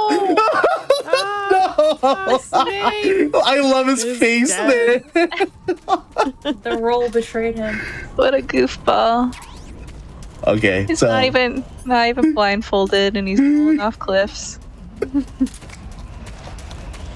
okay, that was not intended. That's all I'll say. Sometimes you try to go too fast. It's a thing we all endure at some point. Yeah, so he's gonna shoot this guard. So he wants to shoot the guard. Oh my god, he's messing up this guard right now. He's gotta be careful. Oh, the head shake. He's a little flustered right now, but he wanted to headshot the guard, but he missed the headshot twice. And you don't want to have an alert in this room for many reasons. The main reason is you don't want Eva to leave the door closed on you. Also, the box. That's funny. But what's this box doing here? It's so funny. Okay, so the problem is that now the support team's up, and he's just gonna go full on guns blazing. He doesn't care anymore. So the problem is there's a helicopter on you. There's all this stuff happening. What's the door that Eva closes? So at the end of this room, you want to meet up with Eva at the top of this mountain, right? But Eva won't open the door if you're in alert. But here's a funny thing though, okay? So if you're on alert right now, right? If you're still in alert, Eva will leave the door open. But if this were to change to a caution or evasion, then she won't open the door. So Apache could technically get to the door while in caution, and on alert, and he still get to talk to Eva. He just can't change he can't change this to an evasion. He has very little time. He's at 60, 50. He's go. Okay, it changed right as he hit the door, so he got really close. Look at him. He's a little calm. All right. That was a little scary, but it made it more exciting, honestly. Delicious. Okay. So this next part, this is the hardest boss in the whole entire run. This is going to be the Fury, which is the most difficult boss in this game. Not even close. Probably one of the hardest bosses in the Metal Gear Solid franchise, honestly. Very difficult, very RNG. Everything you hate in a boss fight in a speedrun, you're gonna hate it here. And guess what? He's blindfolded, so you know. On top of everything. When you say it's the most difficult, or do you mean specifically for speedrunning?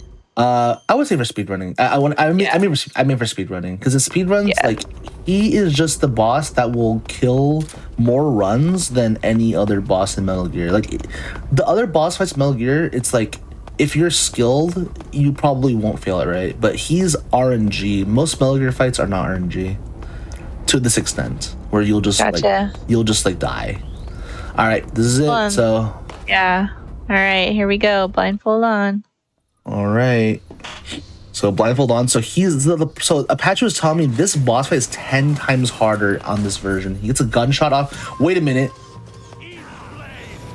Oh no, he immediately gets blasted here.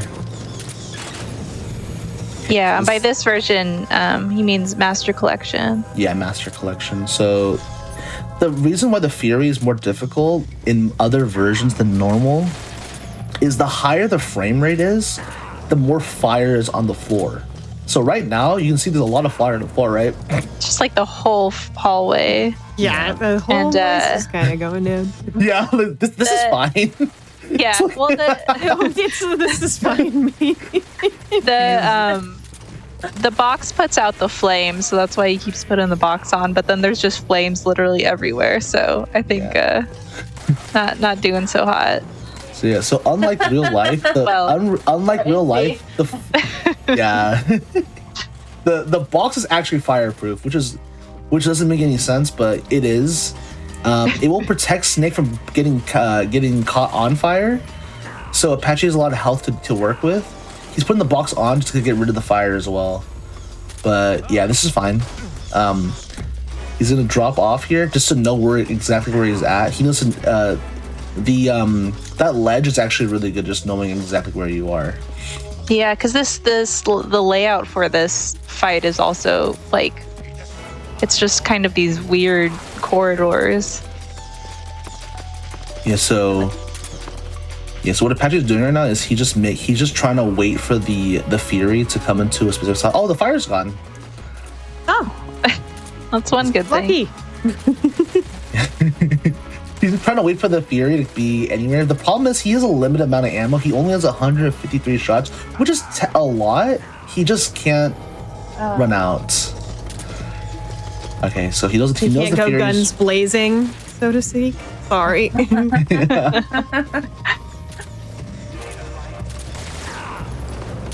The Fury has really funny voice lines, by the way, if you guys have noticed. Oh, he's hilarious. I love it.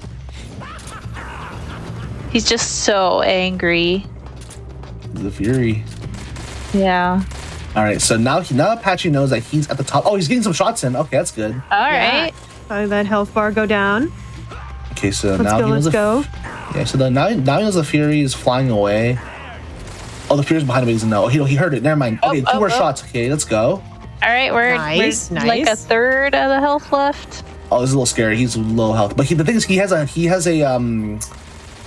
I believe it's life medicine, which is really good. Is there any way to tell where your health's at? If you hear the sound effect, I'm pretty sure the low health sound effect, he knows. All right, yeah. So you should know he's low now. Oh, maybe not actually. Maybe this. Because I know. Does he have it? No. There's the draining sound effect, but he's about to die. He's dead. No. Oh. Rough. No. Good try. No. I mean, this boss is ridiculous. Yeah, no, that you can tell just like the fire. It's just like I can see what he means when it's like based on the frame rate. It's how it's just like there's fire everywhere. Yes, and the funny thing is on the PS2 version, right, of the game, there's not that much fire, but the problem is the game runs at like 10 FPS in this boss fight. Yeah. it's a different. Choose your battle. Yeah.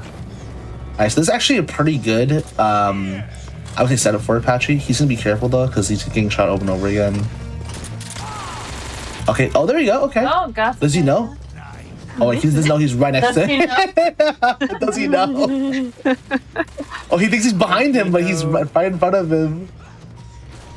I wonder what the Fury's reaction is to Snake shooting the opposite way. Okay, it's actually pretty good though. Oh, okay, we're like halfway. Yeah, not bad. Let's go. Alright. Still unsure where the Fury's at. The Fury's like, where are you hiding? And he's like, bro, I'm the one blindfolded. Like, show up. Let me just shoot you. Okay, he shut the barrels there. Where are he? Okay, the fire's gone. That's kind of important. He still has no idea where he's at. Like I said, the Fury just does not want to cooperate here. The Fury has no idea what advantage he has. He's just so angry. He can't tell. Blinded with rage. There's just so much stuff happening on the screen. It's just okay. Oh, A few more shots though. That's pretty good. All right, getting there. It's just all fire. As long as Apache, so Apache has 1 health bar to deal with this. I don't know if he has life med, or if he doesn't. He didn't use it last time. How difficult would it be to like add that menuing to that moment or to that fight? It wouldn't be that difficult. I just think Apache doesn't know where it's. I mean, he would have to check the menus. He probably didn't practice with it on because he doesn't want to mess it up. Right, this boss fight anyways. The problem is he's kind of low on ammo. Oh, what the heck is this? I've never seen this camera angle in my life. What? Ever? What? Definitely in like a survival horror game. It does. Oh, he finished it though. Survival horror. And the pop off by Apache. Oh my god. That was nuts. What a wild adjustment. I've never seen that. What is that camera angle? It actually looked like RE or something. Yeah, it's great. Well, whatever it does, it saved it. Yeah, I know, great. Only a few tries by Apache, not that bad. 2 tries actually. That was only not bad 2. at all. Yeah, not bad at all. Especially for a fight where things can just go wrong so hard, where you just lose yourself. Like, there's so much sound happening in that fight. So yeah, just like nothing. I mean, when you're blindfolded, there's like no cues to read. It's just a big mess. He hears him, but he doesn't know where he's at like all the time. It's so funny. All right, so after that hot of a boss fight, we're gonna immediately go into capturing Rykov. So funny thing here, this guy's not gonna care about a box. So the way that works is just the AI has a different priority level of detecting things, and seeing a teammate, or I guess like seeing like another enemy knocked out is a higher priority than Snake running in a box. That's it. Just gotta make some distractions. That's all. Yeah, you gotta get your priority straight. I was just about to ask. Did he go into caution to trigger Rykov coming out of the locked room? Yeah, so basically he shoots a guard in the background, and the guard's like sound makes him like makes Rykov alerted, so he runs over to go on the intercom, but the intercom's like right in front of where you are, so it's like perfect for what Apache's trying to do, capture him. It's a really, really good shot. I hope he uses the box glitch. Oh yeah, he is. Oh no, we're gonna. It's time. Let's. Oh, all right, let's go. So here we go. I'm glad we had the same idea. We're gonna see the second one probably here. Let me see the second one, Apache. There's 2 of them you can do here. He's gonna do it. Yes, let's go. Ready? Wee! Hands up. Mini one. Right into the guard too. Love that. Keep your hands and most of your feet inside the box at all times. All right, so this is gonna be a section where we can't. There's nothing. It's just a little bit of autoscroller. So if the host has anything to say, it's the perfect time to say it. Oh, absolutely. First of all, I was just thinking, like, part of this run isn't blindfolded, of course, and part of this run is blindfolded. And you might think that makes it easier. And of course, it to a degree makes it easier to get through all of this, but also transitioning between not being able to see and seeing is actually, a very difficult thing to do while, continuously playing a video game and running. So I just wanted to say that, big props to Apache Smash. I don't want chat to think that this is, kind of a light version. All the things that are going on are still really difficult. And of course, Apache Smash is also a top-level Metal Gear runner as well, just in general. But in addition to all of those thoughts and musings, we have a lot coming up next month. March is a huge month for GDQ. We have PAX East, which is from March 26th to 29th. We are going to be having an event there. You can visit east.paxsite.com to find out more about the show, or use !PAX in Twitch chat for more information. So if you like in-person speedruns, we've got an event coming up next month for that in a little bit over a month. Get excited. But if you want to submit to an event, well, GDQ Hotfix will be showcasing transgender speedrunners in our second annual International Transgender Day of Visibility celebration on March 21st and 22nd. Run submissions are open from now until March 1st. Use !TDOV in chat to learn more. So if you fit into that community, if you feel like you'd like to show in that run or, you know, in that showcase, please submit. We would love to see your submissions. And on top of all of that, in just a couple of weeks here, the second week of March is for Frost Fatales 2026, which will be benefiting the National Women's Law Center and will feature women and femmes in our speedrunning community. So March is ridiculous. Y'all are definitely going to want to follow the stream. Perhaps go ahead and use your Prime sub if you'd like to get that ad-free viewing and emos throughout the whole next month. Would be amazing to see. Supporting us with your bits, subs, and just watching the stream and sharing around with your friends helps keep Hotfix running. It really, really matters to us. So thank you for being here, everybody. All right, thank you very much. So Apache's doing the sending we saw earlier. He kind of spoiled it. He's going to rotate Snake 11 times. He spoiled it. This is the strat. Very important part of the plot, which actually it is. Rotate but yeah, Snake in your mind. Two barfs in a single run. I'm happy. Yeah, so he gets out of the jail cell here because Johnny feels bad. You know, Snake threw up. But we're immediately out of there. He knocks out Johnny there. He has to knock out Johnny like that because he doesn't want the caution or alert to happen because it'll just be more annoying. He doesn't worry too much about the damage or anything like that. It's just more annoying because you might get knocked around by shield guards, dogs, you know, all that stuff. All right, so a lot of just kind of running to point A to point B. Apache got to be just kind of careful he doesn't get an alert. It'd be kind of annoying. That's really the extent of it.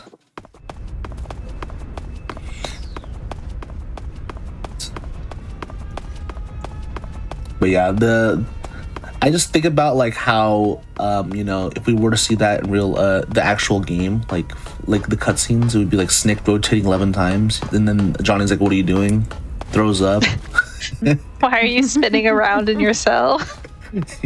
It's canon to the story, you know. Snake's spinning 11 times in a row.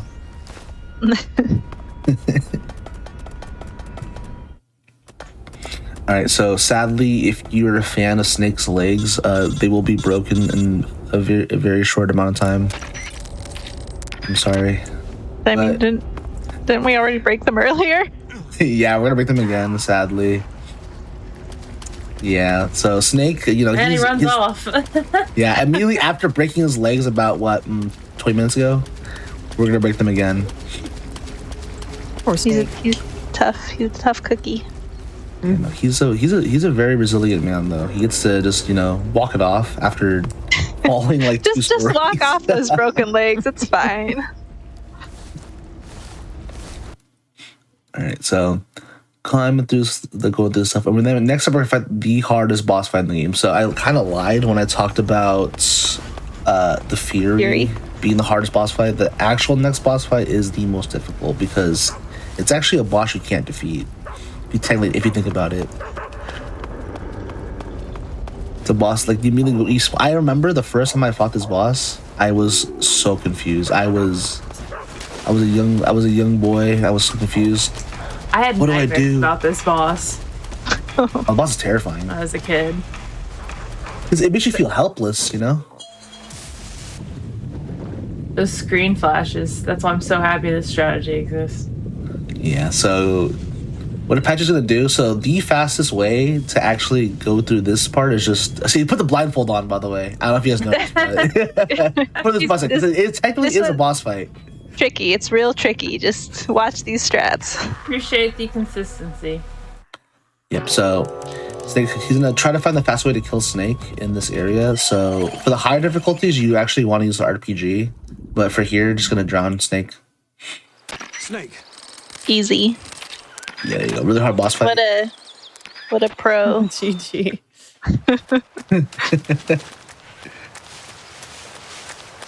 So, I'm guessing he took out the transmitter because I don't see the Ocelot unit. And I was too busy thinking about Snake vomiting to see if he did that. Yeah, he always does that The mind. because Understandable. yeah. He always does that because to take out the transmitter, it takes less than half a second to remove it. So when you do Where's the throw up strat, the transmitter located? it's when you're curing, right? You can yeah. Yeah, it's during the cutscene when The boss Ocelot, shoots it into you, right? I think she shoots a fake death pill into you. Is that what? Oh yeah, is she that shoots what the it was? fake death pill into you, and then And then Ocelot puts transmitter in you. puts the transmitter. Yeah. And then if you keep the transmitter in, you get a fun little cutscene. Not that we're watching cutscenes, but EVA fans will really appreciate it. Yep. And then we also get to see the Ocelot unit, which would be kind of annoying. So, funny thing, on very easy, you don't remove the transmitter, actually. It's faster to not take it out. It's sort of like it's sort of like how wait, you have to do Ocelot? Yeah, the Ocelot unit has to be there, yes. They have to be there, because it's like, removing it is too slow. Which is funny to think about. Yeah, a lot of strats are like counterintuitive. Yeah. Seeing this game on the highest difficulty and the lowest difficulty is very interesting. They're very different strats. Alright, so Patch's gonna do some menuing here. Life medicine, cardboard box. All the essentials. Yep. So funny thing is, a lot of oh my god, he's gonna shoot that guy over here. No one cares. Patchy's reacting there was a guy right. Once again, the box is the goat. Yes. I can't imagine this run without the box. Like, this is what Patchy and I always say. I mean, he says it more than I do. He says, if I could have the stealth camo or the cardboard box, give me the box. Another reason why it's goat, you can use it to get transported. And this is not the only Metal Gear that has that little bonus. Yep. The true national hero big box. Big box. My favorite box transport is the conveyor belts in 2. Oh, that one's cool, yeah. I didn't even know about that until like I learned about speedruns, honestly, which is really cool. I remember as a kid, I just like, what's up with this conveyor belt room? Well, then the conveyor belts in Ghost Babel, those gave me nightmares, though. So, fun fact about this room is actually harder on the easiest difficulty than the hardest difficulty, which is weird because on the easiest difficulty you get to interact with guards. Like right now he's interacting with guards, but on the hardest difficulty you shoot one area and then you're just done with the room. That's it. Everything else is auto. All right. He's gone blindfolded for the rail shooter. Okay, so it's funny because Volgan is a really easy boss fight. Normally, if you can see, right? But he's gonna be a little confusing for Apache here. So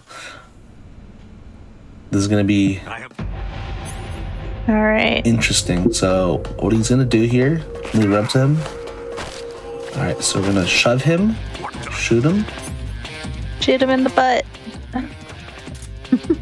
Is he gonna at any point use the Rykov mask? Oh, he might actually. It'd be probably a lot easier actually. I think he's gonna do it here. Maybe. All right, phase 1. He's gonna walk forward here. No, he's not gonna use Rykov mask. He's gonna tank the shot because he's not gonna die.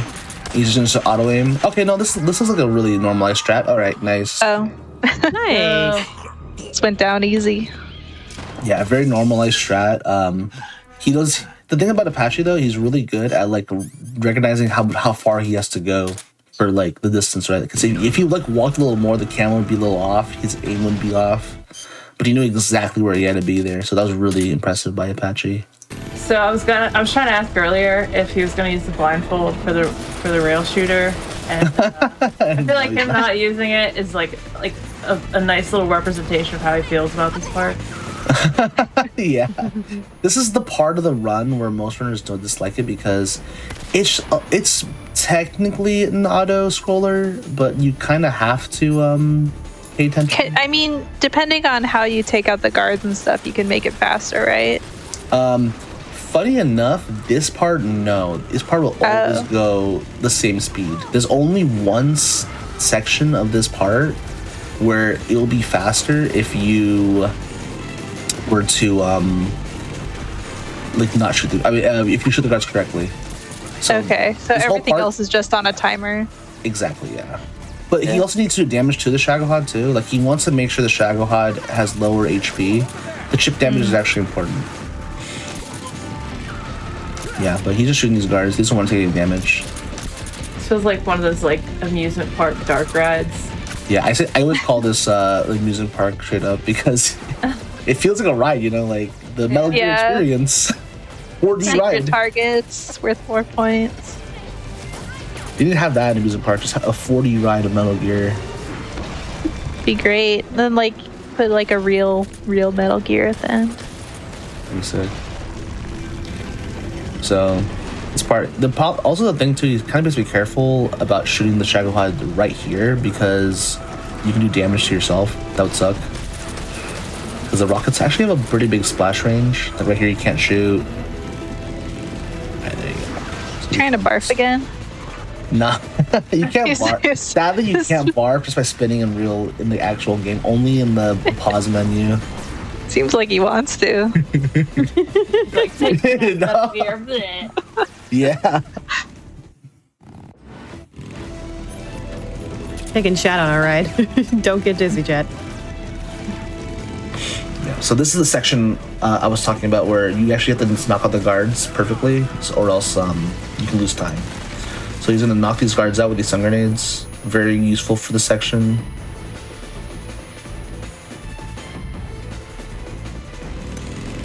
All right. And then these guards as well. Perfectly spaced stun grenades here from Apache. He's been through this section so many times. He knows. Yeah, if you don't knock the guards out, the guards will start running towards you right here at the section, and then you gotta wait for them to come over and then shoot them. This is guard on the roof. Usually has an RPG in the higher difficulties, does not have one here. The scariest guard, in my opinion, or one of them. But yeah, it's a lot of auto scroller, just gonna be shooting a lot. He's gonna need to do some damage to the Shagohod soon. Yeah, this is a perfect spot for any more announcements you want to talk about, Satan. Oh yeah, absolutely. So I want to let y'all know that we've been streaming a lot of our recent events to YouTube as well, and we upload all of our content from GDQ Hotfix and all of our other events to YouTube. So you will be able to find today's VOD and also yesterday's VOD on YouTube pretty darn soon. And if you want to go check out our YouTube, you can do so at youtube.com/gamesdonequick. If you're watching this on YouTube right now, actually, from the future, consider liking, subscribing, or becoming a channel member to support GDQ. We are live on Twitch almost every single day, except for Thursdays usually. And again, a lot of our larger events are now streaming on YouTube, so you can find us live all the time. GDQ Hotfix is proud to bring you speedrunning content constantly, so y'all are never without. And if you are looking to get more involved with GDQ community, you can join the official Games Done Quick Discord and add the Hotfix role to stay in the loop on upcoming events, chat with staff, and more. Use !Discord and Twitch chat for an invite and more information. You can also add the Hotfix Enjoyer role when you get there if you like Hotfix. If this is your first time here, welcome to GDQ Hotfix. We do this all the time. Stick around.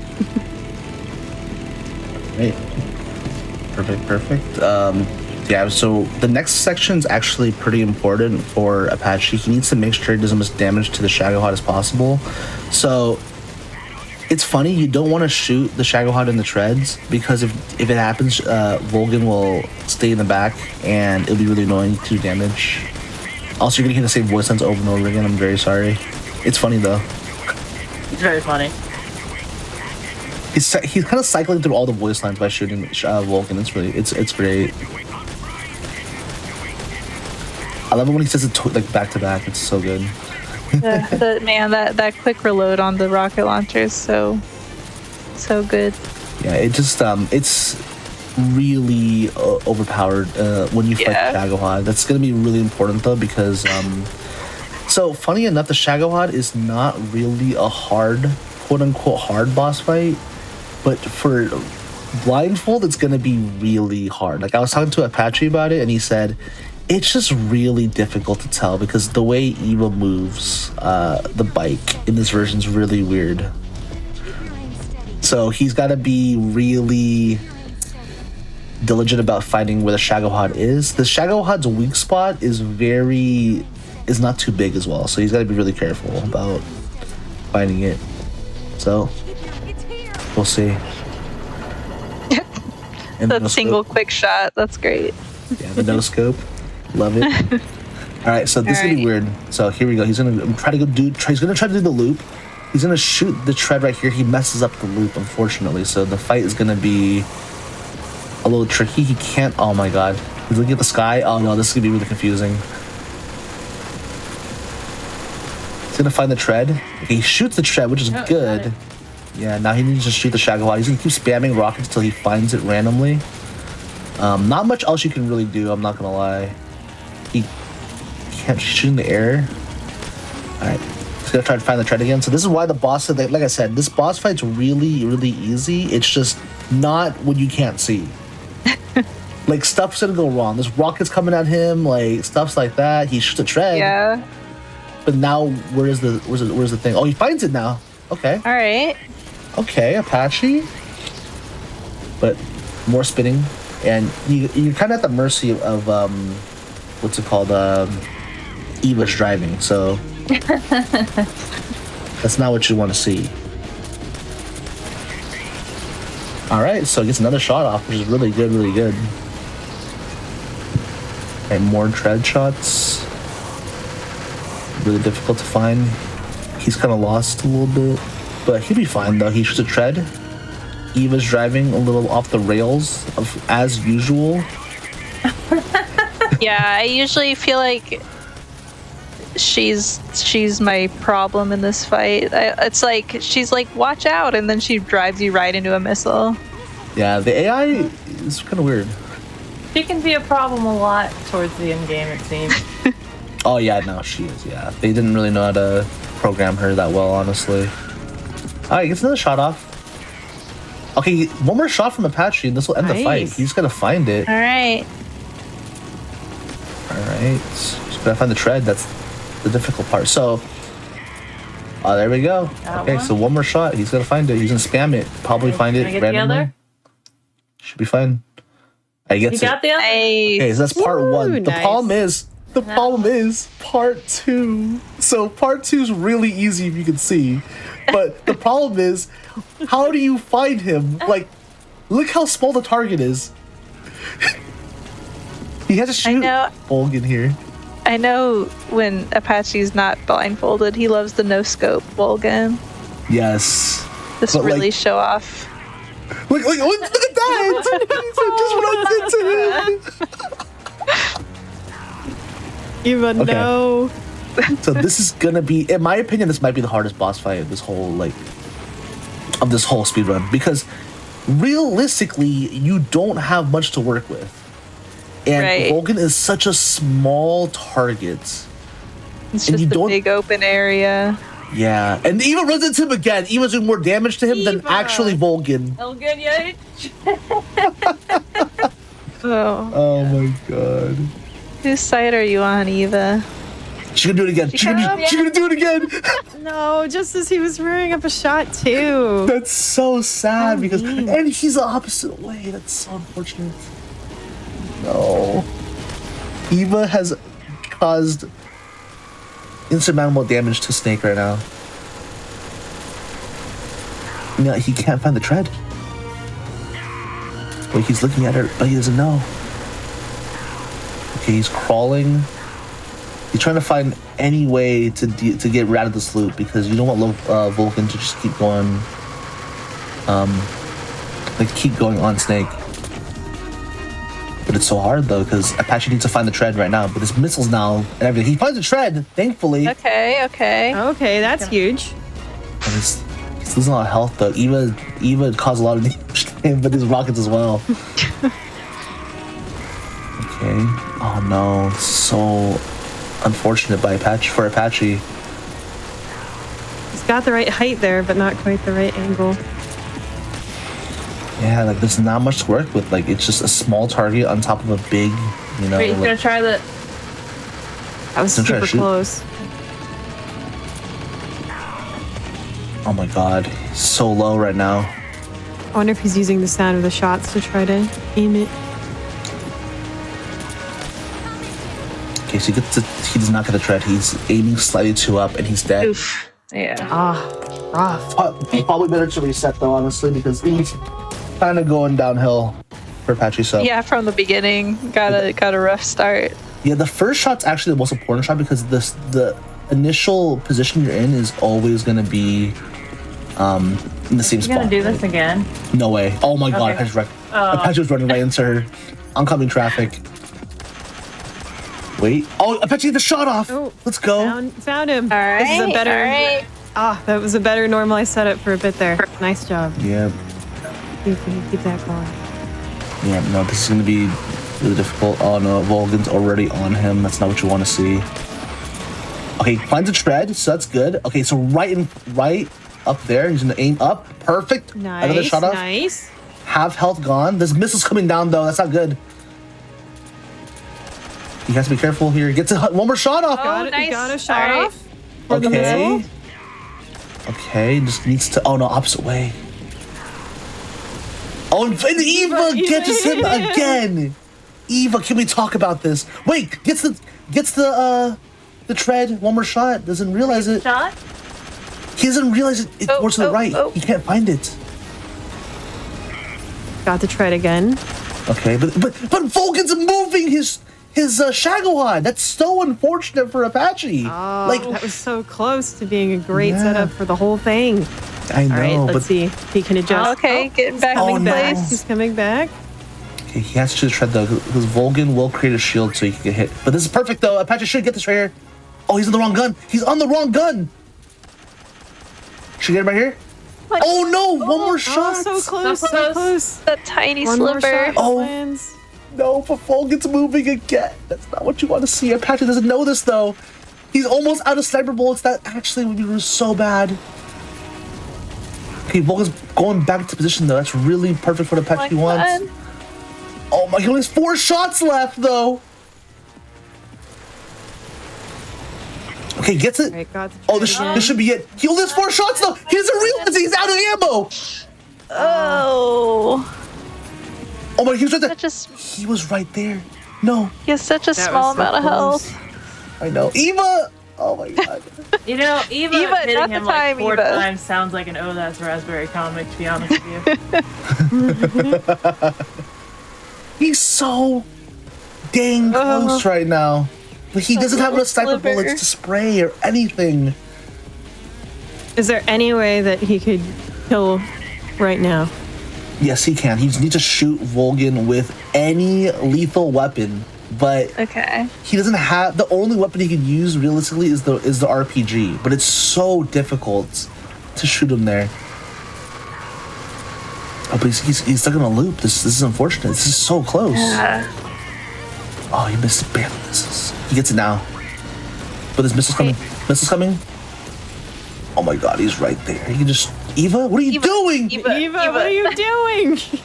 Wait, wait. Park yourself in front. Oh gosh. Oh my god. But the problem is the Shagohod moved again, so Apache doesn't know where it's at. He knows he's close too because he's registered to hit 4 times already. Oh man. Wait. He gets a tread. He gets it. Wait a minute. Did he get him? He doesn't know. No, he doesn't know exactly where he's at though. It's a problem. Yeah. The He has Shagohod. to be facing to know. Yes, exactly. Yeah. All right, back Wait. to place. I think this is it. This is it. Oh no. No. How did none of that hit? I know. It's like Hitting the Shagohod. So mean. Volgan just takes rockets to the face like it's nothing. Oh, and Eva. Oh. Not Eva again. One last hit from Eva. He's sending it though. Wait a minute. Oh, wait, this because it sounds good. Right. Come on, come on. That didn't count. He's not aiming high enough. It's ridiculous. Oh no, Vulcan blocked it, so now he Those are the kind of things. His literal last. Woo! Guys. Shot kill. That was literally his last rocket possible. Like, that is ridiculous. What? Oh, I can't wait for him to look back on that fight. Take that, Eva. That was ridiculous. Apache clutches it with the last rocket possible to finally finish off Vulcan. Oh man! Wow, what a fight! I know. Yeah, that was for real. Absolute cinema, you know. Yeah, genuinely. I think my favorite thing about the whole thing was Apache recognized, like, at a certain point, he's like, okay, so Vulcan blocked the rocket. He's like, oh, I was aiming a little too low. So the next time I hit him, the tread, I'm going to aim a little higher. That was the perfect adjustment there The for fact Apache. that he can adapt during a blindfolded fight is nuts, because so much of blindfolded is meticulous planning. And usually when something goes wrong, it's kind of over. But that's crazy. He just knows this game so well that he can even make little changes while he's blindfolded. Yeah, no, that was just so well done by Apache. My goodness. Chad is popping off. We're all popping off. Well done. Yeah. Yeah, that was literally buzzer beater, like last possible second. Because if he didn't do that there, he would have to start using the pistol, the M1911. And he would have to just like start spraying and praying. Yeah, we probably would have ended up on a round 3. Yeah, that was so. Thankfully, only 2 tries for each boss so far. I don't think we've gone more than that this whole run, which is really impressive. Wait, Ocelot we did the first one we got. Oh yeah, yeah. There were a few bosses that were first try, and then a few that were second try. Yeah. Thankfully, Ocelot was like you can reset really fast because of the canyon that he's. The handy bottomless pit to roll off into. That's true. I guess that was third try technically, but that's all right. It's so fast. It's so fast. Yeah. Not that much, you know. All right, so. Fun fact about this room. This room is actually the most difficult room for some of these runs. And the reason why is because these guys, I don't know what Vulcan did, but he hired the most specialized snipers in the world who could fly on these floating platforms. And they just snipe Snake, and they do so much damage. Like, on the highest difficulty, you're scared for your life because these guys will just relentlessly shoot you. And the problem, so here's the thing, it wouldn't be that bad, but the problem is the guy in the middle, like right now, it's happening right now, he goes directly above you guys, and you can't shoot him, and he can shoot you. So you're kind of sitting duck when you're fighting against these guys sometimes. So thankfully this is an easier difficulty, so Patrick's not too worried, but it is still really scary nonetheless when you're like when you're like on a PB pace, when you're playing amazing, it's just like you gotta be on top of things. I know Apache hates this part for Tuxedo, because Tuxedo, you actually take more shots from the guards, so you will die. It's a pretty scary section though. But like honestly though, it's a great cooldown for like what just happened. Yeah, it's so true. Like we just witnessed like Apache like fighting for his life, you know, and then at the very last second, Apache pulls it through, and then we're like, you even saw his emotion. He was just so happy. Like, oh yeah, he did not want to be that fight because like I said, I think that is probably the hardest fight. Like, yeah, it seems just not a lot of setup you can do. So much RNG, such a tiny Vulcan target. Yeah, no, it's a lot of like already it's hard to aim at him, but like doing it without being able to see all the nuances, it's just so crazy. It's just like the hitbox too is like ridiculous. Like you're firing rockets at him, and unless you like hit him directly in the head, it doesn't do anything. Yeah, he's such a small target because like the Shagohod's so big. If you hit any part of the Shagohod, like it doesn't do anything. So thankfully, Apache not too worried. He's kind of relaxing after that. His heart's probably racing, you know. It's got to relax a little bit. The game's not over yet. There is one more boss left.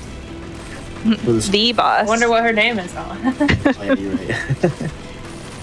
This next part that's coming up, the escort mission, how tough is it? Because I know it can be a pain because Eva is slow, and if you go too far, she'll veer off. And yeah, so it's not difficult. It's just the way you have to do it is you kind of just like have to bend to Eva's will, which is AKA you gotta be like you gotta match her speed a little bit.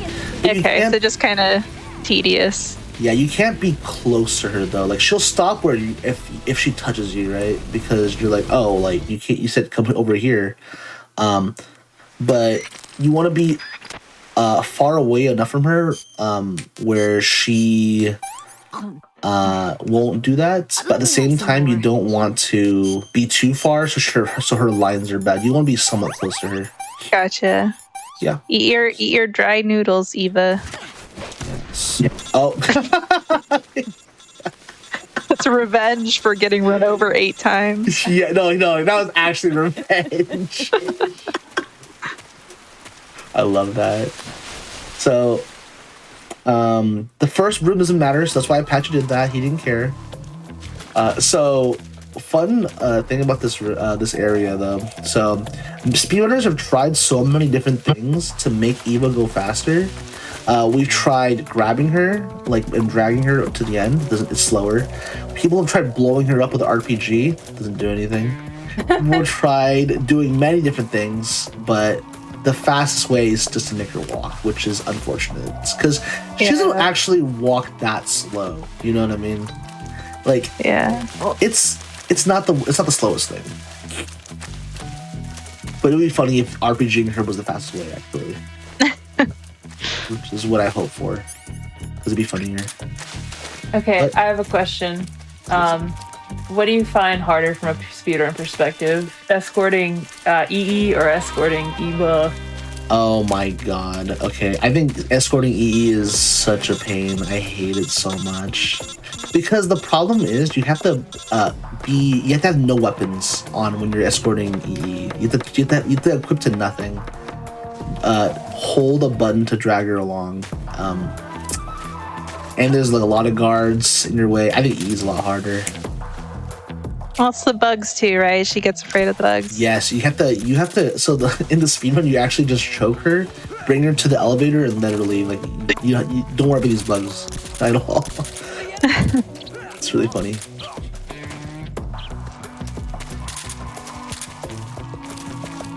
All right. Thankfully, these rooms. There's only this is the last room with guards, so Apache's just kind of walking through here. So this part's kind of important. He doesn't want to be too far away from Eva because Eva will actually be like, Snake, where'd you go? So he wants to make sure that he's like somewhat close to her for now. When she gets past this tree, he's probably gonna start going towards the last area, yep. And start taking out all the guards. Basically, the reason why you don't want to have Eva like get spotted by guards or anything like that. Number one, it's slower because Eva will want to shoot them. Like she's like, oh, I gotta do something about this. She pulls out her gun, starts shooting people. It's slow, but the thing about it is the music's really cool. I don't know if you've ever heard the alert theme for this area, but it's sick. I recommend. Oh, I'm sure I have. It's sick. Yeah, I love it. But if you hear it, that means something went wrong. Yeah. That's how I know I've heard it.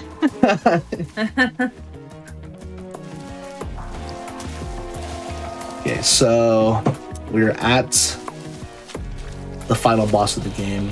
The boss. So fun, cool little thing. The boss's strat is the same on every difficulty. She just requires more loops on the higher difficulties. But if Apache does this correctly, which he will on the first try, I'm confident in him. He should get the boss down in one cycle. Is this one pretty straightforward then? It depends. The problem is you need a headshot her. I don't know if you can headshot her from this. Yeah, so it might take a little longer actually. See. So immediately CQC counter. Really knock her down.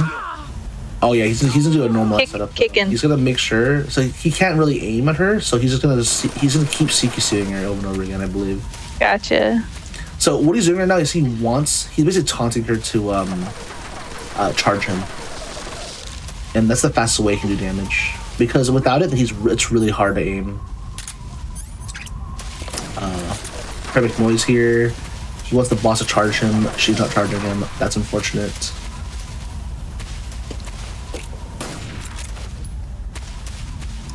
It's funny because this is an area where you want to hide and be strategic, but Apache's just trying to make noise here because he wants to have the boss charging him. It's unfortunate the boss is not charging at him. Not taking the bait. Boss does not care. Yeah. Yeah, she just want to shoot him from a mile away.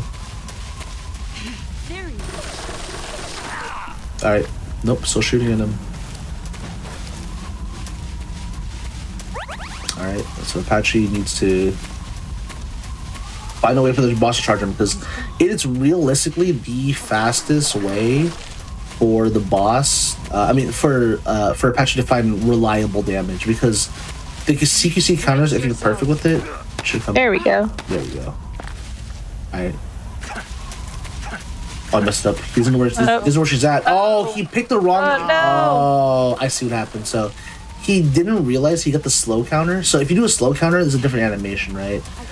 Which happened there. So he didn't know where the boss was. There's one of she could either be to the left of you, the right of you, on top of you, like in front of you or behind you, and he picked the wrong sides all times. It's so unfortunate. So is that just RNG? I don't think so. It was RNG with which counter animation he got, so he didn't realize which animation it was. Gotcha.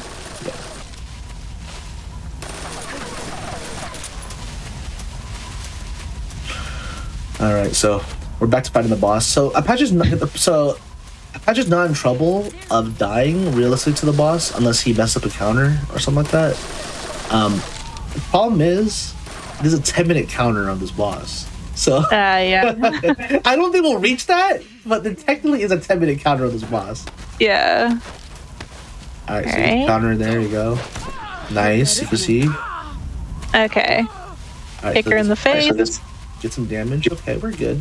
Almost halfway done with the boss fight. Yeah, because honestly, realistically, aiming against the boss is way too impossible. So this is really smart by Apache to just do this. Yeah, because in a standard run, it's you throw her down and then shoot her in the head, right? Yeah, you use a sniper rifle to shoot her down, which is funny. Point blank. Because like imagine that's canon to the lore. Like Snake just shot her with a sniper rifle point blank. 10 times. She kept getting up. Yeah. All right, so there should be one more cycle. I think Apache's done. Great. So he just needs to beat the boss one more time. Oh my, he's running right into her. He doesn't even realize it. Oh my god. Almost totally got her, but no. All right, this should be there. We go. As long as Apache finds the correct spot. No. There we go. Good adjustment. Nice. And Apache finished the boss fight. Let's go. All right. So time is not going to be on the shot here. It's going to be a little bit after. But that's basically every single boss fight for the game. So actually, did an amazing job. GG. Yeah, absolutely. It was great to watch. Yeah. So well done. This is why. Sorry, what? I was gonna say quite a few cinematic moments. Oh yeah. Appreciated. Definitely some real hurdles overcome. I already know that after this run is over, Apache's gonna watch the VOD to watch a Shagohod. He wants to. Oh, he's gonna he's gonna go nuts seeing what happened. Oh yeah, that was so wild. Why are you giving me this? Yeah, I love it. All right, so this whole part, unskippable cutscene. Or should I say? Apache's gonna mash shoot really soon. Kill the boss. Like every speedrunner. Take all the emotional weight away. I still get sad, but I got a job to do. I gotta see her at the end. Gotta go fast. Got a job to do. It's not the personal, kiddo. There's only room for one. POV. Snake doesn't like you. Oh yeah, he had to blindfold himself for this spot for this part. Technically, this is the hardest he needs part. to kill the boss still. Oh, there you go. Okay, now. There we go. Wow, look So at that skill. It's not over yet. So we have one more song. This is the technical last boss fight. So all right, time's gonna come up when this thing shoots. By the way, time. GG. GG's. GG's. Apache. Well done. Yes, you are. Hello. Oh, we can't wait for you to see it. So many times. We're all yelling at her for you. Oh no. The game, by the way, I'll do it. Actually, I'll do it. Just because the music's copyright. Yeah, I heard a weird sound and like multiple times, and then my position wasn't working anymore, and my setup for him wasn't working. Then I ran out of bullets, and I had to find a new setup while blindfolded to hit Volgin with the RPG. Yeah, I loved it. Thank you for commentating. Thank you for doing this. Satan herself, I really appreciate you. I love the blindfolded community. You're all legends. Yeah, don't follow my stream. I never stream. You can only see me on the GDQ channel or at some other speedrun event. But I'll be doing something crazy soon, I'm sure. Do you guys want to say anything, Verm? Oh yeah, I want to say one last thing. So, thank you guys for having me. Appreciate you, Apache. You know, you're my goat. There's one thing I want to say to you though. I really want you to watch the Shadow Hot fight. No spoilers.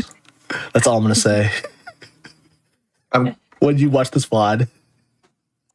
I was currently just trying to find my sound settings because all I've got is Star Sailor Way to Fall blasting in my head. Oh, sorry. Sounds like horrible. Whatever you said, I'm sure. Okay. Here, wait. Can you hear me now? Yeah, I can hear you. I said thank you, Apache, for having me, but I really want you to rewatch the Shadow Hot fight.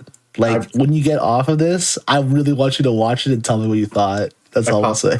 Can't wait. That's the first thing I'm going to do. Thank you so much for commentating, Maddie. How was your first ever speedrun commentary? Did you enjoy it? Yeah, thanks for barfing on the end. I love that. That was for you. I didn't tell anyone I was going to do it as well. I kept it a secret. Was to hold that in. Verm was like, what is this strat? And I'm like, barf, barf, barf. Thank you. That was great. Days, thank you for always commentating every single run I do. I really appreciate you being here. Of course, I'm always happy to be here. That run, you called it I forgot, like disaster or something, but I call it a cinematic masterpiece. And I'm sure a lot of us will agree. Oh, yeah. Definitely. Yeah, I look forward to watching the VODs because sadly I couldn't watch it live. Funny. I'm like this all the time. You better get rid of me. Well, sadly, we have to. It's really unfortunate. But what is at least a little fortunate is that we do still have one more run for the day. And it is none other than Hollow Knight Silksong. Less than a year after its release, it has already been routed blindfolded. And we will be seeing Act 3 from Savor after this break as our finale. So you do not want to go anywhere. It is going to be fabulous, just like this run was. So stick around through the break. See you soon.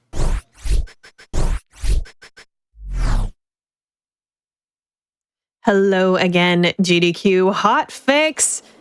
It's still Games Done Blindfolded, but only for one more run. That is very, very sad, but we did just get to see a really cool run of Metal Gear Solid 3, which with probably the most climactic boss fight of this entire event so far. So y'all definitely want to stick around for the replay to see that if you didn't get to.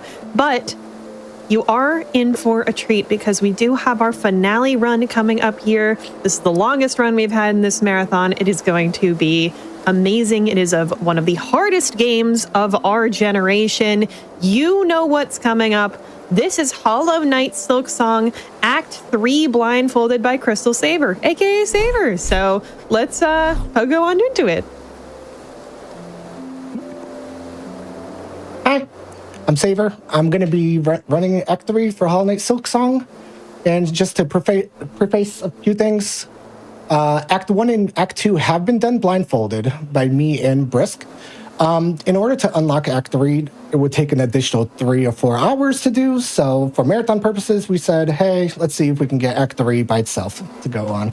So I'm going to have my lovely commentator, Adirondack Rick, helping me out here, because for the most part, I'm probably going to be making some noises in the background while Rick is actually making a logical sense in this run. It's going to be exciting, I hope. How you doing, Rick? I'm going to try to do my best to make nonsensical noises or sensical noises, but we'll see how that goes. Good luck, Saber. Thank you. And just so everybody's aware, this is a brand new, fresh file, and we are going to be doing Soul Steel mode, which is permadeath. But for marathon purposes, if we do permadeath, we always have back. But key is to show off a pretty cool, fun run. So let me just open that up. All right, so I'll count it down from here, and we'll begin. Count it down from 5, 4, 3, 2, 1, and go.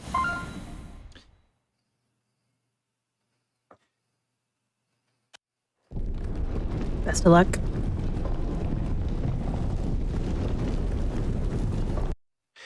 So we're going to start off right where we left off with Act number 2. One of the biggest things is that the start of this run for Crystal Saber is very, very dangerous. We're going to skip the cutscene. We really, again, can't stress this enough. This is a dangerous spot for Crystal Saber. A lot of the enemies that we're going to be coming across will do 2 masks of damage instead of 1. So Saber's going to be trying to listen very, very carefully to make sure that he doesn't take too much damage. So we get 4 masks, we gain control. One thing that Saber's going to be making sure here is that we don't take too much damage. One of the biggest things is we don't have access to our tools, we don't have access to our crests, and we are extremely weaker, and we've got to go into this place called the Void Arena in just a few moments.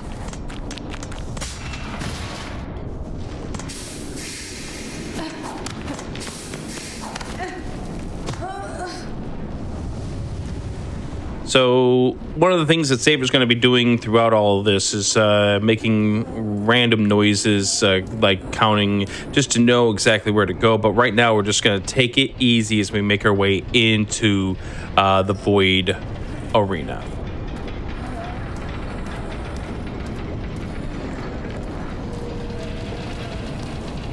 Yeah, poor Hornet does not look so good. Yeah, one of the other things that really needs to be stressed about this is permadeath mode. A death will cause the save file to be deleted on death, so Saber's going to be careful. And again, going to be listening to make sure that they don't take a lot of damage coming up here in this Void Arena. 4 new voided enemies will be coming across here in just a few moments.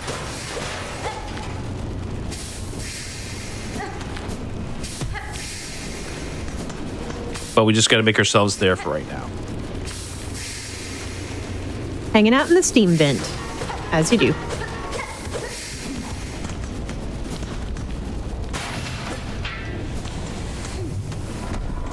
All right, here we go.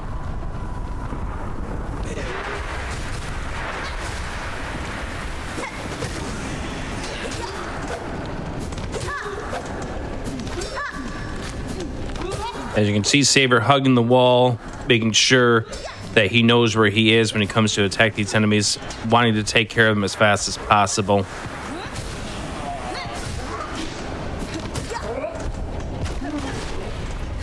And again, listening carefully, took 1 hit there.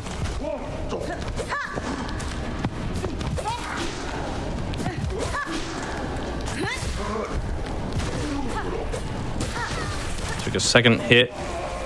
And 3, but that's it. Beautiful. And we're going to just drop right in. For some reason, my sound's like really not working.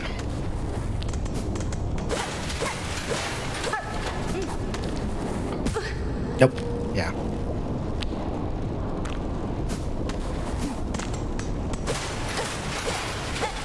Yeah, I guess we just heard Saber say something about his sound being a little bit wrong, but is he normally just using sound to recognize what the boss is doing, or does he just to know put what up the the sound patterns a are? little bit for me? Yeah, there's definitely using of audio cues, because one of the biggest things you want to do is listen to left channel versus right channel to find out where exactly you need to be. Also to know how close the enemy is, to also hear when you get attacked, so that way you know exactly where you need to be. So audio is definitely huge. Oh, that's why. So this is the reason why Saber needs to take good care of this. Stupid me. Oh no. Glad we got that resolved. It's still quiet. Better.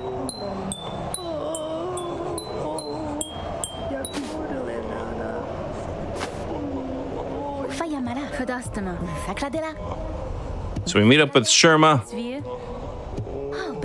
who's wound up saving us after we just fell and collapsed. Going to be explaining to us that after we beat the Grandmother Silk, Farloom had been surrounded with voided silk and basically causing chaos. And now we need to find the caretaker by using fast travel. And now we're going to finally get the menu set up the way that Saber wants it to be set up. Double check.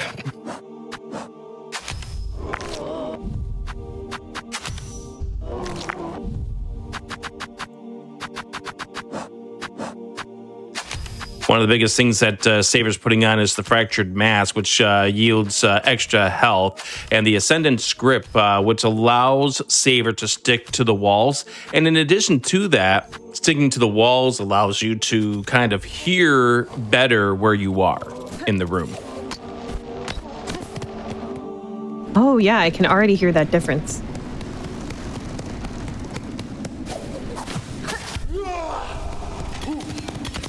That's really smart, equipping different things to manipulate your soundscape. Mm-hmm. And obviously health being very, very important in this kind of run. Say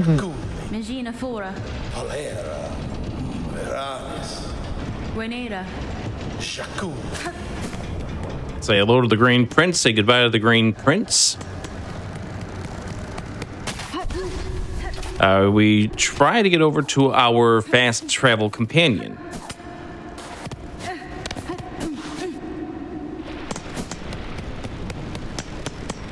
Saber's moving much cleaner blindfolded than I would move in this game with vision. This is awesome already. Yeah, when you've done this as much as Saber has, especially when you use the inability to see where you're going, you just get used to this.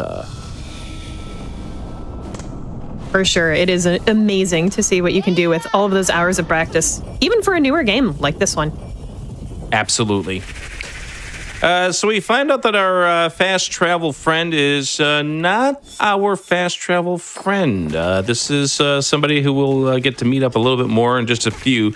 We're going to prepare by injecting 7 plasmiums that we have to give ourselves 7 extra masks of health.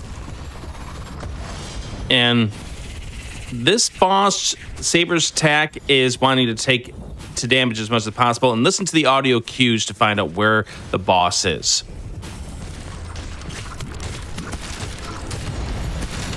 Hornet's chilling.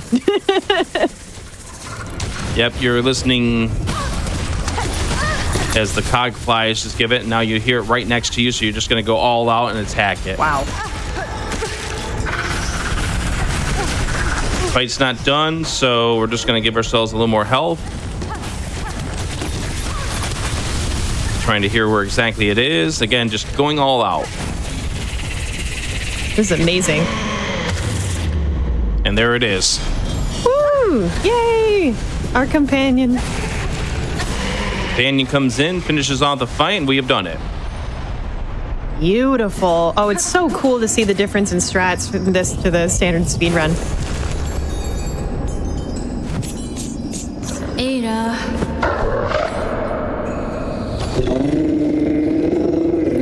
So now we're going to learn the fast traveling song. What a cutie.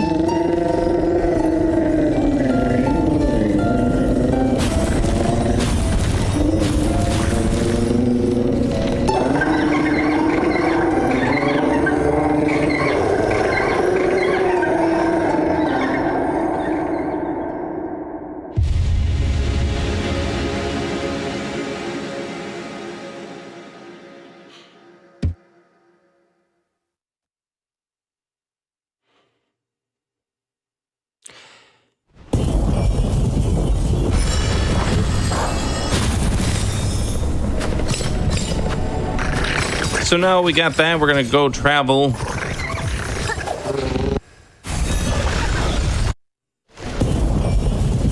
And Saber's listening to make sure that he traveled to the right spot. He's listening for the audio cue of the water dripping as he comes down off the left channel, which was exactly what, as you just walked over that, jumped over that water. Gives you, like I said, clues like that helps tell you where you are, so that way you can do this a whole lot better when you can't see what's going on in front of you.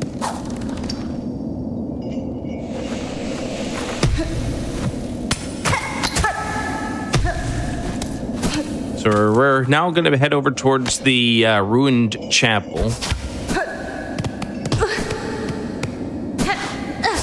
And you can see Saber's using certain spots here, textures of this wall, to figure out where exactly he is in this room.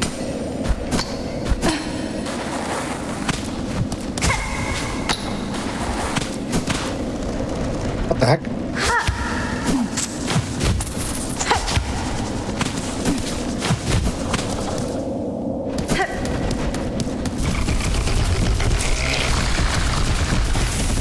Just running.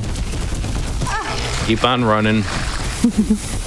Yeah, it seemed like he was unsure where he was, but found his way. Very impressive.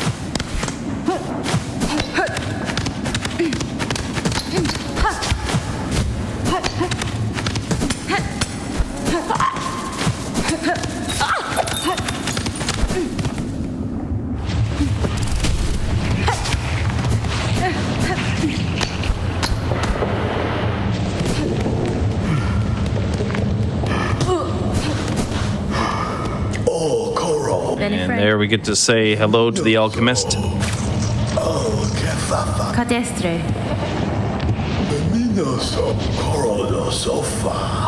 We're going to be starting up the Advanced Alchemy quest, which gives it the ability to craft plasmium, just like any other tool without restrictions, which is big in this kind of run.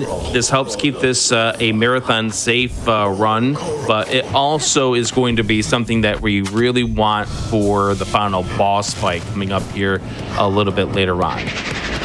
So we're now needing to do 10 plasmified blood from various enemies, which Saber's got a strategy over here. We're going to go visit the same 2 enemies over here, and we're going to do this 5 different times with a save and quit. So I think at this point in time, this might be a good time where Satan has a little grinding time to talk about things coming up here with Hotfix. Oh, absolutely. Thank you. I'm really enjoying this run so far.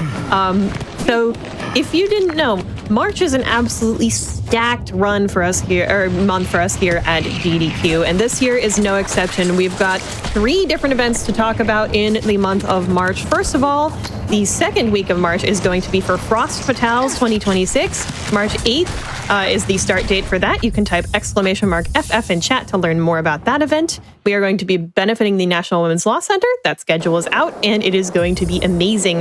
Hollow Knight is in that schedule as well, the classic game. Y'all will definitely enjoy that run. We've also got PAX East from March 26th to 29th. You can visit east.paxsite.com to find out more about the show, or use !PAX in Twitch chat for more information. So we're going to be running a little event there at PAX. So if you'd like to join in and watch a live speedrun event, that is where you can go. And finally, you can type !TDOV in the chat to learn more about our Trans Day of Visibility game submissions, because we are taking submissions for the Transgender Day of Visibility celebration on March 21st and 22nd.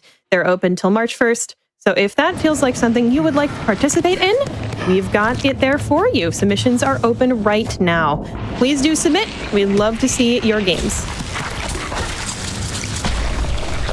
So you've seen Saber do this 3 times. You need to do this 2 more times before we progress on with our story here. So the 4th of the saving quits here. And the getting this will also help us move around to what could be known as overdosing. We're going to be seeing it over a couple of times in the run. The Plasmium has 2 uses. Either you can use it up to 8 times to gain additional masks of health, or go with a 9th mask to go into the overdose state, where all of the standard white masks will turn blue and remove any temporary blue masks that were added. The health regenerates 1 mask every 6 seconds during that process. That's going to be critical coming up here a little bit later on. We've now just did the 5th and final run through this. So now that quest has finished up.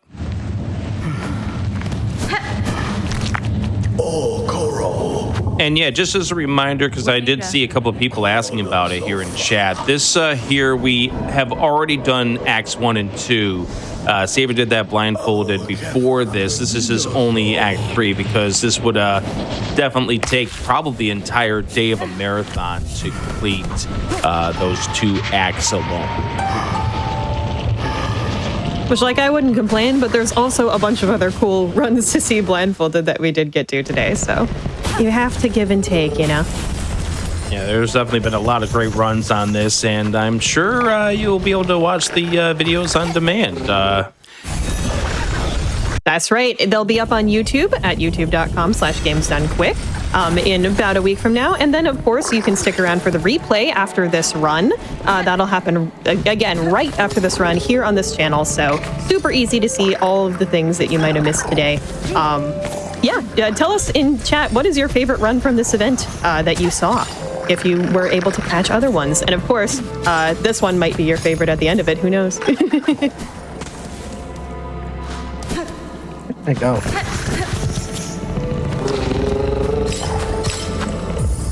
Classic, not knowing where you are and having to adjust. Big skill in blindfolded. Mm-hmm.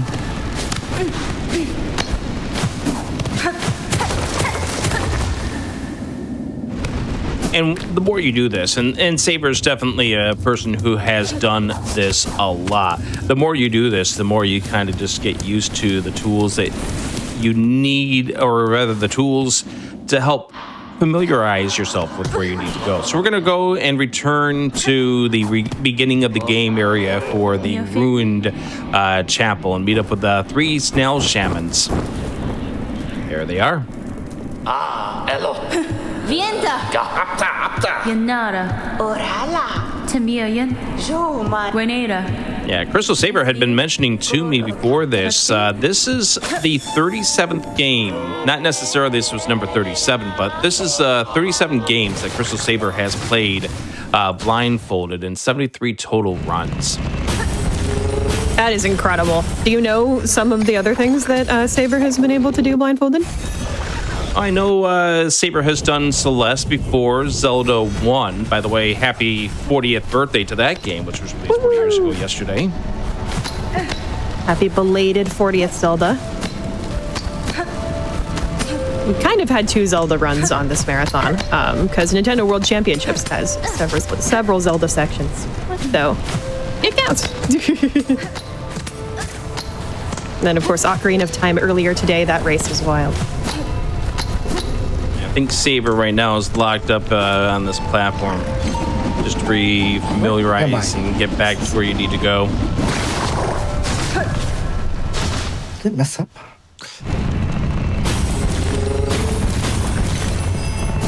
Very good to have these normalization strategies that you can use.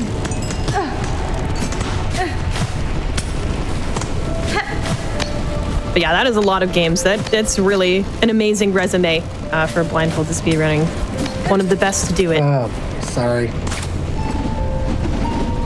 It is fine. All is well. I put down input. I think what's happening here is Saber misses this first jump and hits that upper part of the platform. And I think Saber thinks he's one platform higher up. Should be right. There we go. Nothing burger. There we go. There we go. We got it. Woo! Platform boss defeated. All good. The way I look at it is this is just ways to show that you're genuinely doing this blindfolded. True. True.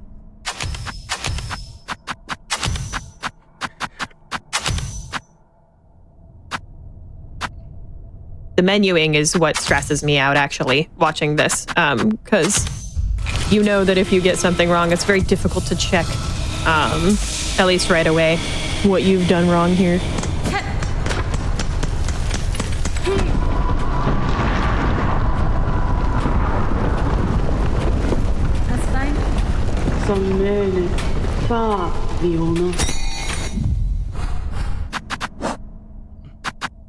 So we're right now meeting up with the Forge daughter. This is where we're going to be buying some of our shard bundles to get ourselves up to the max of 20. We're going to use up some now. And now we're going to get ourselves back up to the maximum.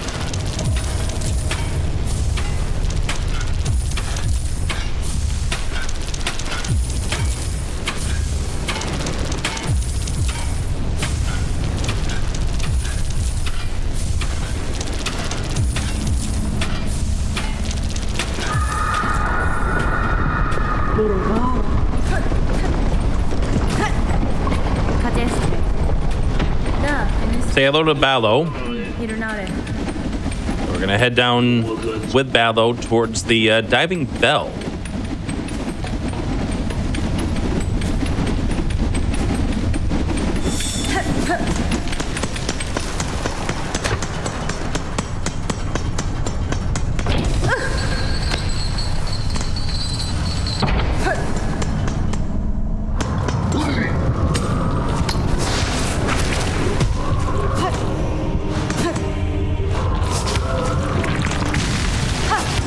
And you can see Saber just go into that room just as a positioner to know where he was.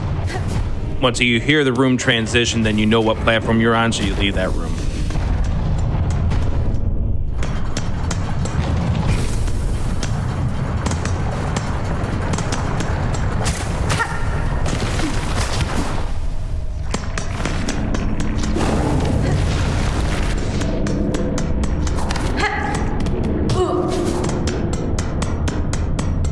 Oh, the bonk.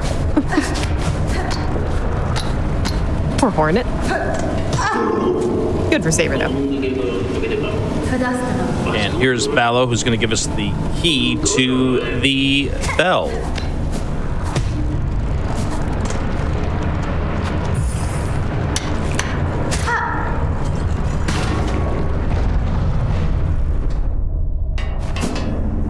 Benny Frank.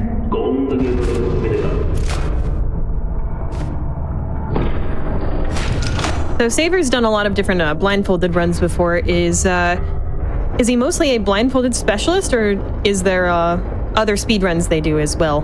And what about Silksong? Nowadays, that is Saber's specialty is blindfolded runs. Makes sense. I mean, it's really fun, I will say, from experience. I'm kind of thinking, what should my next blindfolded run be already? And I just learned my first one, later last year. So it's definitely one of those things that pulls you in. For sure. So we get into a little bit of a problem here. The bell breaks, so this we can only really just move forward as we head into the abyss.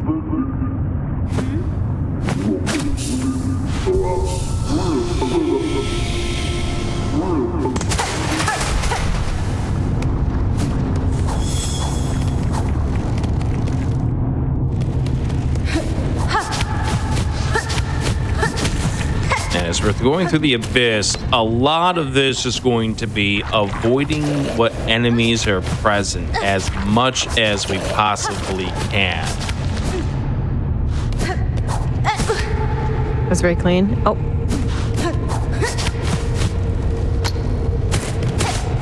Nice.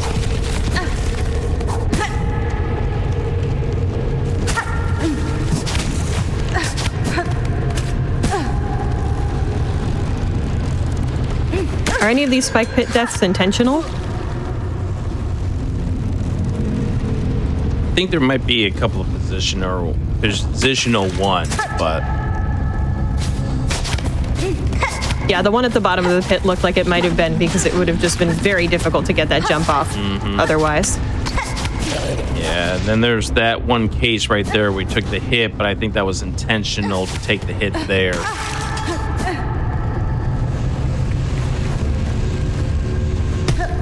Good all the positioning. way down to the bottom. Just think. Nice. Better safe than sorry. Take the heals. Wow, you can really just see Hornet's air mobility with just her, her moveset there.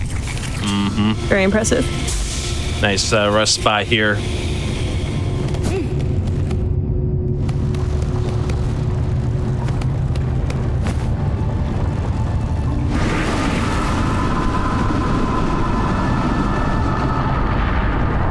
Imagina fora.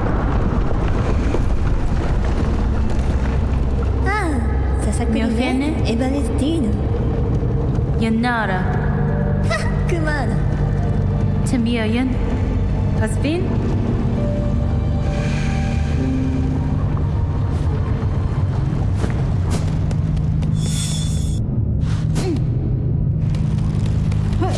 So we located the grandmother silk is down below the abyss, but at this point, you don't have a way to get there, but Oh, just a little low. Just missed the jump. That was super close. Hold on.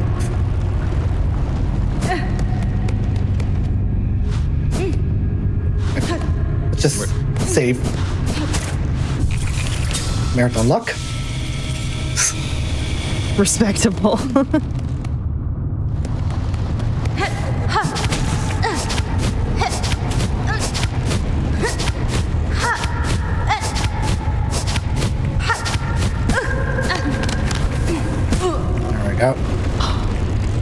There we go. Nice. Platforming. That was beautiful.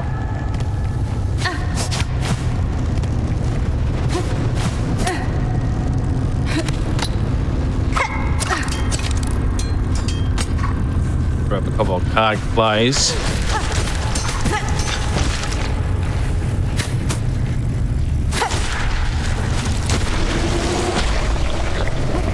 Dude, I'm messing up.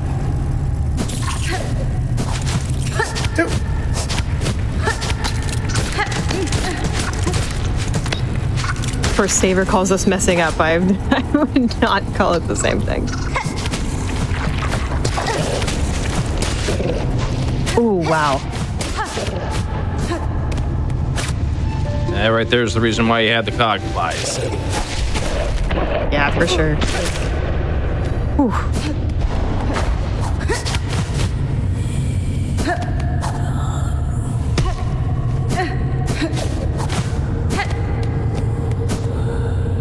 I know what the problem is.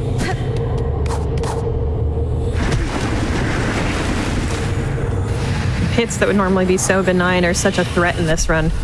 It's really interesting seeing what shifts in priority when you go blindfolded. Interesting. For sure. As we learn the Silksong ability.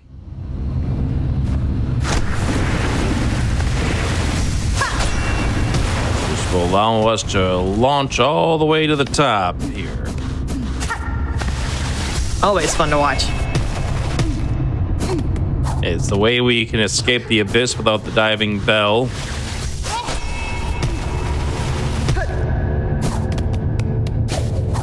Now we got to go all the way back to where we left that bell.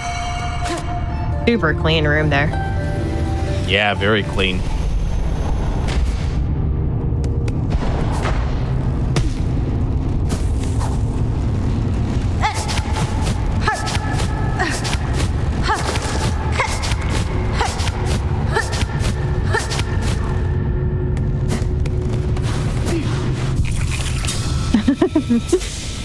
Almost Yeah, we're overshot taking the save, we're better. taking the save. Thinking better of it. Yeah, for sure.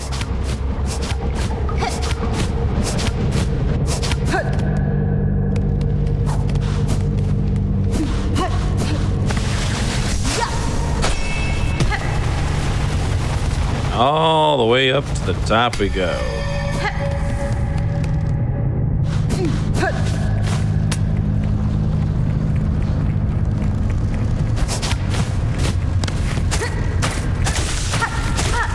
Waiting there for the cycle. Yeah, and you notice that there was a little bit of an attempt to parry, just wanting to make sure that you know exactly where it is.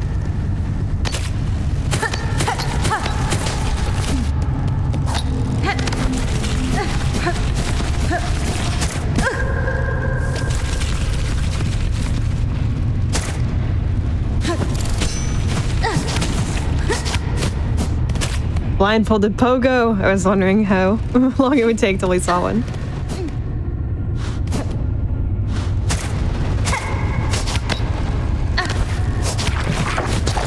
Going back a room to normalize that position. Smart. Yeah, very smart. Things that take a couple of seconds here, a couple of seconds there, but if you don't do it, you would lose a lot more time. And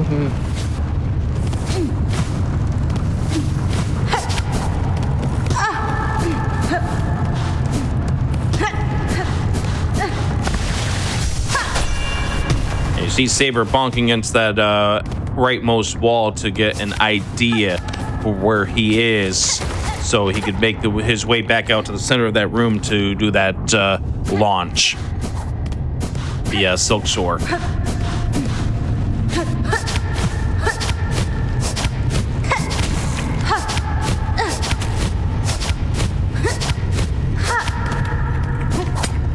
Very well done to that. Wow. The movement is really, really impressive, honestly.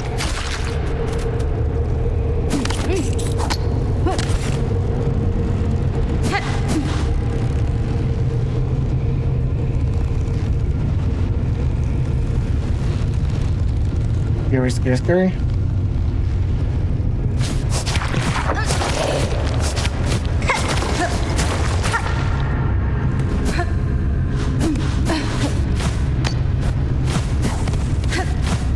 Break through the wall, reposition yourself. And there we go.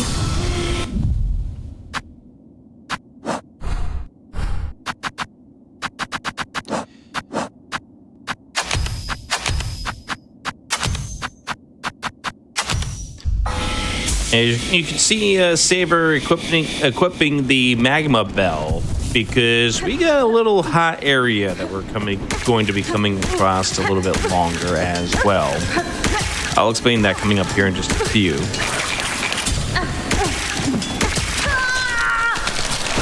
And you're going to see the first of the overdosing here. This is a marathon safety technique here. Not necessarily needed at this point, but it does prevent resetting all the way back to the bench.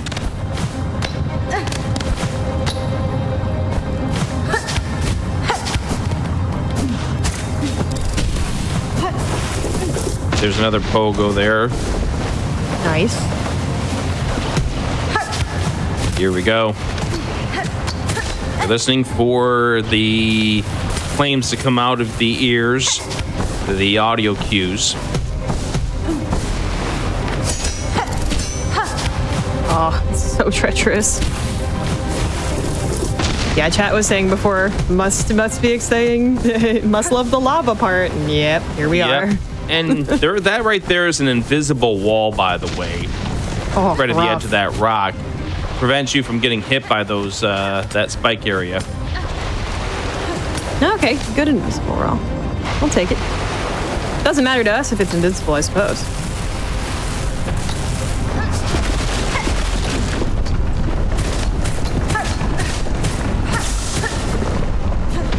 Get the save point here.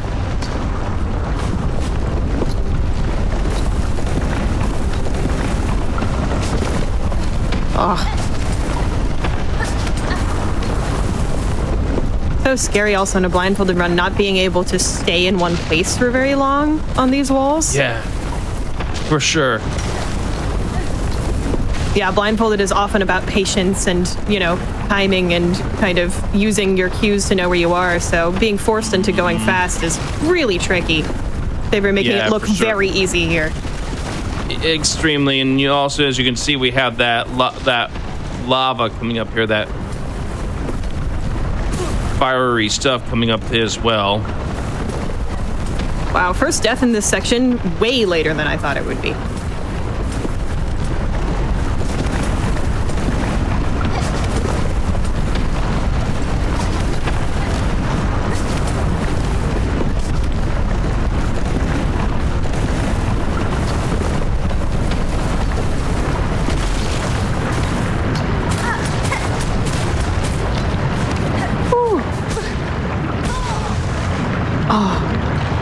That's intentional. Nice. That's intentional. That's intentional because that puts Saber in a place where he knows where he is. True. Normalization, our favorite. Oh my gosh. Oh. But you get right back on that platform right there. Not too bad.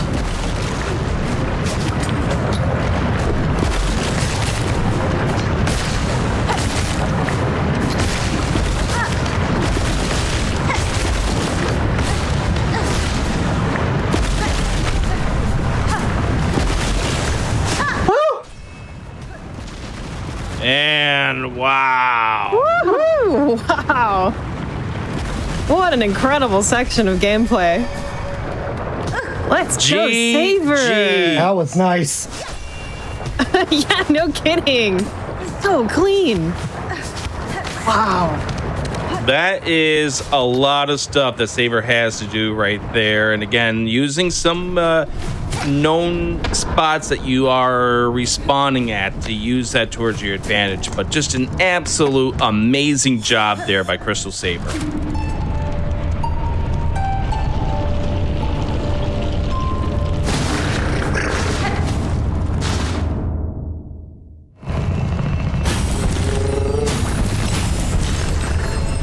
Yeah, wow. It's still kind of thinking about that. That was really, really, really well done. Another case of I would not do that well sighted. Not even close.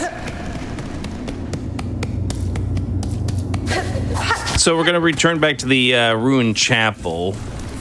We're going to discuss with the snail shamans what we have found as they agree to, as we try to help, or they get their help for the end game. Buenera. Hironare. Sagrado. Catestre. Jo Manel. Minati Esquera. Rana Minoso. La Surasa. Ula Sosia. Gafama. Corocatello. I guess you get to appreciate the voice acting even more without seeing.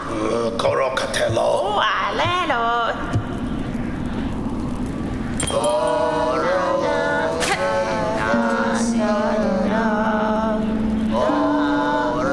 You'd really have to learn the language to understand the dialogue. For certain. So they teach us a song called the Elegy of the Deep. And now we have a plan to seek out the hearts of the lands, take them for ourselves, and bring them back to the Snail Shamans, which that's what we need to unlock the Everbloom. The Everblooms will get us into the Void much later in this run.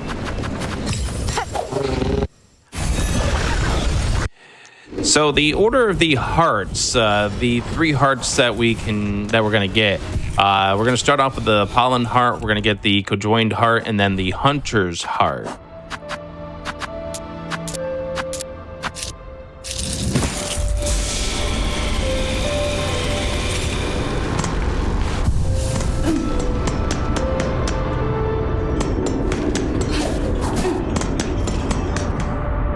So we're heading to the Blasted Steps.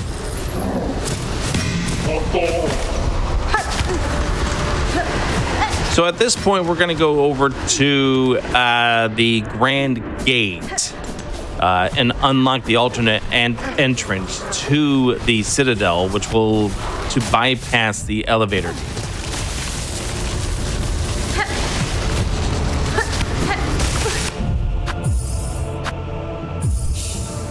Let's do that again. Good call.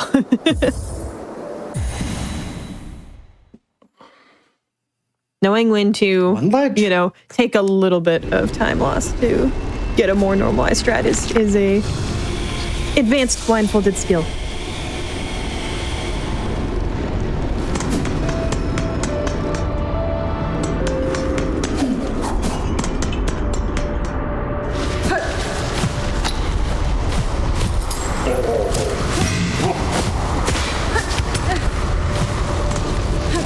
The other thing to bear in mind is a lot of these enemies are still in that voided capacity, so they do 2 mask of damage, so we don't really want to engage in a whole lot of enemy stuff. Hate the sledge, man. And I think Saber just slid down once again here. This time we got it there. Yeah, perfect. Yeah, he even knew what he did.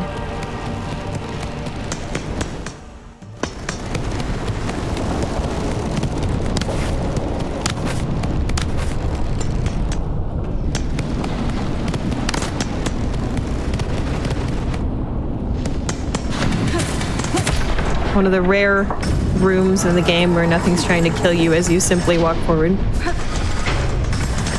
All right, so we try to go through the elevator. With a little dance. Ever hate how the elevators move slowly at some locations? Kind of a pain, yeah.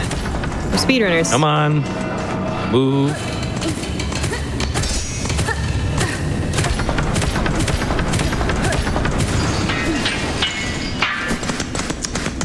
That's not good. Yeah, that's totally not good. I think we need to call someone about that.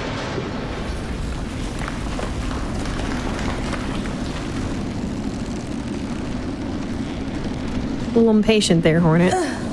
So we're down to 1 health. We really need to get to a bench to heal up.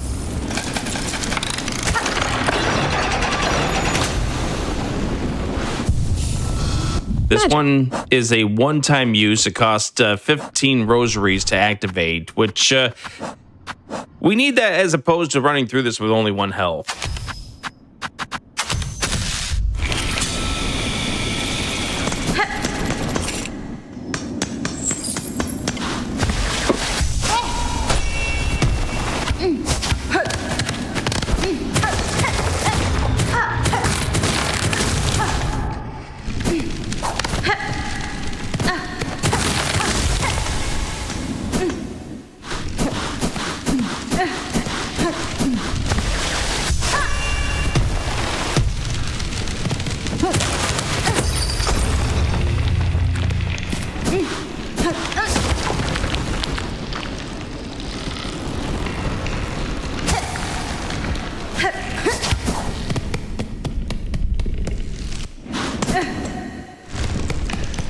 Readjusting to find out where we are.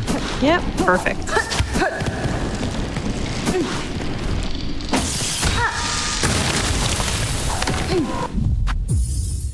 And because we glitched our way through a previous spot just a few moments ago, that area is a little dark.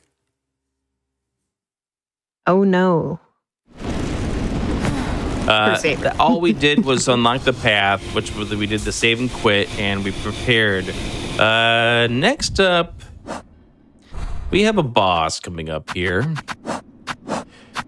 So we're going to get the loadout prepared. We're going to get the mask, the quick sling, the magma bell, the pimpillo, the Ebola, and the plasmium in preparation for Seth.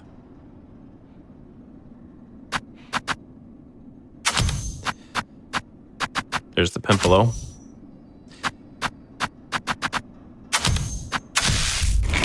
There's the plasmium.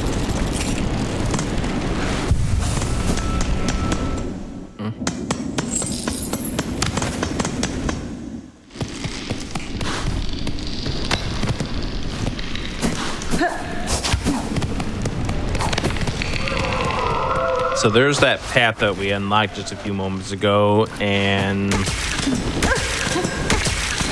here's the plasmium to prepare for Seth. Oh, Sakura, Sila, Dosko, Hell. So you notice that Saber said no to challenging the Guardian at that point, and here he's just gonna throw all of those bolts out. We're just wanting to take care of this boss as fast as we possibly can.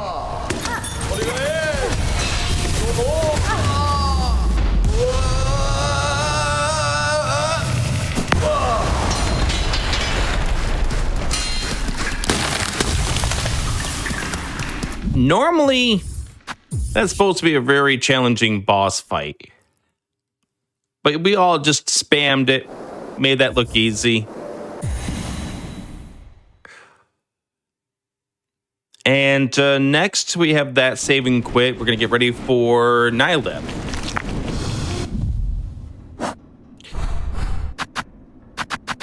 So Nylith, we're going to have the mask, quick sling, the reversed bind, which is not necessarily needed, but we're going to put it in the loadout.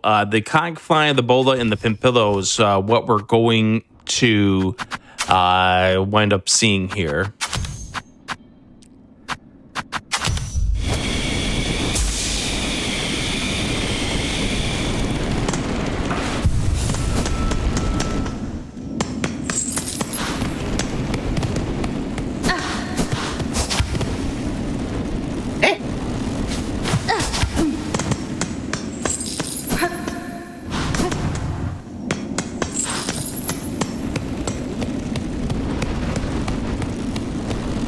Saber's getting hung up by that little tiny little platform there.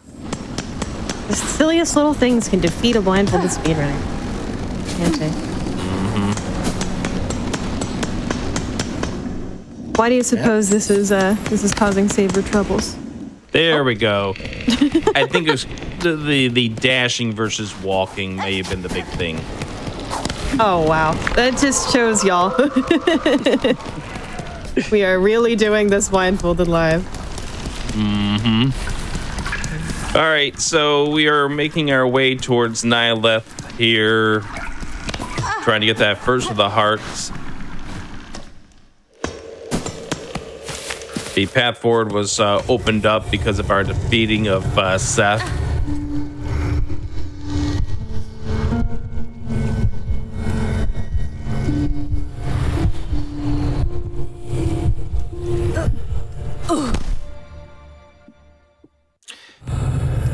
So we just performed the elegy, rather.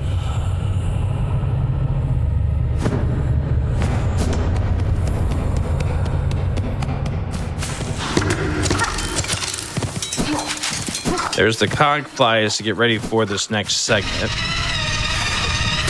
And say hello to Nylith. Nylith is scary. Excited. Well, normally yes, but... Wow. Not when you do it like that. Not when you do it like that. Very nice. This is a blink and you miss it run.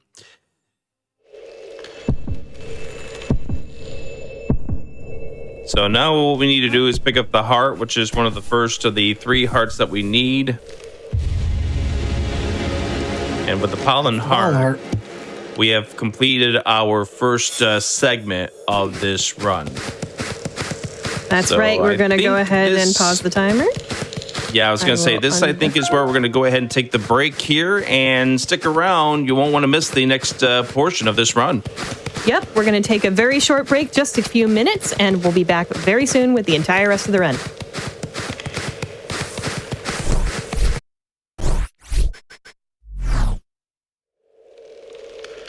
Welcome back, chat. We're back with more Hollow Knight Silksong Blindfolded, so welcome back, y'all. Let's get it started. All right. Let's start continuing in 5, 4, 3, 2, 1. Let's go. Good luck, Saber. All right, so we have now picked up our first of the 3 hearts. We need to go get the other 2. So we're going to head over to Greymoor coming up in just a few.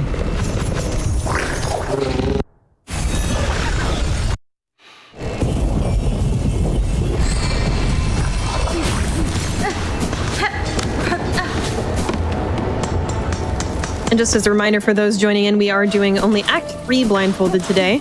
And we are going to do the entire rest of the run with no breaks. So, you know, no need to click off.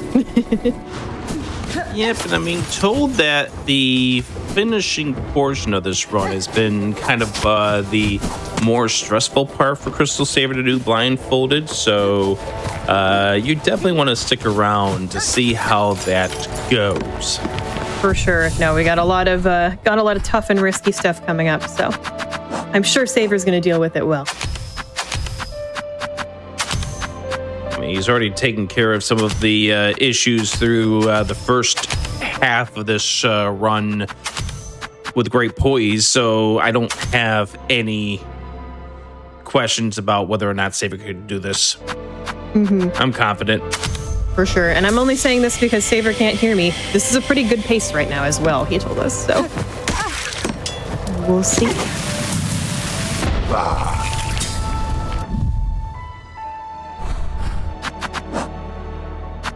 Doing some menuing checks there. Good to do. Menuing is very, very scary. And Blindfolded.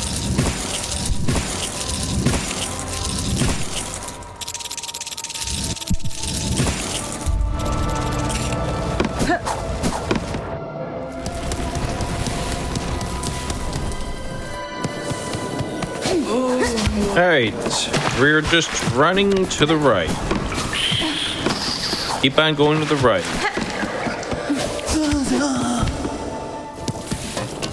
Hold right to win. Only ain't that easy. Hold on, let me grab a controller. I'm holding right. Why is this not working? I think we missed a few steps. Pun intended.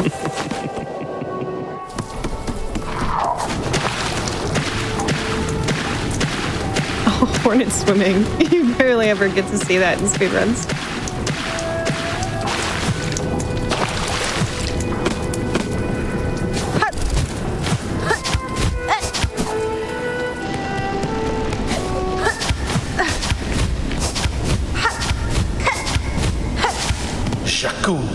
And we meet up with the Green Prince once again. Remember him from the first half of this run. Some of my favorite voice lines for sure.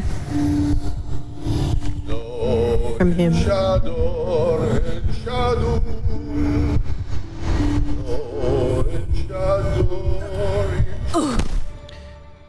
So we just played the elegy to head into the Green Prince's memory.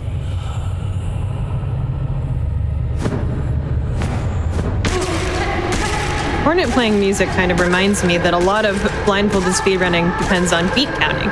And of course, Saber's done a lot of different blindfolded speedruns, even though this one, maybe not as much. But one thing that Saber has noted, Saber's not one to do a whole lot of beat counting.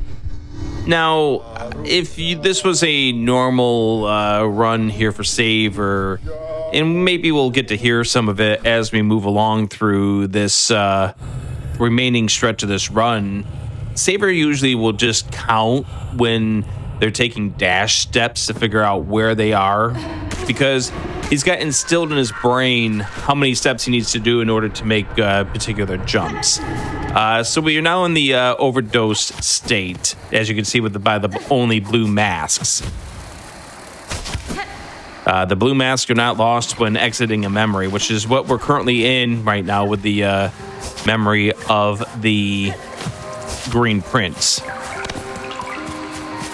We are now in Las Verdania. So pretty. I love the green cones they chose to use in this world.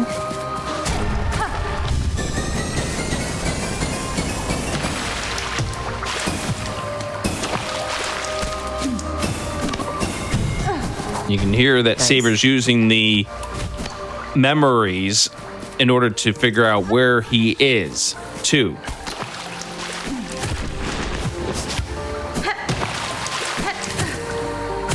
Genuinely, sometimes I have to remind myself that Saber's playing Blindfolded.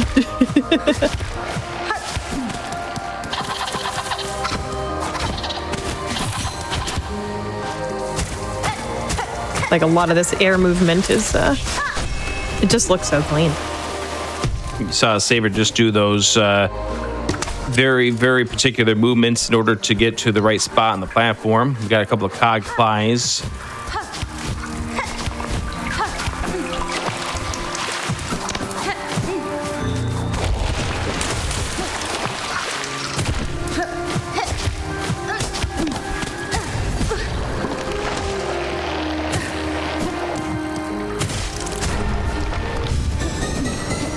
Break the statue for another set of memories.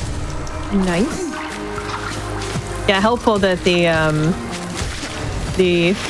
tone increases. I think I'm really bad at music.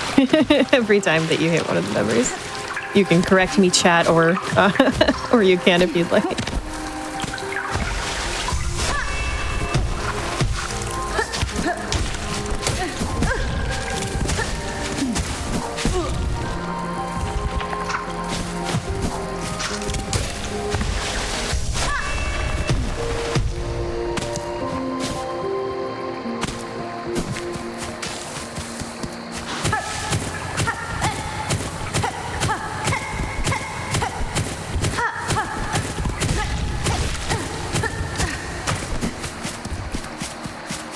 I was right? Wow. That doesn't happen very often. Big news. Let's go for it. You should make a clip of that. Preserve it in your memories. I will later. Ah. Just like Saber's trying to preserve these memories. Exactly. I get it. Come on. Spikes are being mean.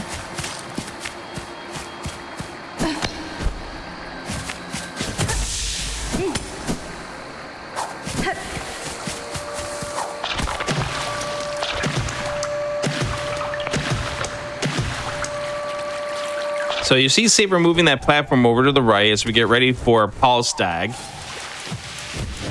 And essentially, Saber marks in the nose for this. Shh, I'm hunting wabbits.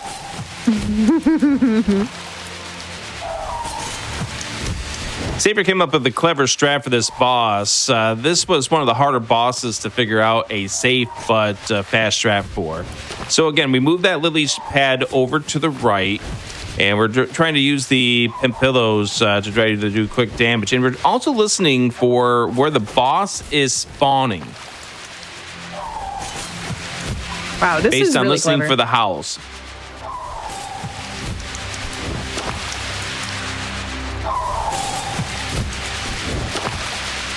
And this also gives, while we're waiting for the boss to get into the right position here, any lost health will have time to regenerate because we're in that overdose state.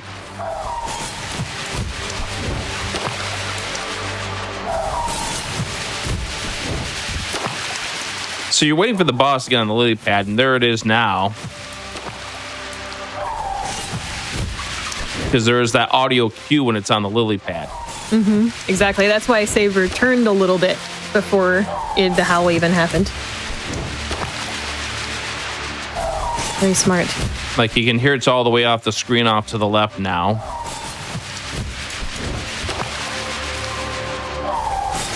Come on. By the Waiting sound for of the it, the RNG to RNG put 'em is in the not right ideal. spot. Yeah. Yeah. Just waiting out this RNG.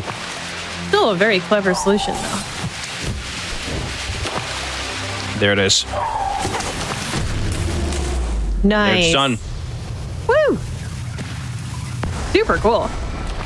And this will get you 5 of those memories that you need.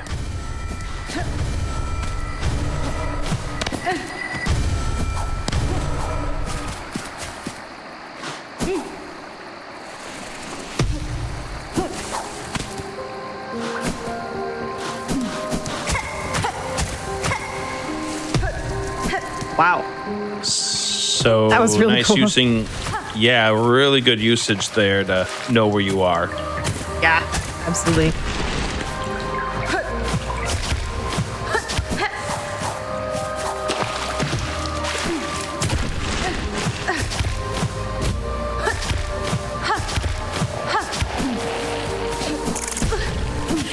Some of those timings you really just have to practice and memorize until you can get them blindfolded.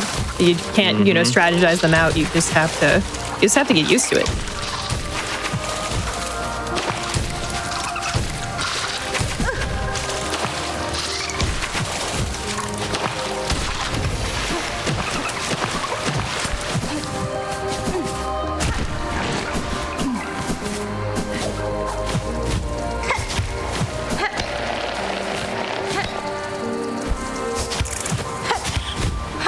You just have to have such a good understanding of the entire game's anatomy to be able to do something like this as well. Absolutely.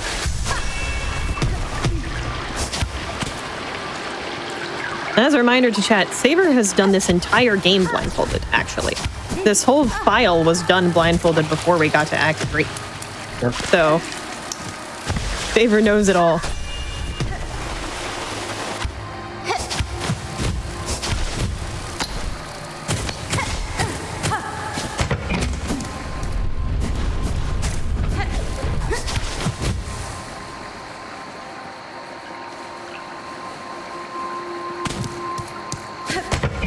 Beautiful.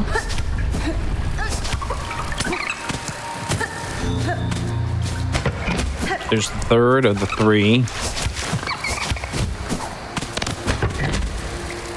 Wow, perfect movement section.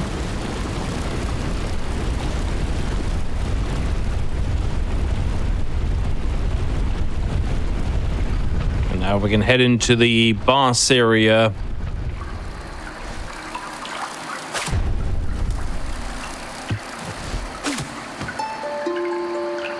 We're gonna play a song first.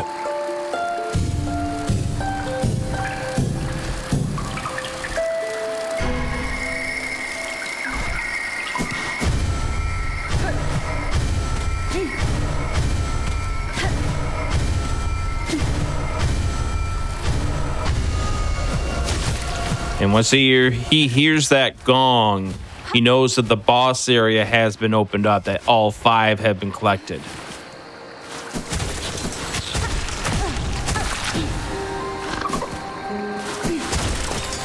So now we're getting ready to head over to the boss of this area.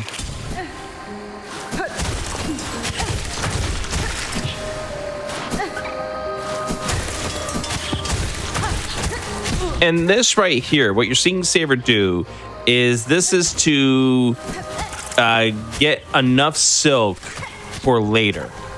This is a grind section. The chat while we're on the grind. Let's see. Definitely do put in your favorite run from this event so far. It can be this one, even though it's not finished. You can absolutely say Silksong. But there have been a lot of really cool runs this time. Of course, I think one of the standouts was Celeste from yesterday. Incredible. But all of them have really been spectacular. And yeah, tell us what you think of this run so far. I am blown away so far myself. I'm going to declare a little bit of love for the Ocarina of Time run from earlier today. Yeah, great choice as well. That run is ridiculously hard, and we saw 2 runners doing it at the same time.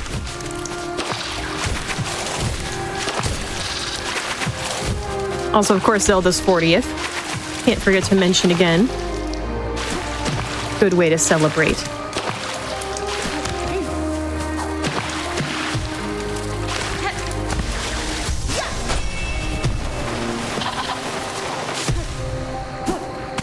In chat, I'm seeing some more mini events, and well, you're kind of in luck because a lot of our weekends are filled with mini events. We're going to have more Oops All events coming soon, so a lot of those are picking a franchise, and we show off a lot of those runs from said franchise. And there are lots of other things like the Trans Day of Visibility celebration in March. There's lots of cool stuff on the GDQ Hotfix. So follow the stream, !! schedule in chat, and just stay tuned. All right, here we go. Here's next of our bosses. This is the Clover Dancers, which Saber's game plan is written, "Shh, I'm hunting not wabbits." So the 4 cogflies were to send out some damage to the Green Prince. This will not do any damage to the husband's memory. So he's also waiting for the tornado attack. Well, there it is.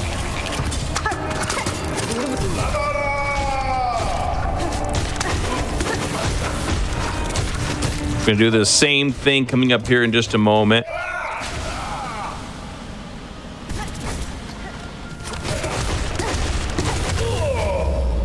And there you go. Sure.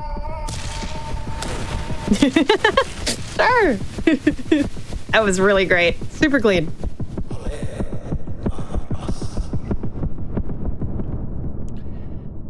And that is 2 hearts down now.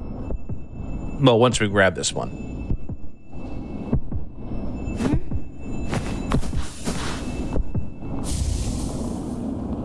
So you can see we're back to our normal state.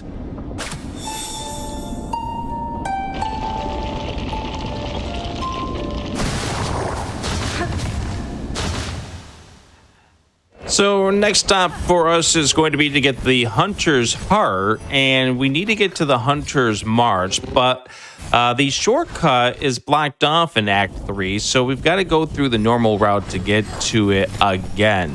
One area that we're going to have to be careful of coming up here in just a few moments is that there's going to be an arena filled with voided enemies that have not only a lot of HP, but they also do 2 mask of damage every hit. So Saber's going to be definitely getting prepared for this in just a few moments.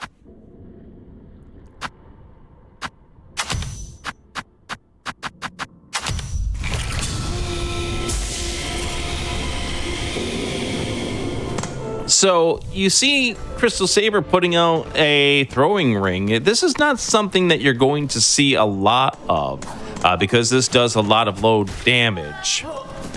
But this is going to be something that Saber wants for the arena fight coming up in just a few moments for one reason and one reason only. The ability for it to hone in on an enemy after bouncing off a wall.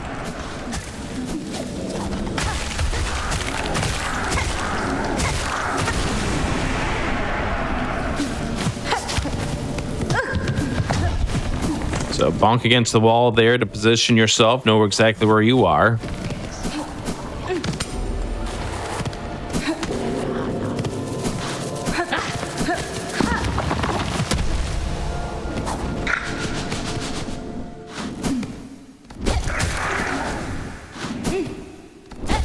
And we're going to get into another quick silk grind here.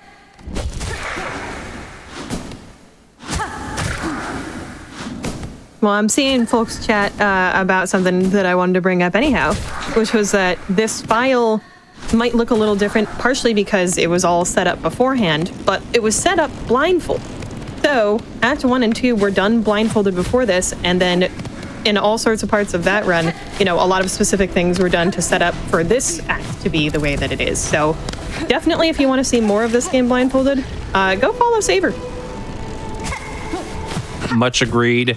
And again, as we mentioned earlier, Saber doesn't just do this game blindfolded. He has done many, many other games. I know somebody referred to the Blindfolded Run website not too long ago. Definitely check that out. See the other runs that Saber and other great, talented people that we've had on this hotfix over the course of this past weekend. Yeah, if y'all didn't know, the blindfolded community as a whole is very strong. So it's not just a bunch of disparate runners from different gaming communities. It's the blindfolded community, too. So get involved if you'd like. So this is the arena here. We want to deal with the arena as fast as possible because everything hurts and hurts really bad.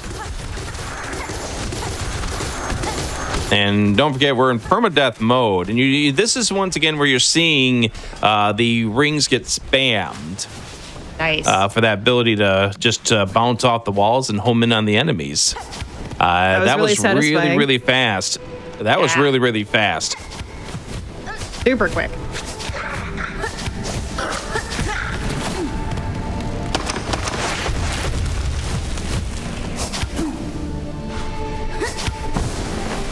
And to think that this game probably took people many, many, many days to complete, and the fact that Saber's able to rush through and do Act 3 of this game in about 2+ hours is remarkable. Mm-hmm. So we're going to start our loadout for the next stretch of this game here, the Scar Singer Carmelita. Where you're going to see the Druid's Eyes, the Quick Sling, the Reverse Bind, Cogfly's Tack, and Plasmium.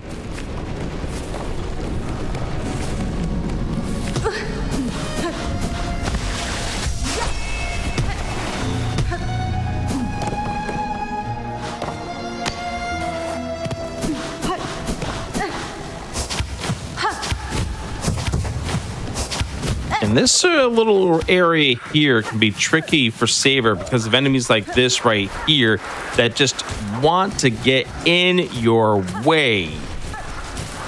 So rude.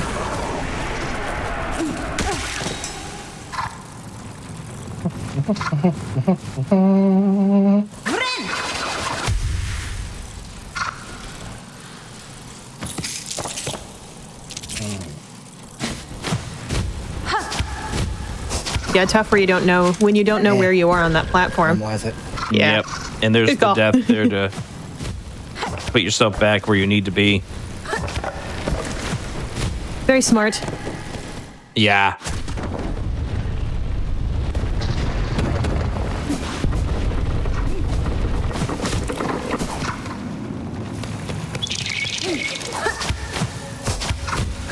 There is one room that's coming up here, and the only note that it says to me is, this room is scary.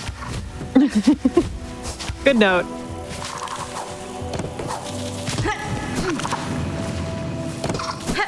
All right, well, I guess we'll see. Shoot.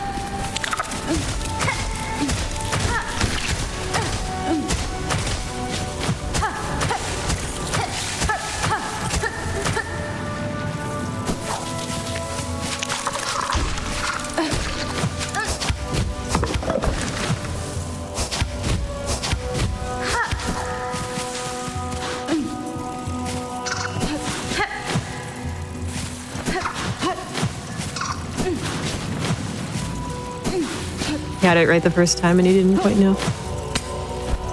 Yeah, I think the second jump there was where Saber had it. The first jump was against that left wall. Just wasn't sure. Now, this is the scary room. And you see Saber loading up on the Plasmium to get ready for this room. Yeah, no, that was a serious load up, so Normalize frightening.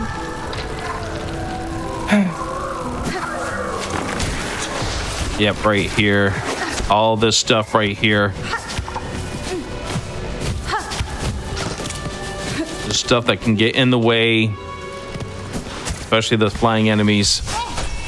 Yeah, wow. I can only imagine. Just, you have no idea what direction they're coming at you in. And, oof, glad to see he got through it all right. And now we wind up getting ready for Carmelita. Just mentioned the loadout a few moments ago. So we'll have the Druid Eyes, the Quick Sling, the Reverse Bind, the Cogfly, the Tax, and the Plasmium.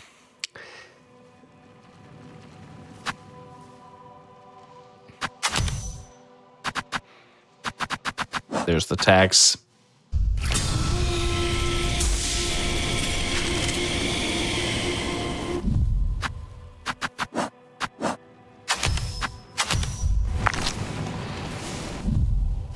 I did want to address one comment in chat.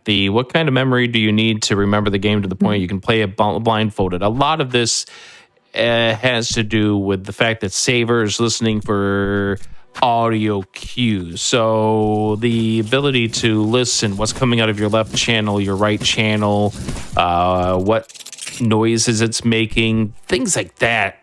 Just, it's remarkable the fact that Saber's able to get that kind of memory of those things to listen out for.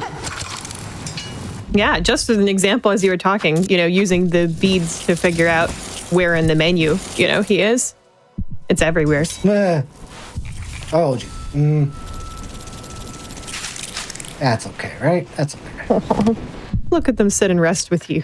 This game's got so much cuteness in it. I'll check afterwards again. I should be okay.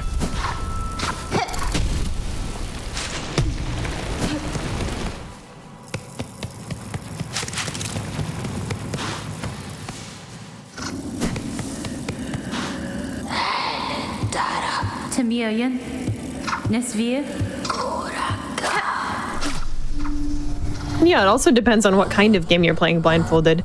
How much just rote memorization versus reaction comes into play.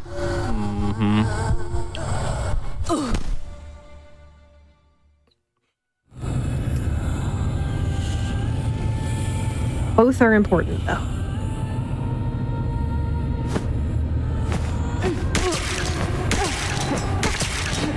Here's the 7 masks coming up to prepare for Scar Singer Carmelita.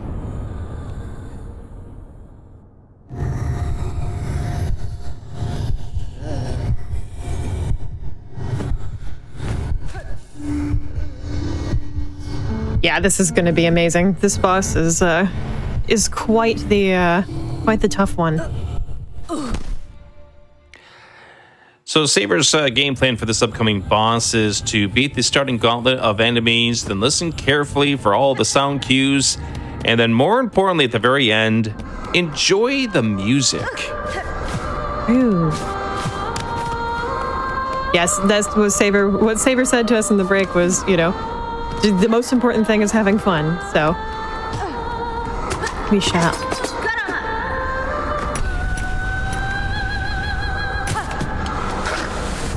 And you see the tax immediately coming out.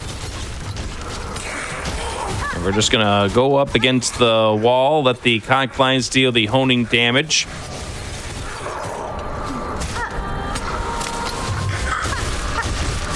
Saber wants to do this as safe as possibly can for a marathon run here.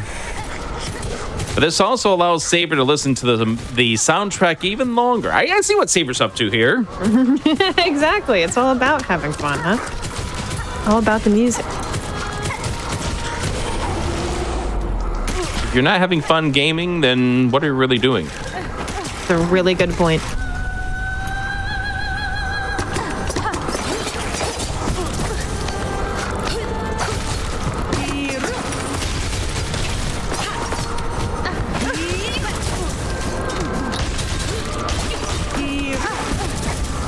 Jeez.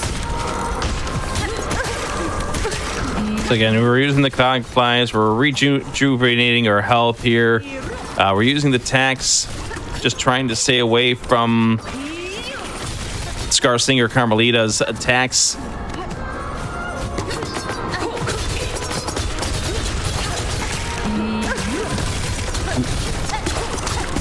see the tax hitting as Carmelita winds up backing up into them.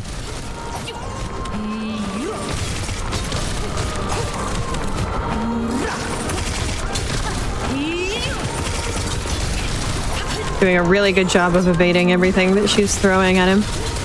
Yep, just hugging the wall.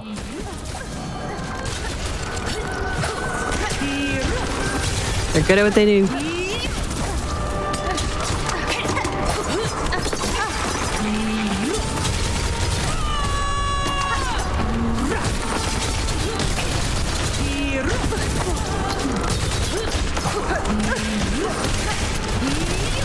Carmelita truly experiencing death by 1,000 cuts right now. Pretty much.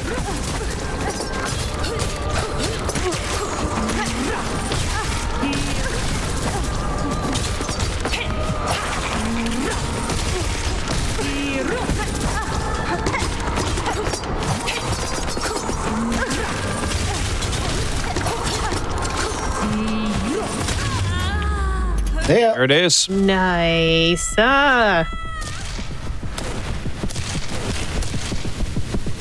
Beautiful.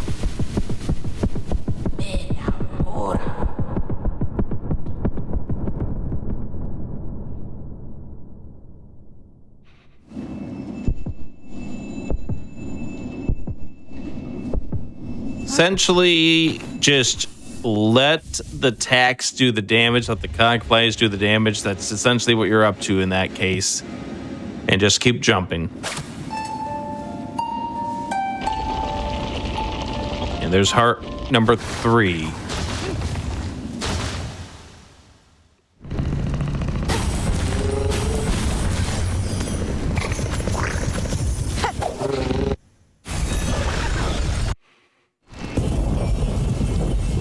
So our next stop is back to the ruined chapel because we now have the 3 hearts. We got to go back to the snail shamans.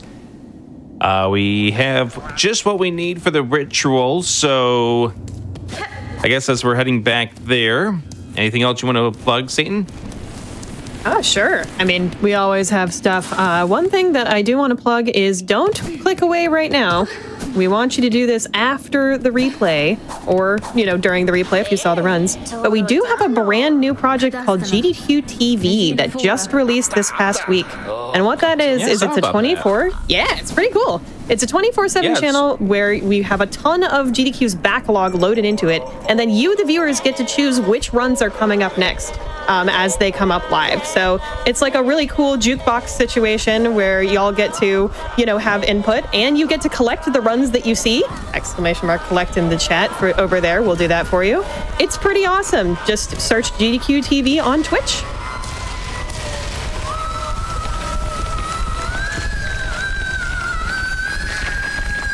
So yeah, you're literally never left without GDQ now.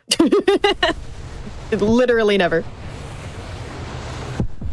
So they started singing and injected their hearts, the hearts into us, and now we're in our own memory. Welcome to the Red Memory. We've got 4 different sections to go traverse.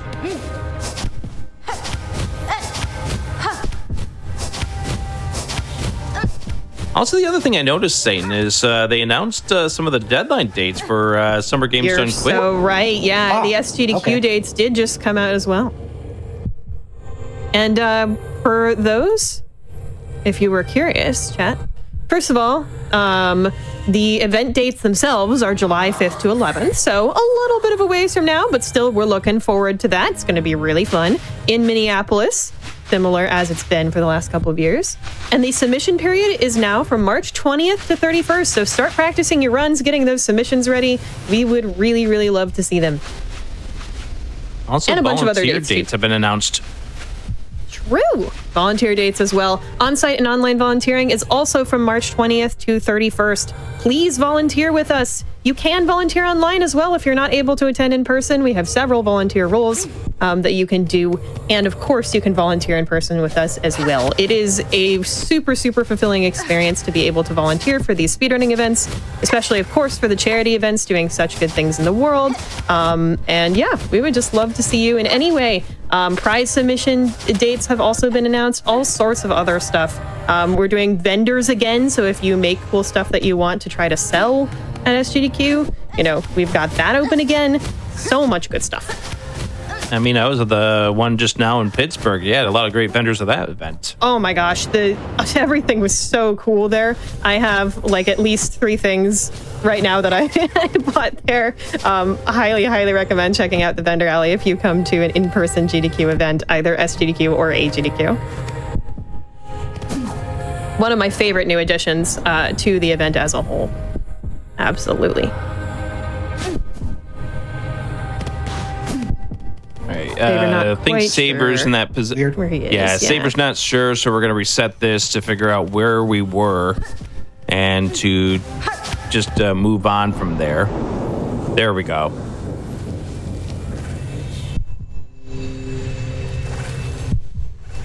Also, we had a question in chat of making, you know, how do we make sure that people aren't cheating? Well, first of all, trust.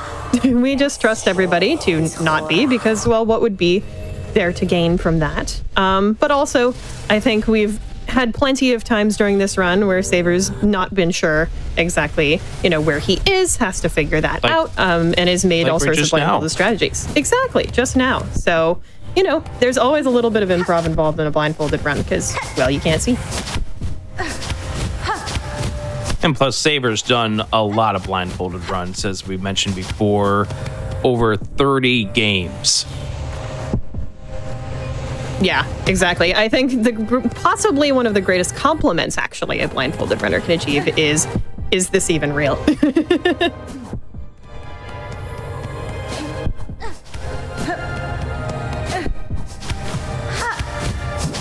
You better believe it.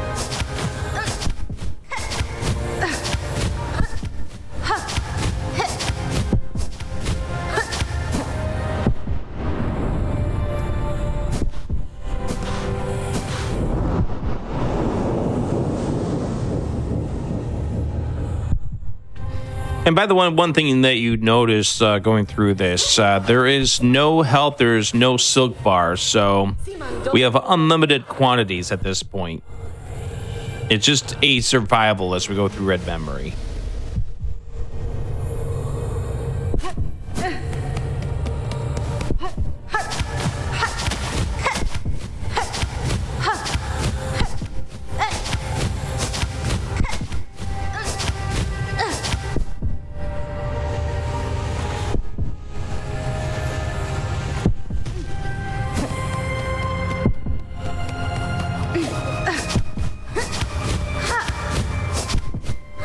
The sound design in this game is so good. This run really does make you appreciate that.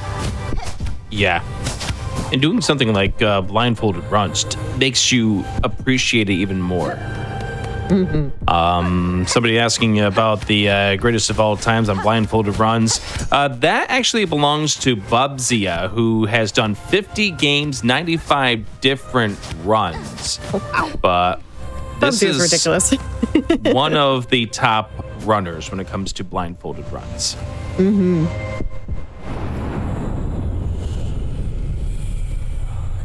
Yeah, Bubzia was on our event here twice. Once with Super Mario 64 yesterday, and once with Ocarina of Time today as a Race with Runner guys. So remember to check out the replay after this if you didn't get to see the rest of today's runs, and check out the VODs on YouTube and on Twitch as well when they're all ready to go. Yanara. Merma.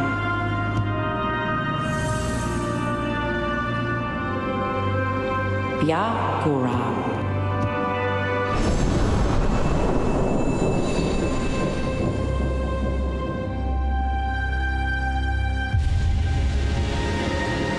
And now we've got the Everbloom.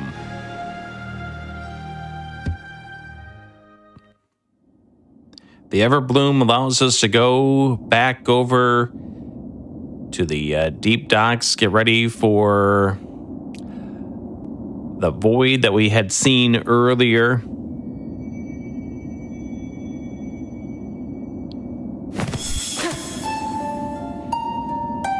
And now that we're done with the red memory, we are back with a health bar. We're back with a silk bar. We got a few more things we got to do before we go to the void. We need to wind up buying more shell shards for safety. And then we want to check back in with the diving bell to make sure that it's back up and running, which, spoiler alert, it will be. The redemption of that little ledge that gave Saber trouble earlier. Yeah, for sure. You love to see it.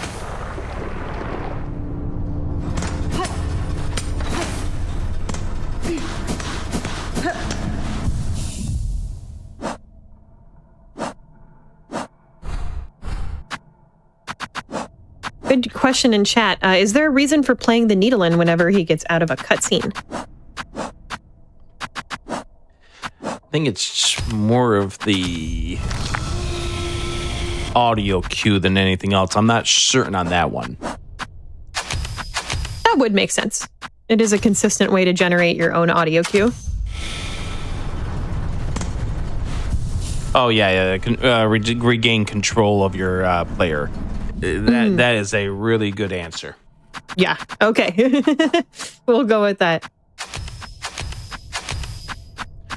Because otherwise you might start moving around and you have no idea where you're going at that point. That's true, it just yeah. shows you if you've regained control of your character. And there's an audio cue to go with it as well, which is helpful. Yep. A lot of these games I've found really interesting because they can be so difficult to speedrun and to play in general, but weirdly accessible for blindfolded running. I would say like Celeste in particular was really striking in that way yesterday because of the easy resets, you know, that you get to do in the game and all of the position normalization. Actually, like, of course, a super difficult game and Blackwell crushed it, but, you know, also something you can totally do.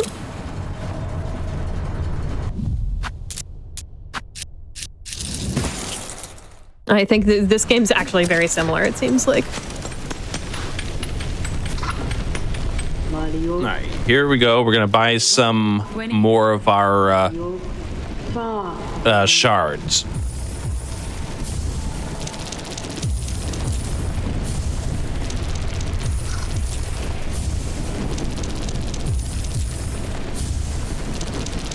Yeah, we ran out of shards, so good to grab more.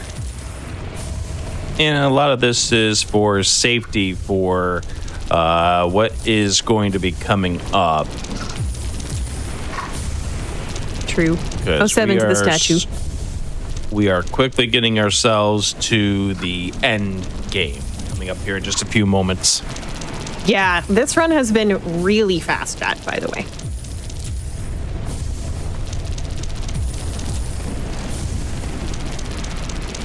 Benny Frank. Some minute.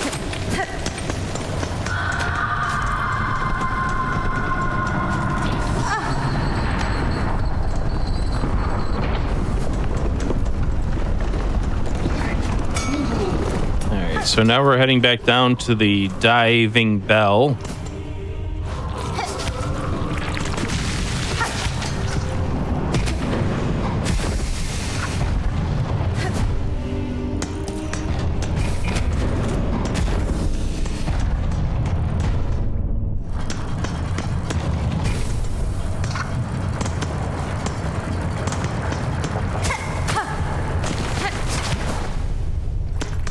Just methodical movement right there to know where you are when you fall down straight down.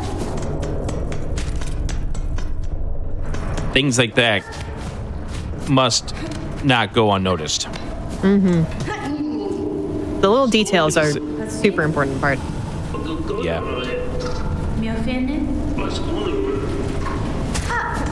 All right, here's Bello. The bell has been restored.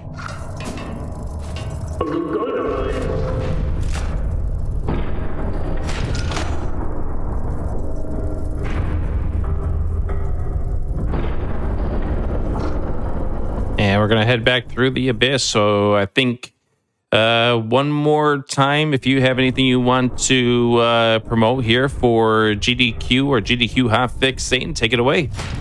Yeah, absolutely. So one thing is, if you are a Hotfix fan, whether new or old, we do have a Discord community you can get involved with. You can join the official Games Done Quick Discord and add the Hotfix role to stay in the loop on upcoming events, chat with staff, and more. Use !Discord and Twitch chat for an invite and more information. And there is a special Hotfix enjoyer role in there as well. So if you like Hotfix, you can talk to the showrunners, talk to fellow Hotfix enjoyers in there. We're accessible to you, the people who run these shows as well. So if you have any questions for us, we're happy to answer. Definitely go on ahead and go on in there.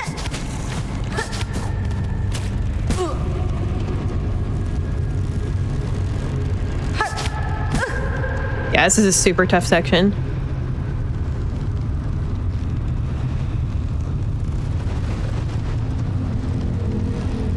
Also, another thing to mention is that your support really does help us keep this channel running, especially Hotfix is really supported by the community.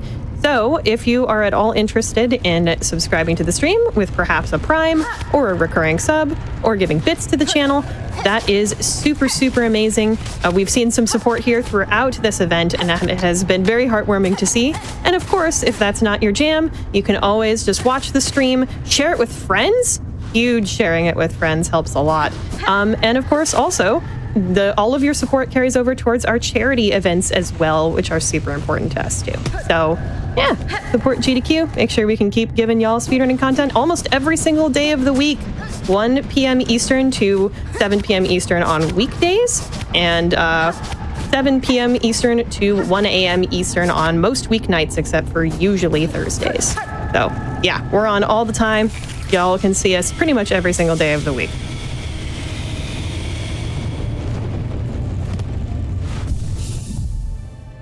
All right, here we go. This is going to be our loadout for the next section. So Saber's going to put on the Druid Eyes, the Quick Sling, the Reverse Spine, the Bola, the Plasmium, and the Cog Fly to prepare ourselves for what is about to come.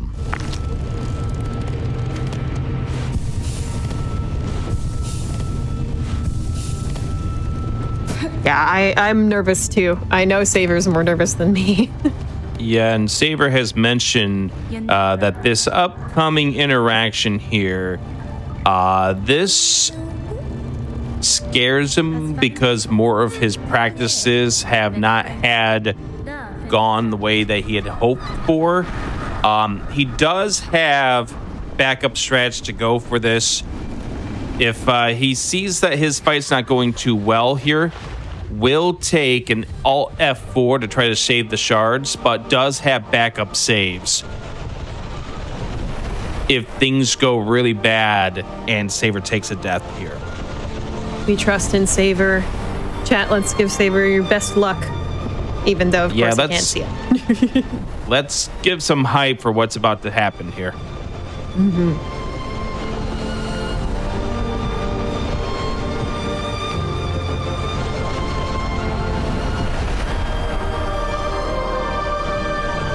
I love the animation in this game.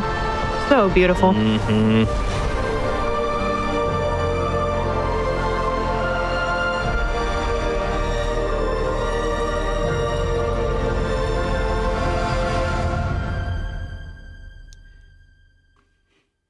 Flood of GLs coming through. Thanks, y'all. Keep that coming. We'll need it. So to prepare ourselves, we're going to get 7 blue masks injected. Get 4 cog flies out ready to go. Use the recrafting of our tools.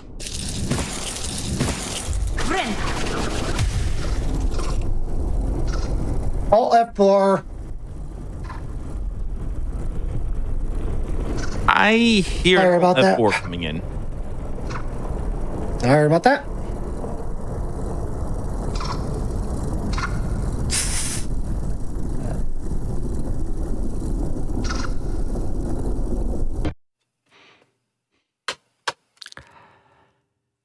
So bear with us for just a moment. I hit B to cancel. Instead, I used up my silk. Aw. How would I know? Yeah, that'll do Saber it. used up their silk, so we have to re-prepare for this fight. Again, this is where we have backup strats Actually, I could take a quick and peek. backup Let me plans just to put it ready back to up. go. I used up the silk, of course. Of course. At the All very end. good. We're fine. Yeah, Saber's saying, I don't know if you could hear it, but Saber used up the silk. By so accident. is unprepared for the fight. So we're going to just have to re-prepare and get back in there. Yep. It'll take a sec. Again, Did I this save is why without- we have backup strats. It'll be B to mask, wouldn't it?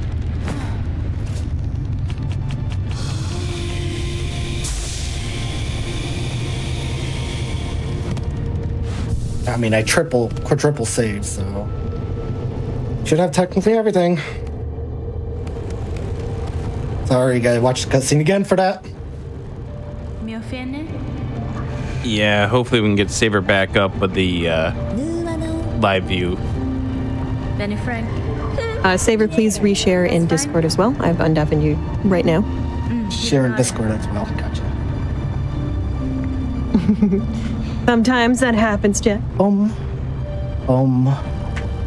There we go. Yippee. Should be there. Yep, so here we go. All good. Continue on. Thank you. You know we get to relive this cutscene though. All right. Yeah, exactly. We just get to see the pretty cutscene again. We're still set up. It's all good.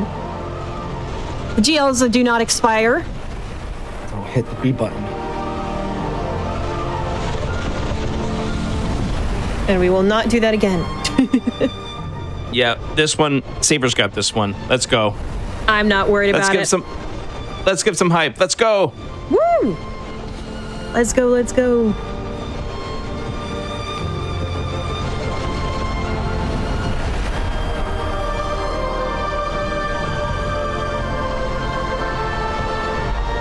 Rick, do you have a favorite cutscene in this game? That's a good question. I mean, this one is definitely up there. I know there's the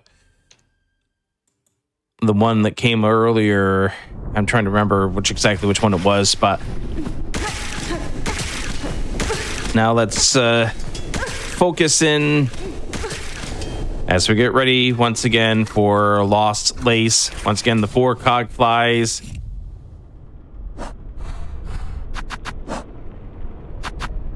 Those cogflies are the real goats of this run for sure. Mm-hmm.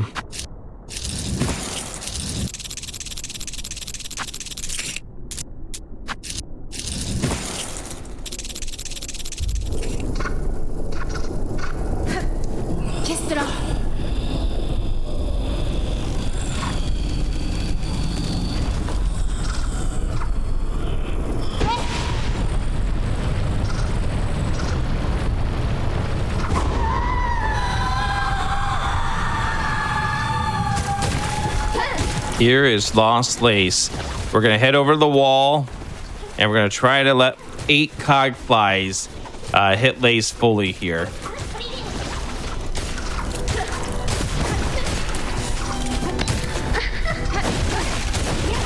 Now, Saber does want to get hit a couple of times here.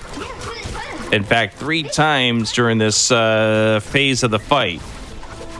So Saber's listening out to find out when he gets hit, but he's waiting for a particular moment in this fight to get hit. This is because we had earlier put out the Druid's Eyes, which helps regain 2 silk bars for every damage you take.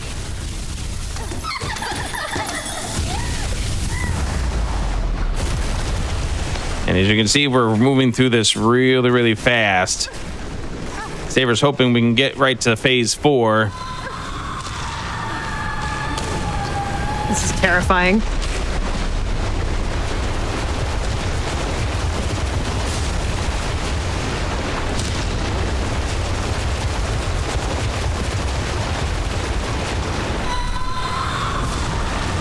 Just avoiding it.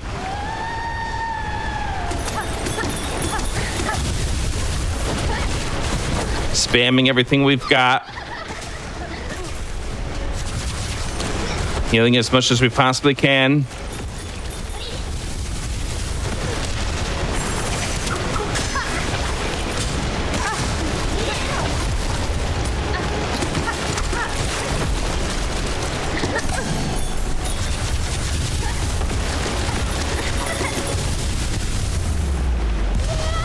And Nice.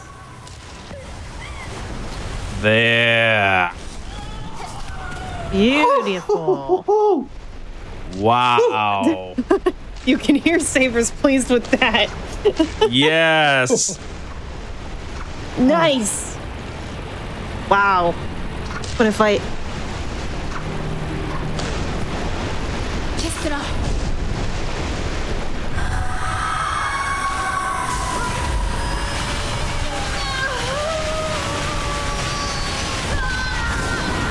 Grab the lace.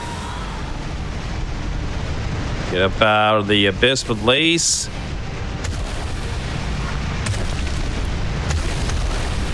And timing ends as we go to the black scene to begin the cutscene. And time. Black to cutscene is time. GG's. GG. Wow. Oh my god. That was so fast, Saber. Thank you. How low? What was my health situation at the end? Anybody know? I don't think too bad, actually. You had pretty much a full bar at the end. Hey, so all that practice yesterday and today paid off. You had Sure did. 8 blue bars remaining still.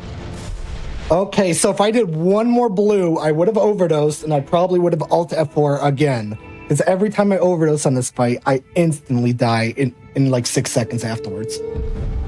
Whew! So I'm good I trusted my gut when I did. I just listened for when I got hit, and that's it. Good call on the alt F4 on that first attempt. Knowing that you had messed up that portion, Yeah. that pre-setup. I tried to get on the menu, and I hit B again. Oh! Like, for this fight, you need that silk. At least for my setup that I currently have here, you need that silk.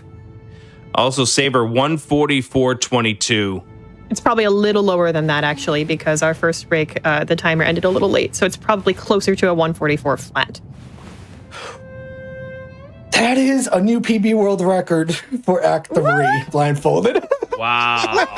On Games new Done world Blindfolded. record. Nice. Woo. Segmented, but still. Segmented, but that doesn't matter that much. That's awesome. Oh my gosh. Outside of a few hiccups, Saber, that was a phenomenal run. That was so clean. Unbelievable. I was so proud of my escape. I think I made like 1 or 2 mistakes, but everything else just went as it should. And at that point, like, my nerves just settled down. Until after Carmelita, I don't know if you noticed, but I was just shaking the whole entire time. Because I know Lost Lace is coming up, and that battle is just insane. And I wanted to make it like a true Steel Soul mode, where permadeath is the file gets destroyed if you die. I am just glad I never died. I actually did it. Yeah. Yep. Like I said, you had a couple of points where you didn't know exactly where you were, but you regained yourself. You figured it out, and that was phenomenal. That is insane. I was so certain I was going to reset Lost Place a few times, reset Carmelita at least once. The escape was going to be a little more finicky and such. 144. Escape was wow. so clean. Yeah. I'm just huge glad congrats. Thank you. I was just glad I could show this off for you. Rick, thank you so much for commentating. And thank you for letting me showcase this on Games Done Quick. My pleasure. It's been a phenomenal watch here this evening, getting to see you just tear this apart and the fact that you did it blindfolded through some of the hardest stretches. There are people in chat just going that they struggled with this game. They were looking forward to how you're dealing with certain things with RNG, and here you are just tearing it apart like you knew what was going on, but you didn't know what was going on. Exactly. To all those people in chat saying that, it took me 88 hours casually to beat this game. You take your time, play at your own pace, Everybody's experience is going to be a little bit different, but for the most part, enjoy it. And after you enjoy it, if you feel like you want to speedrun it, or if you want to try blindfolding it, just take it slow. You don't have to go fast. If it's something you're really passionate about, just take it slow, and it'll come naturally. Which is funny to say in a channel called Games Done Quick, but you take it slow, so Games Done Quick is quick. Exactly. Yeah. I think that's the wisest words towards beating a game quickly, like the way that you have. Is go slow. I think I'll toss it back to you to save if there's anything else you want to add about this. But, this has been a pleasure. Check out Crystal Saver, not only for Silksong. You've done things like Zelda 1. You've done Link's Awakening blind. You've done Celeste blindfolded. And it's just a phenomenal job. Check Crystal Saver out. Thank you so much, Rick. Yeah. So for where I stream on Crystal Saver, but most of the time when I do like blindfolded runs, I'll have my videos on YouTube for Frozen Melody. Right now, my next big project, when they decide to announce it, would be Deltarune Chapter 5, because I've already done Chapter 2, 3, and 4 blindfolded. I'm definitely going for Chapter 5 when that comes out, whenever that comes out. But yeah, and once again, thank you so much for inviting me on. Thank you so much for just even hosting the event for us, for blindfolded speedrunners and blindfolded runners, because it does mean so much to us that we get to actually showcase a variety of talent, 2D, 3D platformers, and all kinds of things. So thank you very much, Satan, for the opportunity. Well, of course. I mean, how could we pass this up? This was an incredible run and a wonderful event. I do want to reiterate that the blindfolded community has been so wonderful working with us here at GDQ. So if you would like to see what they do, they have a Discord server, they have a website. So go check out Blindfolded Runs and try one out for yourself. As Saver just said, you can start slow, you can take it at your own pace, and then eventually maybe you'll, have completed a game blindfolded. It's a really cool and gratifying feeling, so I highly recommend it to all of y'all. And I also want to say thank you for joining us for Games Done Blindfolded. This was our first event, and hopefully we can do some more in the future here on the GDQ channel. Another quick thing to remind y'all of is that we do have that. I was just talking about that GDQ TV project. We do have that up, so search GDQ TV on Twitch. That is brand new to this week. That is a 24/7 VODs channel that y'all get to decide what comes up next, so that's very cool. As well as we are going to replay today's VODs right after this stream. So if you missed Hollow Knight Silksong World Record Act 3 or any of the other runs that happened today, amazing runs throughout the entire day and the entire weekend, please do stay tuned as we do our replay. And thank you so much for watching Games Done Blindfolded. It was a pleasure to bring this to you all. Have a lovely rest of your day, everybody.